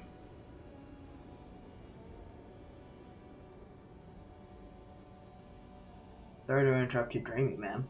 I wasn't dreaming. I was there, Loman. It was early spring, and the man behind the Black Sun had just come out. The posters were 20 meters tall. Everything was golden. Her eyes narrow as she appears to take your measure. While you, people, were tearing each other apart over your petty little revolution, in Methk, it was a golden age. The Republic of Mesk is a massive confederation on the Isola of Muindi, the world's largest state by territory. It's a petrostate, a constitutional monarchy, and, as of recently, an outcast due to its tilt to the far right. Uh-oh. I have other questions for you. Police questions. Why not, Harife? It's not like I have anything better to do in this hellhole. She settles back against the railing of the motor lorry. Behind her, mountains of memorabilia, photos, and knickknacks line the dashboard. There's something off about this woman. Tell her to show you the soles of her boots. Maybe she was at the hanging somehow. That's a very bold. I mean, there was another woman at the thingy, but what are you holding? Diamonds. Diamonds, really? Of course not. But wouldn't it be marvelous if I was? Okay, but what are you really holding? Whatever stupid things they put in the lorry, I imagine. So you don't know what you're holding in your own lorry? I quit concerning myself with that a long time ago. Besides, I don't drive the lorry for the cargo, if you know what I mean. She says that as if something narcotic is the real reason. Yeah, are you driving a lorry? Oh, it's so much more than a high where I go, Sheriff. It's low. I go to the bottom. She closes her eyes in reverie. Yeah, it's definitely some kick. Some terrible kick in the dark. A sleep kick. Perhaps you can find out later. What if the cargo is contraband? Then it's contraband, Lowman. What? Do you want to take an old woman in? Be my guest. Lock me away like Bad Hand Hermenegildo. Bad Hand? Hermenegildos' bad hand strangled 300 people. Wow. What can I say? Some people just really like strangling people. Yeah. Are you the lady driver? Did you just call me a lady, Sheriff? She clearly doesn't think she's a lady. Don't repeat it. I was told of a woman driver. You're the only woman here. I'm not that either, Sheriff. I've gone too far from it all to remember what was between my legs. It doesn't work like that on the long haul. So you're not the driver everyone is afraid of, is terrified of. I'm only terrifying to small children, and to those who used to know me. Yeah, it's not her. Believe me.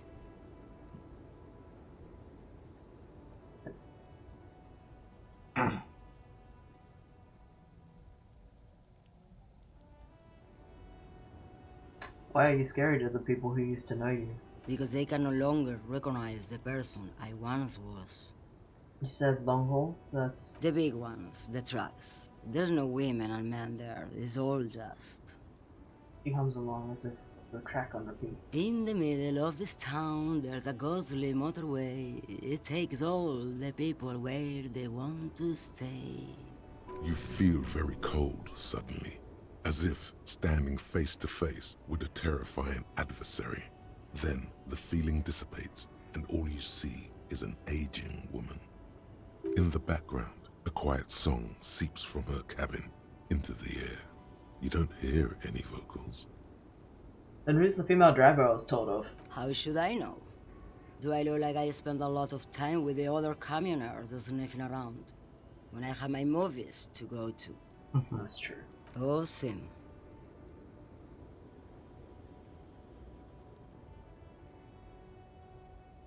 Before I came, you seemed away.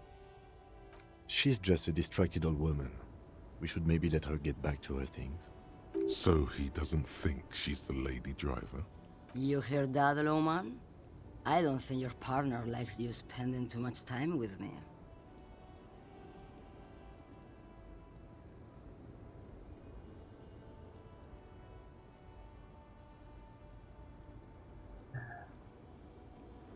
Wait.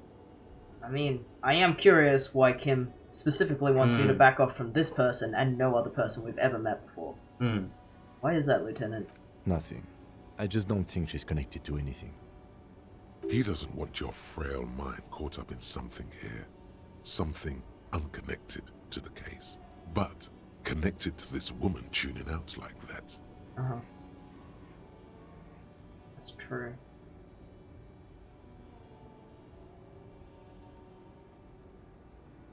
Alright.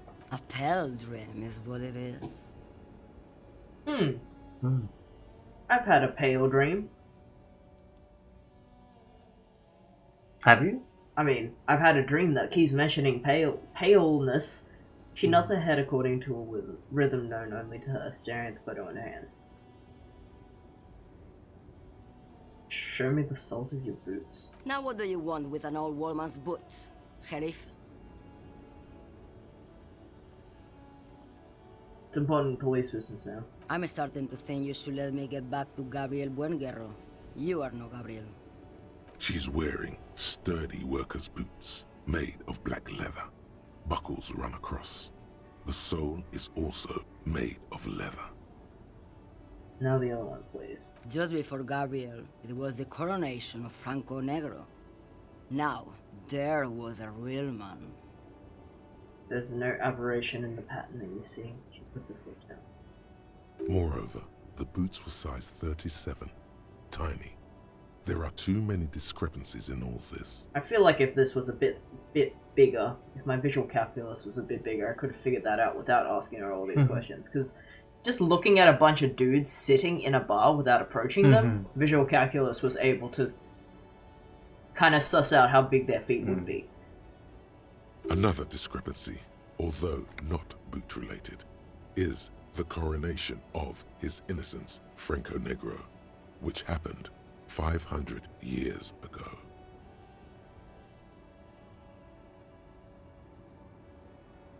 Okay.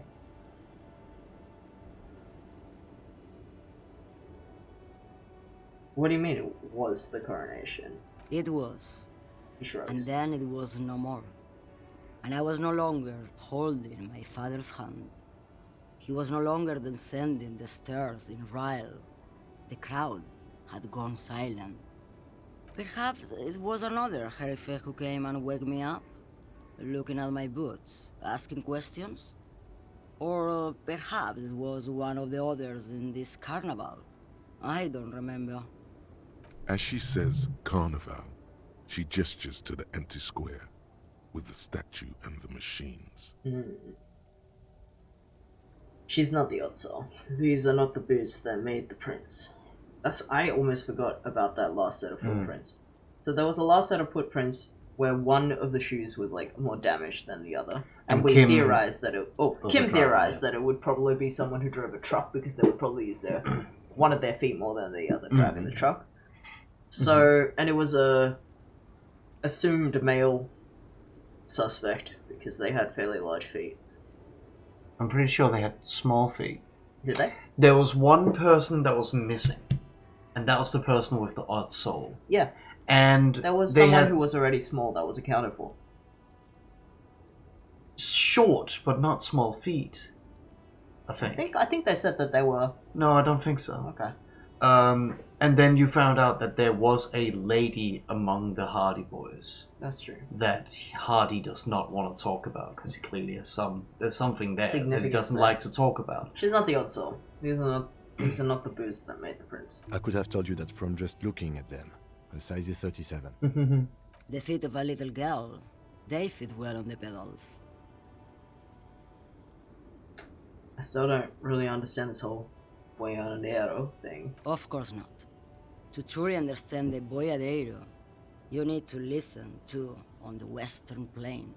The boyadero, boya for short, is a cowherder from upstream Magritte, the great steppes of northern Mesk. He is a rugged individualist and explorer. Okay, what's that? It's an old ballad about a young girl who falls in love with a daring boyadero. He promises to marry her as soon as he returns from the Western Plain.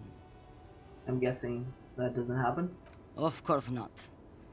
The boyadero returns from the Western Plain a changed man. One night, as he and his beloved are out walking along the river Maigret, she pleads with him to give up his riding and settle down. In the background, you can hear the orchestra swell as the screen fills with the maiden's imploring eyes. I think I see where this is going. So the boyadero strangles his beloved and throws her body in the Magritte. Then he rides off, because the Western Plain is calling to him. Well, that's true. That's not exactly where I thought that was going. You have to understand. A true boyadero needs a whole horizon to himself. He can't be tied down by man or woman. His beloved was selfish. She didn't know what it meant to love a boyadero. I'm not gonna ask about the drugs. Let's go. Yes, go. Enough jamboree. I need to get back to Meski. Because I don't think Kim would like me to. Well, she might know something of someone else, right?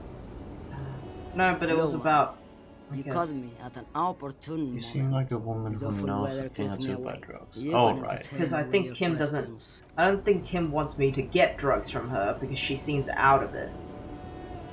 That's what I concluded from him kind of dodging... Okay. Kind of insisting that I don't keep talking to her. At least not now. I've already upset Kim earlier by taking a bribe. Alright, let's see.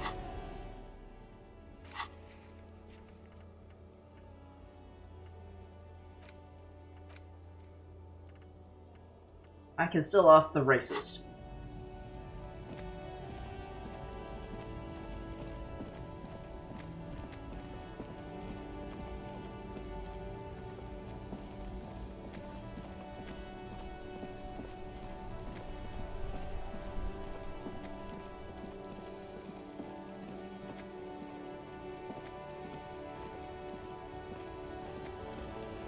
Looking for something? I know you've been giving me the runaround. Professor, where's the lady driver? I don't know what you're talking about. He smirks. First you knew Sealing didn't do it. He did something. He stole his employer's goods and another lorryman's job. You should be thankful for the tip. Grin. He grins a wide smile. Then why are you smoking? Listen up, fuckwits. You don't scare me. You cops don't run Revachol West. You don't run Martinez. You don't run anything. So who does? The lady driver? No. He means La Puta Madre. A legendary, and not in a good way, crime boss from Jamrock. Controls what is probably the most powerful organized crime outfit in Revachol West. Yeah, him. La Puta.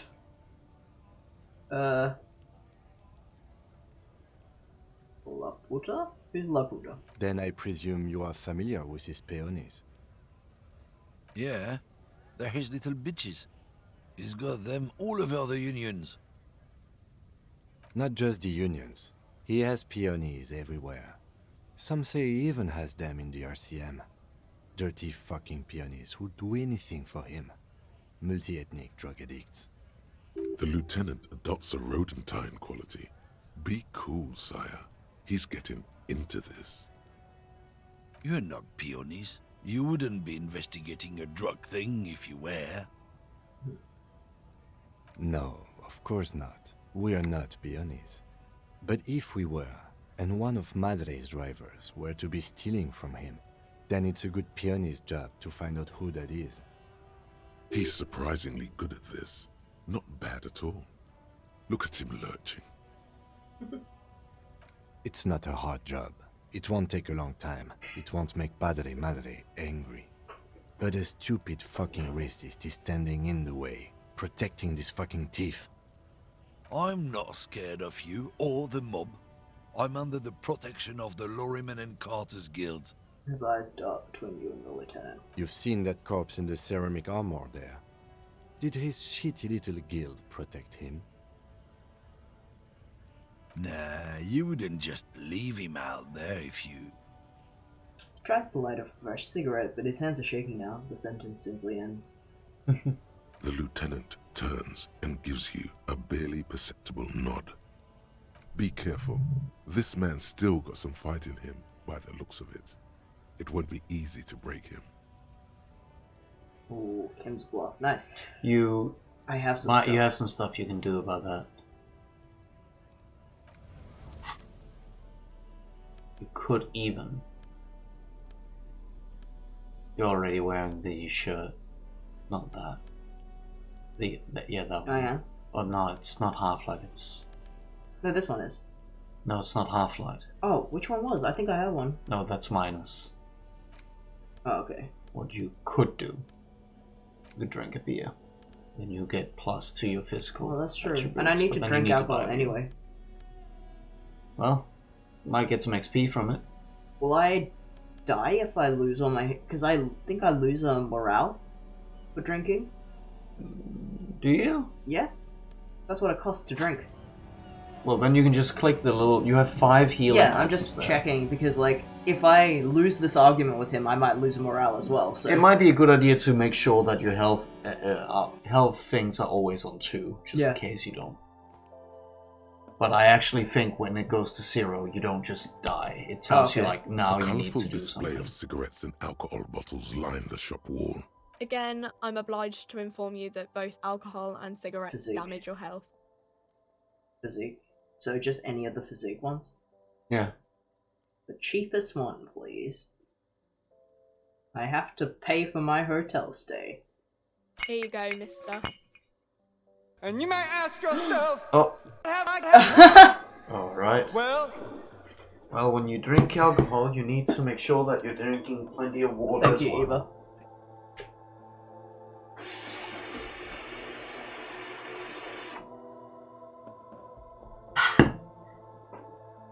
I had a good few sips of my drink. Alright. Oh, you can drink it 4 times? Hmm. -1 morale. You put it in your hand. Oh wait, maybe your lecher actually gives you a lower half-life, does it? No. It's authority. Authority. But minus authority is It probably says not here. good to have right now anyway. Mm-hmm. And then close this menu. I think I'm just that'll be looking a at good thing. Okay. Well, hello. Someone seems to have found himself a bottle of alcohol. Here's where the magic happens. Hey. What a solid can of mass-produced piss water. Well over 10% alcohol in this so-called That's a beer. lot. Pop it open before it gets too warm. Wow, the gods of mass production have made this alcohol container laughably easy to open. A child could have done it. How quickly do you have to interact? Is it like an hour? It'll tell you. Okay, open the bottle. There's a satisfying pop as the cap comes off, and the hair on your back rises like an army at attention. You've been here before. Welcome back, detective. You're home now. What will be the repercussions if I take that sip? Nothing. Some mental stuff. Nothing to be worried about. Physically, you'll be strong as an ox. Let's do it. The golden sun melts down your throat. Its rays filling your nostrils with sunshine. Your stomach melts from it into a happy, gooey mess. Ooh. So does your wow. mind. All the bad things are melting. You're you again. A real cop. A real detective. Incredibly well done. In the bottom right corner of the screen, there's a... From I the did see void it. we came, and to the void we must return. In case I miss the thing anyway. Okay, so I want to take the thought. This one. That looks cool. Hmm. Yeah, it does look cool. Did you not get this when you played? Maybe not. Can't remember. Okay.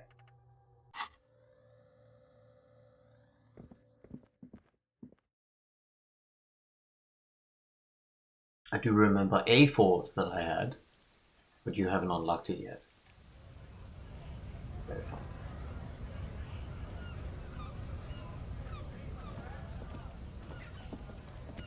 Looking for something? What was the top thing? What was that argument all about? The racism. Yeah, Should I do it? I'm not sure if it'll benefit you or not. Yeah. It might. How long is it? It's gonna last? Oh, an hour. It's about biological determinism, natural the law, racism. the sorting of the races. The eugenics. Alright. Not the most popular topic nowadays, with the coalition in charge and all. You might want to change the topic. That is, bury your head under the sand like common sheep. Change the topic. The way he says it makes it almost sound like a threat.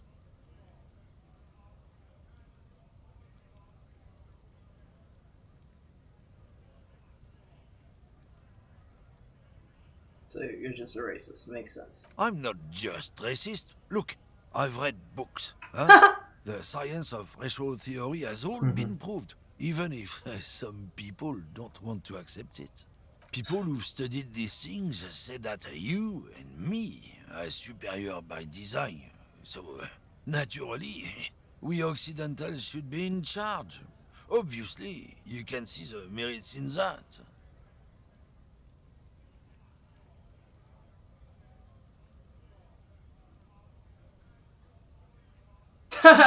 I can really tell you're a prime example of superior design. That's sarcastic, right? That looks really sarcastic. Open your eyes. Haven't you noticed something different lately? An unfortunate downturn, maybe? Huh? When members of the superior race cease to believe in their innate superiority, they stop competing for resources. What is he talking about?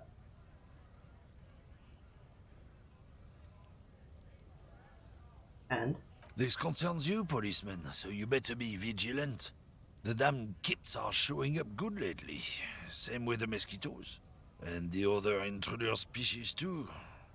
They're on the precipice of cultural victory.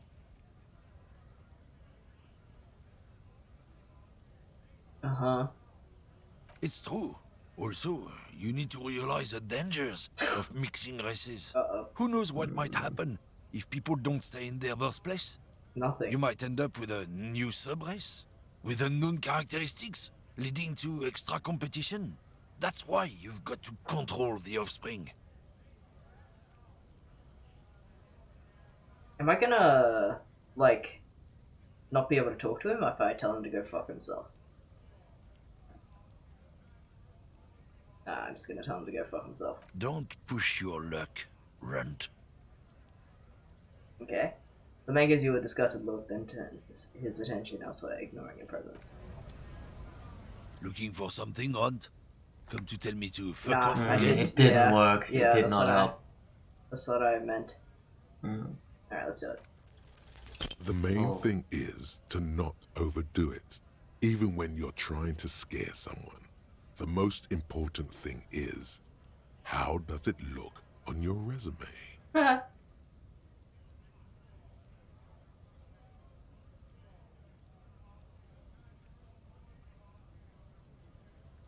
Why don't you and me step outside for a little talk? What? What do you think we're doing right now, Runt? We're outside, talking. Damn it, I meant, do you want to find someplace private to know? Shit. Should I press this? No. Okay. You good. There's some kind of homo thing? Oh, jeez. Don't really know where that came from. The lieutenant gives you a brief sideways glance. Let's just go and ask Tommy, alright? We are wasting our time Oh here. no, I told him to go fuck himself. That's what I thought. Alright, anything cool we can do while we're really strong? The what's it called? The thing you could lift in the gym. Oh, the barbell. Legendary, though. It's a cool Let's thing. go. Let's go. Let's give it a shot. Let's not waste this beer. And let's have one of these, I guess. You don't really. No? No, you don't really. You just have to keep it on 2. Okay, I might be wrong about that. So, what you can do is, if you go... Cold box with an East Delta Commerce Center. This must be the name. I meant to press this. So when it goes to 0, it starts like blinking, and you can click it then. Oh! So you have 1 HP on 0, kind of. Mm-hmm. Well, or rather, you have to act on it when it turns How much there. is this? It's still a This different orange tool. machine is dead still. It has a hand-cranked ice cream the churner minus 20. and You're not So gonna. you can't actually do it until you get the thing, basically. You're not gonna get more than 3% chance without the better tool. Yep.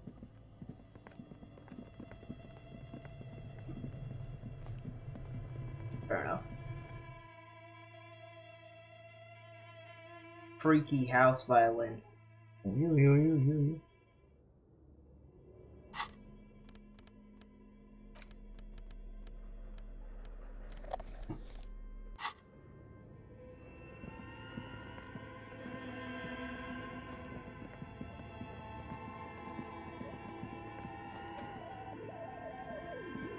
there any bottles in here?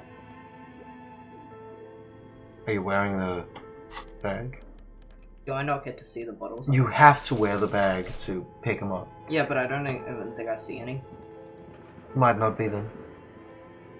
It doesn't exactly look like the kind of place that would be empty bottles. Well, it's abandoned. What if, like, just a bunch of teens sneak in here for a drink? But yeah, you have to wear the bag to pick them up and see them. Yeah. Are you wearing a shirt that helps? What does this one give? It does. Physical instrument, right? Mm-hmm. Yeah. So you're good? I think it's just that. This is the as same. good as you can make it, yeah. Nothing makes it bonus.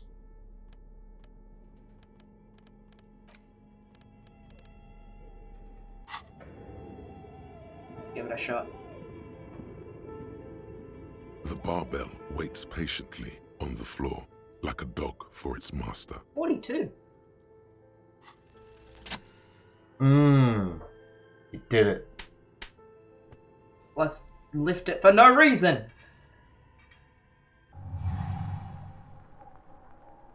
Conjuring up an inhuman amount of strength, you raise the barbell up in the air.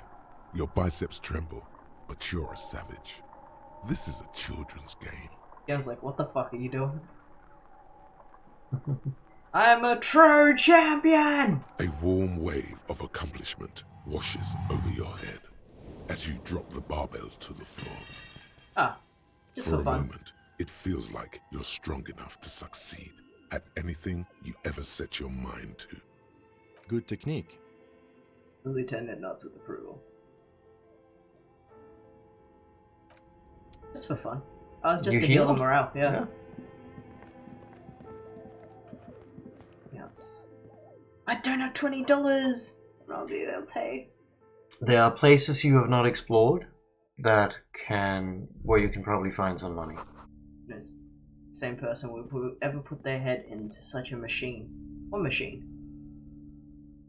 Oh, it's like one of those like hair, like salon things where you like get your head into it. Yeah, you're right. We need to go.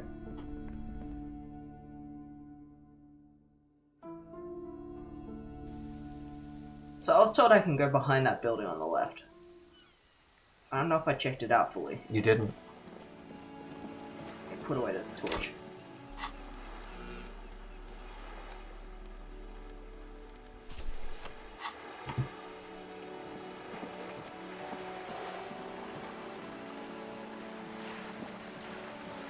They call me the man with no authority.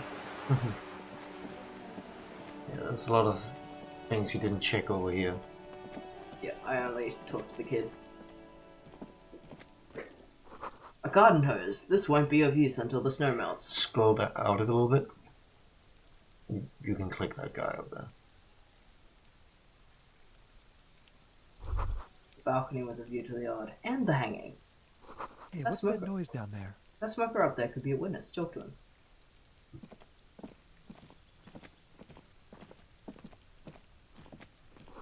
Chairs and tables eaten by rain and rot. You see a young man on a balcony nursing a cigarette. His eyes have been following you for a while. Not looking for any trouble, officer. He says in a quiet voice, despite the cold. His shirt hangs unbuttoned on his frame.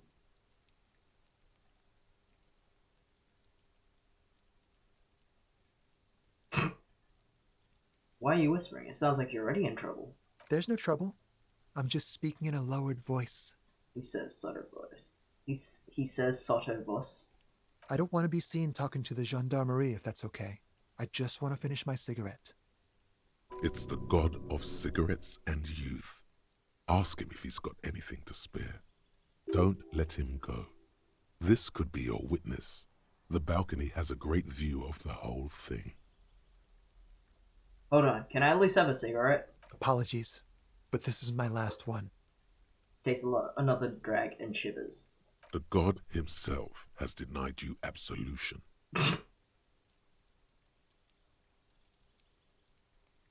Can you just, like, toss that one down? I'm not sure that's a good idea.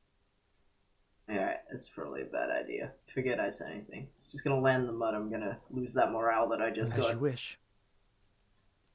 The Ganamari really needs to talk to you. Is it really that important? He asks you, adjusting his shirt. Like a nervous cat, he keeps stealing looks at the neighboring windows. Cheddar, welcome to the stream. Choo! Choo! Maybe they were trying to vote. You can't vote unless you ask me, and then I'll put on the thing. Like a nervous cat, he's stealing looks at the neighboring windows. Alright, but make it quick. Once I finish this cigarette, I have to run. Looks like you got a good view of the Whirling's backyard. Could you tell me anything that happened at the hanging? I can tell that you finally got him down. Thank you. It was quite a disturbing sight, even by Martinet's standards. I hope I didn't shoot towards your window. I didn't even realize there were people here. What were you doing last Sunday? Oh. You already asked me that, didn't you? Did we? He waves lazily at his cigarette. Wait, is someone else investigating the lynching? Uh-oh. Did I? No, not you. Some more muscular type. And when did you speak to this more muscular gentleman? The lieutenant takes out his little blue notebook and writes something down. Last week? I don't know. Look. He looks around the courtyard again. Rain patters the windowsills and dead houseplants. Too late to do any of them good. It'll take more than rain to bring this place back to life. You didn't answer the question. What were you doing last Sunday? I had a friend over. What kind of friend? It was my Sunday friend. A Sunday friend? How intriguing. What is your friend's real name? Did he see something? He doesn't reply, gesturing no with his cigarette. Under the grey sky, the neighboring windows are streaked with rain. Someone hides behind a curtain. Those windows have eyes, and those eyes are watching, spying on you three. Can you tell me your name? My name? My name is Martin Martinez. Okay. That's definitely not his real name. You're not actually called Martin Martinez, are you? No, of course not. Could you please lower your voice? He scans the courtyard. It's silent like the bottom of a well. Every sound captured and reflected back. Alright, we'll talk later. No. We won't. He takes one last drag of his cigarette before stubbing it out on the balcony. Now, if you'll excuse me, I really need to get going. Oh, I shouldn't have asked him for the cigarette. You only get one shot of this. You have to try. You can't. You can't. I can't even change my do that now. inventory, and I don't even have my drugs equipped to. Gotta go. 42%. This isn't the place or time. Natural success! Who knows who might be watching from the distance, hidden behind the curtains. Oh, it was the only 12 I've ever rolled so far in this playthrough. This isn't the place or time for questions. Who knows who may have been watching?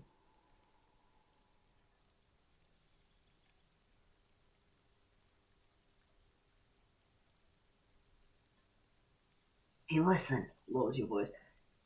I'm just trying to make things okay again. Can we meet again somewhere else? For a moment, the man on the balcony seems almost vulnerable. Something moves in the depths of his feline eyes, compassion, and a hint of understanding. I am sorry, but I really don't have the information you're looking for. His voice is soft and deliberate. With a flick of his wrist, he sends a cigarette butt sailing over the rail. But, hold on, what's that? For a split second, his hand lingers, as though gesturing towards a stone placed right next to the front door. It's a sign. Good luck with the investigation. Looks away.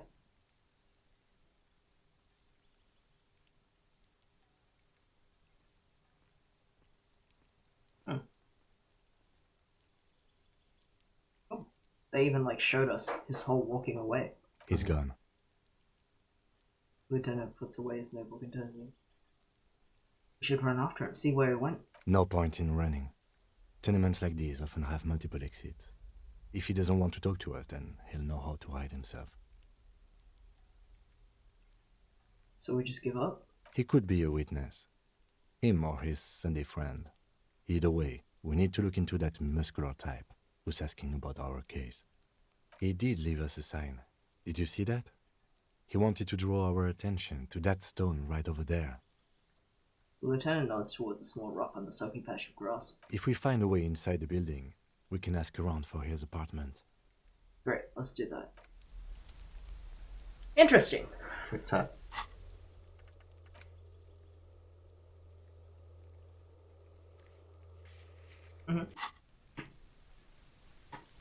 I'm just gonna look at this first Yeah, one here. I was gonna say, grab the loot over here first. Another splatter of bullet holes on this wall.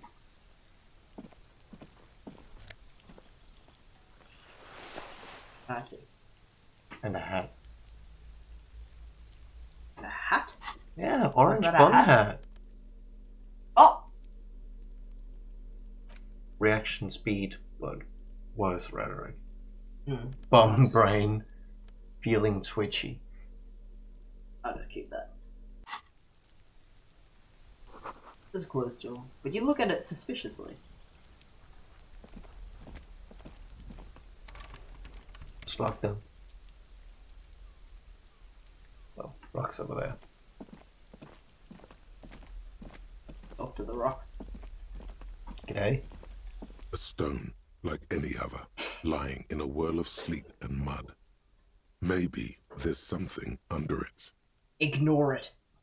There's a key beneath it, rusty from the dirt. This must be for the front door. Pity doesn't have the apartment number on it. This building has many apartments and the man can be in any of them.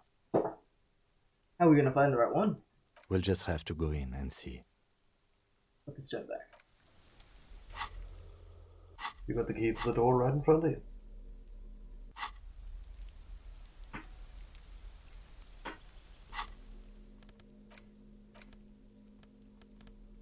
Oh. Oh, what? What? Yeah, Oh, it's it just has- Yeah, it's just the there. door's green now. You can enter it. I see.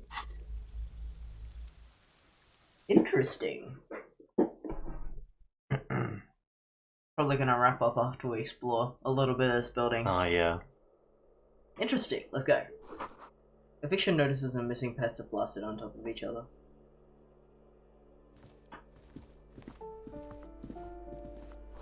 This box is filled with cleaning chemicals. Smells of laundry detergent. Oh. Oops. There's some glasses. Logic. Another less authority. Well, may as well get the logic. Minus is minus authority, I guess.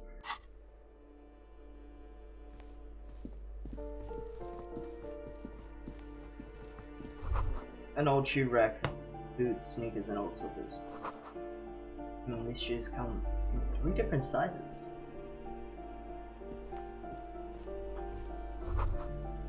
Apartment 12, a loud rumbling snore comes from within.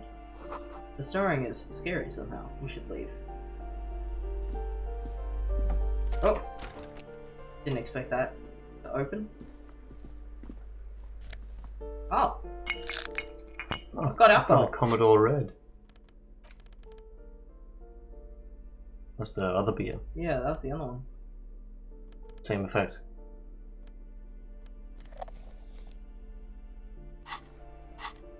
What else did I get? A nose spray. Healing Artsum. That's right. Oh! ¿Quieres? Oh! Thank you, Nick. Oh, thanks. Cheers. Most scrolls are on these bathroom towels. Actual ones. Mm. These shower curtains are covered in some kind of slime. Oh! Right before having to pay to go stay at my apartment, I'm getting a couple of dollars. Bye for now, games. Thanks for the stream. Right. See you around. Have a good night.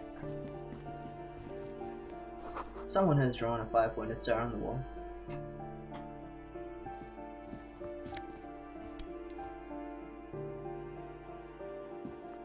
This door has been closed with a padlock. A chalk-drawn number on the board says number 11. Examine the padlock. It's a solid lump of metal, but the shackle is deeply corroded. A solid pair of chain cutters would make short work of it. Better whip out those cutters. You won't get very far otherwise. No reply. Oh. You can... I mean, let's keep looking around a little bit first. Ooh, $5? That's a good lot of money! That's just there. Let's go. 4-9 is left.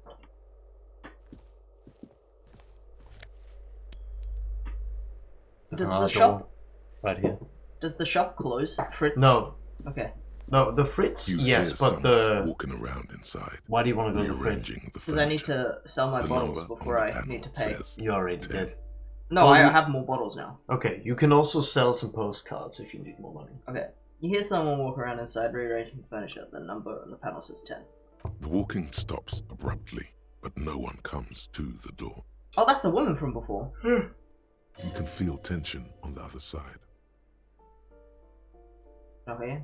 A poor communard, from the looks of it. The room is barely bigger than a closet. That's not what it says.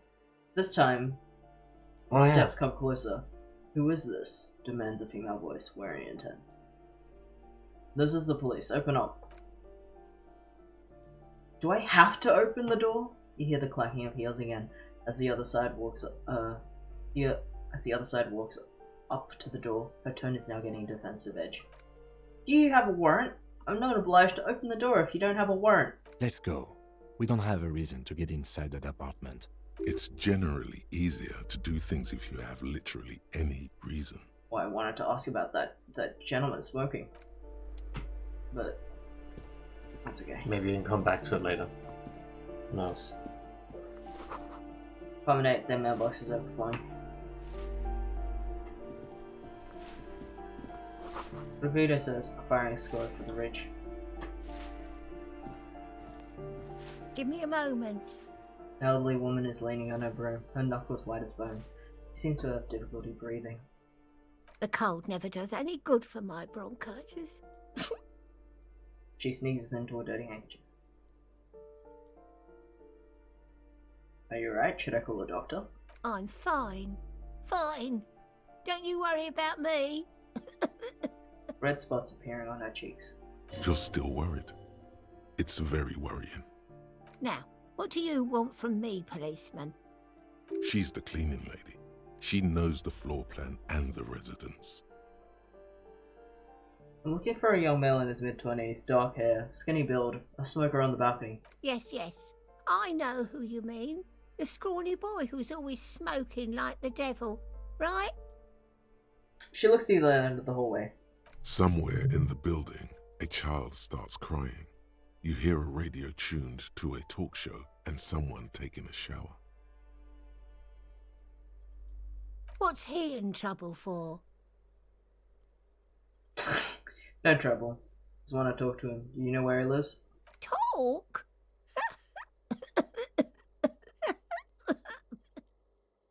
The cleaning lady starts laughing and turns into a violent scolding spasm. She squeezes her broom, trying to catch her breath. What was so funny about that? He lives upstairs in room 28. Go to the balcony. It's one of those doors there. He He's points usually east. home in the evening. Thank you. We should go check out his apartment on the balcony. See if he's home. Who are you? I'm no one. Just an old woman who cleans these hallways. Do you live here? If you can call it living. She's I've a little room upstairs right next to the coal room. She spits on the floor before wiping it off with a broom. It's barely bigger than a closet. But I don't complain, no. I have my bed and my aching bones to keep me company, and that's all I need from this world. She juts out her chin, eyes shining. And all she gets, too. The coastal wind beats down hard on the cold room door outside. Splashes of waves make the balcony slippery. She hasn't spoken to anyone for a while. Even her sentences feel rusty.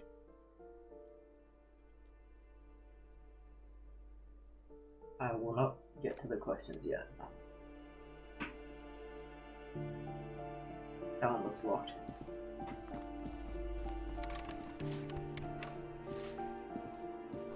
The note reads, foreclosed by Martinez Realty Associates. I'm gonna make $20 somehow. And then I think we'll end the stream. Because it's about the end of it's almost the end of the day. Yeah, well, So- you can check this room here. I know, I haven't made $20 yet. That's what I'm gonna do by the end of the stream. Mm-hmm.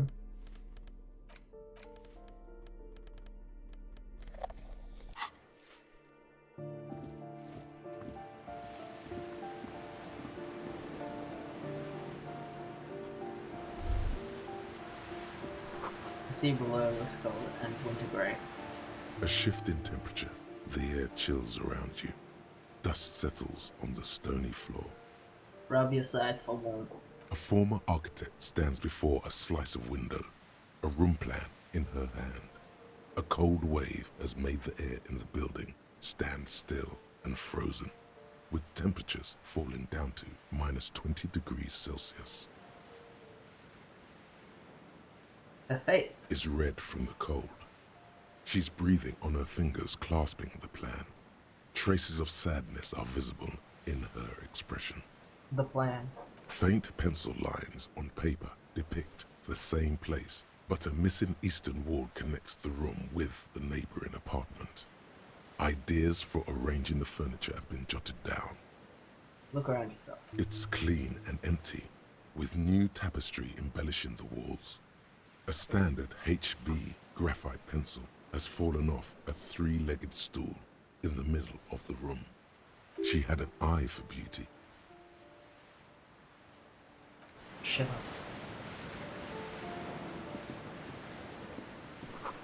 Oh, let's turn down the wall.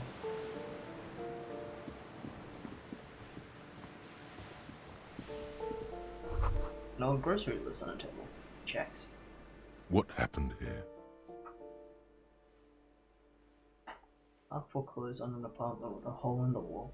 It will still be accessible through the apartment next to it. That one didn't have a door. Sadly, nothing of great value remains here.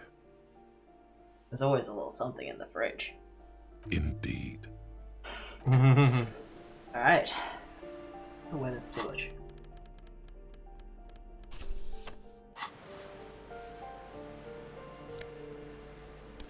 Remember to. What? What was that? There's another nose spray. Oh, okay. It looks like a fire, Yeah, fire it extinguisher. does. It does. You could check that room you didn't open. Huh? There was like a door that was locked that you could open with your padlock. Maybe there's money. Oh there? yeah, I'll do that in a sec.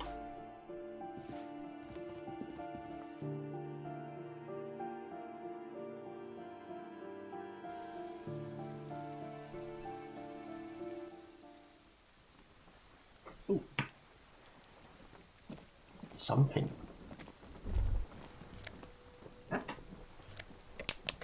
Ruination has come. The broken arches betray the once grand history of this building. It towered over the harbor until it happened. Form a guess about what happened. A great force from the northeast fired into the city. Heavy artillery shelled the coastline. Fired from the water. A straight shot into Revachol. The tenement acted as a defensive wall against the worst of the shelling until it was destroyed, and they had a direct firing line. Taking the ocean. The waves of the Martinez Inlet roll over the fallen remains of the building. The dark waters obscure the better part of the remains. What didn't fall into the ocean was used as scrap. What wasn't used as scrap was thrown into the ocean. Look at the ruins in the water. Those arches acted as support for something greater than what you see now. Only 3 stories stand where 9 to 12 once did. Restoration has failed. What the shelling took out was never rebuilt. Underwater, iron helmets have sunk deep into the sand and the mud. Helmets of soldiers, and their finger bones too, and clavicles, littering the ocean floor.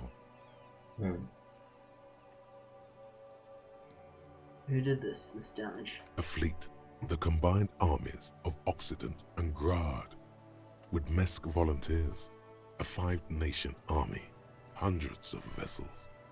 They massed airships further down in the Bay of Revachol. The artillery was so powerful. The ships not only required gyroscopic stabilization, they were anchored into the ocean floor as well. Wow. Many are still there to this day. If you squint, you can just barely see the shadow on the water, far in the northeast. Cannons still ready to placate Revachol. Coalition warship Archer can shoot 50 shells a minute on 20 co-aligned archers. They will reach the city in 58 seconds. Cam, do you know who shelled our city? The Coalition. But that was a long time ago. I think we should move on. It's chilly up here. He does not like talking politics of this kind. He fears the discussion might lead to disagreements, as it often does.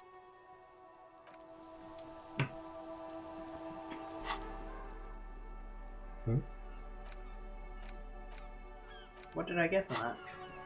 What? I just looked like I got something.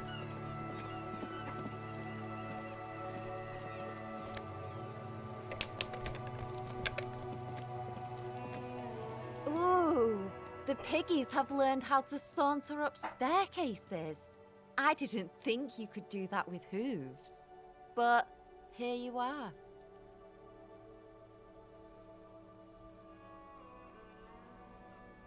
That's right, we've evolved. Yeah, I can see that.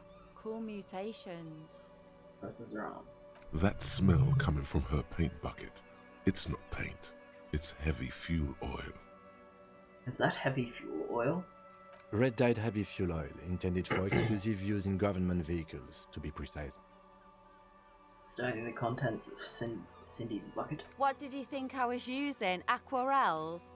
Sucked it out of a cop's fuel tank myself. Back in Jamrock. She really did it. She's proud of it too.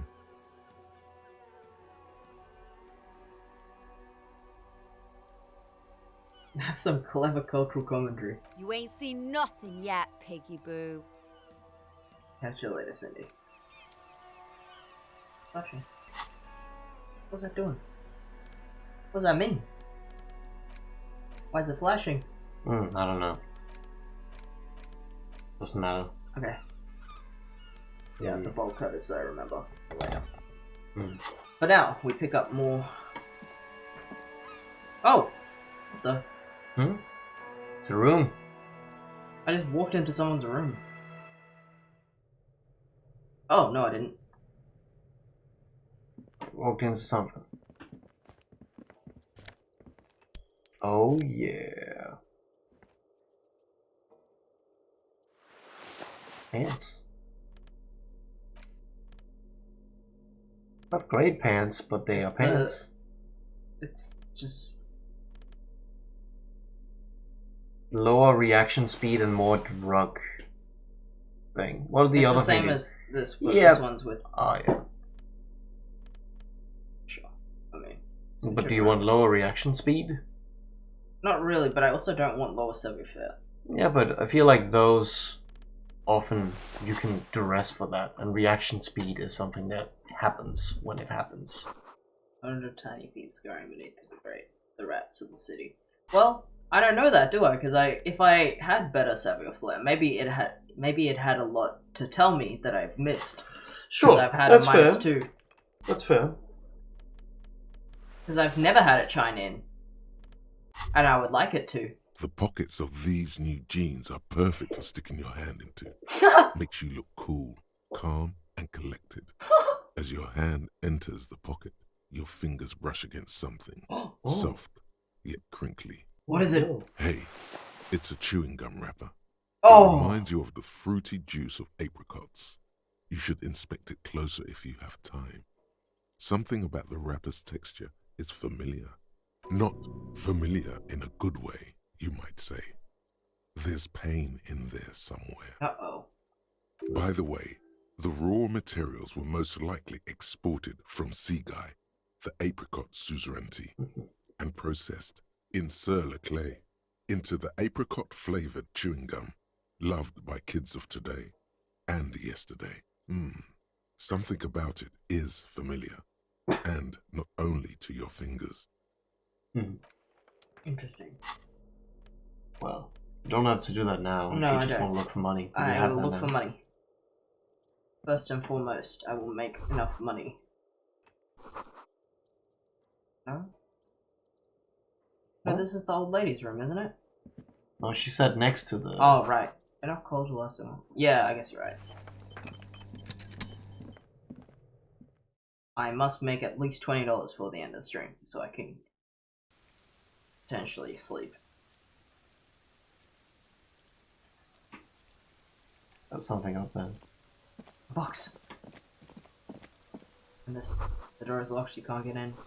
Cheers, new. Someone lives back there. Oh my god! You did it. $20! Let's cut into that room and then go.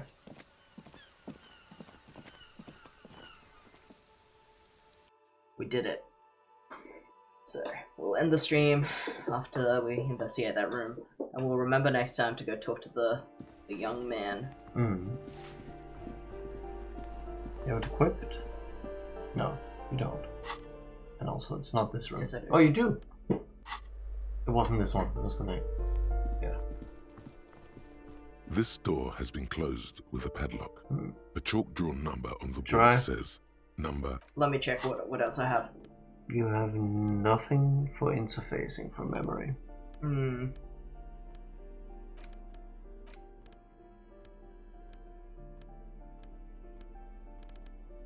I wish I had some epic gloves that helped me with interfacing. Right. There actually are This some, door but has you been lost. I closed think you with a lost the padlock. opportunity to A get it. chalk-drawn number on the board says, number 11. Let's try it. The shackle snaps like a twig, and the lock falls to the floor with a Yeehaw. little thud. It should be possible to enter now. After you, detective.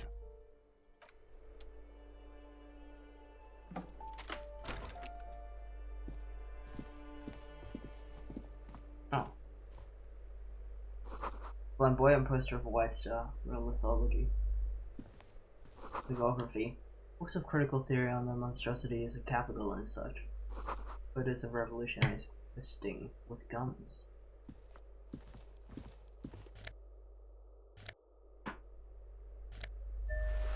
What's the shirt in there? Oh, it's just better than your other shirt. no, it's a jacket, so I can actually have this one and this one on. Oh, for double. conceptualization. Very good. There was something else. Oh, bust of Karl Marx. A plaster cast bust depicts a middle-aged man with impressive sideburns. The name on the plinth reads Kraz Mazov. Honestly, he does kind of look like you after all.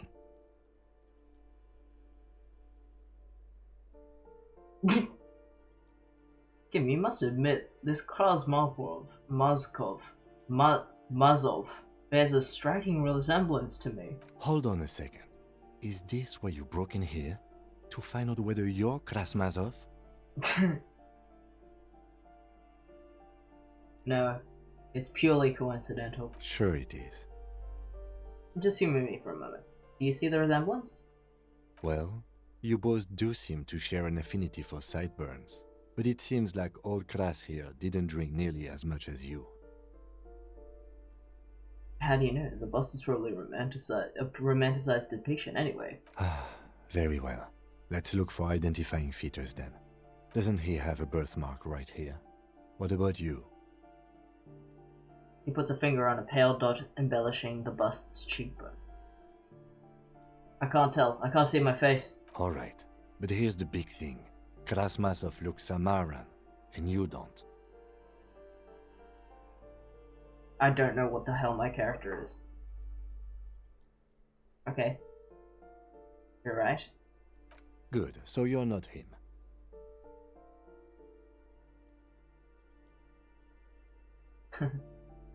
I didn't even intend to be like, I am this guy. No, you're right, I'm really not. It's decided. You are not the most famous philosopher of the modern period. The lieutenant nods, turning away to inspect the photo on the other wall. Why does this? Well, this is the leftist option. I'm sure you can do both. Yeah. Why does this tend to have a bust of Mazov in their bedroom? The White Star, the photos on the wall. I think we have broken into the apartment of a young communard. How fitting. Looks around.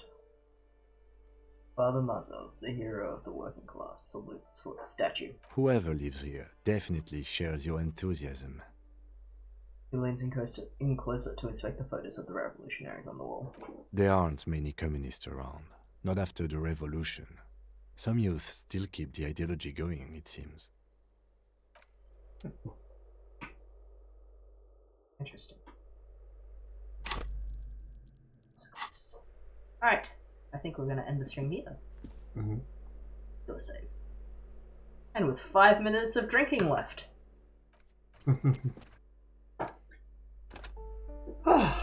Alright. I don't know, did I make progress? I guess I talked to that woman, You which is talked to pretty the important. Pines rep and got a little bit of a reality check, with more to come. You were given a new mission to check in on the lorries and the drug trafficking. The drug stuff. You found out there's a person who's not seemingly present, the lady driver. I know about a lot of women that are not present, it seems. Or the same woman, I'm not sure. Yeah, you talk to some drivers, and one of them doesn't seem to be present, and there seems to be some connection there. I'm making a summary of all the streams so far. I know about a woman who bought my gun, who was scary. I know about... Terrifying. Terrifying. I know about a lorry driver who is terrifying to some, but kind to others. Scary to some. No. Scary. People said they were scared of them. Not terrifying. Anyway. Does that matter? No, it doesn't. Something? It does not matter. Okay. I just remember the wording. That's all. Okay. It's nothing. And there was also a woman who was a part of the Hardy Boys.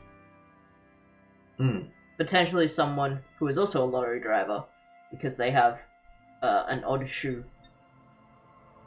So it's not there super... could be overlap, but who it's knows? not super far to deduce that the same woman who is a lorry driver and smuggling drugs could be part of the Hardy Boys. But people have a weird relationship to her. But there's also a woman who bought a gun, and that could also be her as well. And I doubt it's any of the women that we know. Oh, chatter. Have a nice night, y'all. Thanks for the stream. Yeah, thanks for Thanks coming. for coming. And Evo as well. Thanks for joining us. Our next stream is probably Sunday morning. Sunday morning. Yeah. So, Evo probably won't be online for that, and we'll send you the VOD. Of course, yeah. After it's done. So we can also make sure some Americans tune in and say hi. Yeah. Some other things you did. You obviously got into that apartment complex, whatever you call it. And you're about to probably find out more about that guy. And after that, I guess you could try to explore some of the strike or the union area. Yeah, I haven't talked to the union at all. And their side of the story yet. If you have time for it, of course. I will definitely try that next time after talking to the people in the apartments, if I can. So my first priority next time is talking to the people in the apartments. Yeah. Cool. So, thank you Eva again for the bits. And thank you everyone for joining us. And have a lovely night or day wherever you are. And we'll catch you next time. Bye everyone. Bye bye.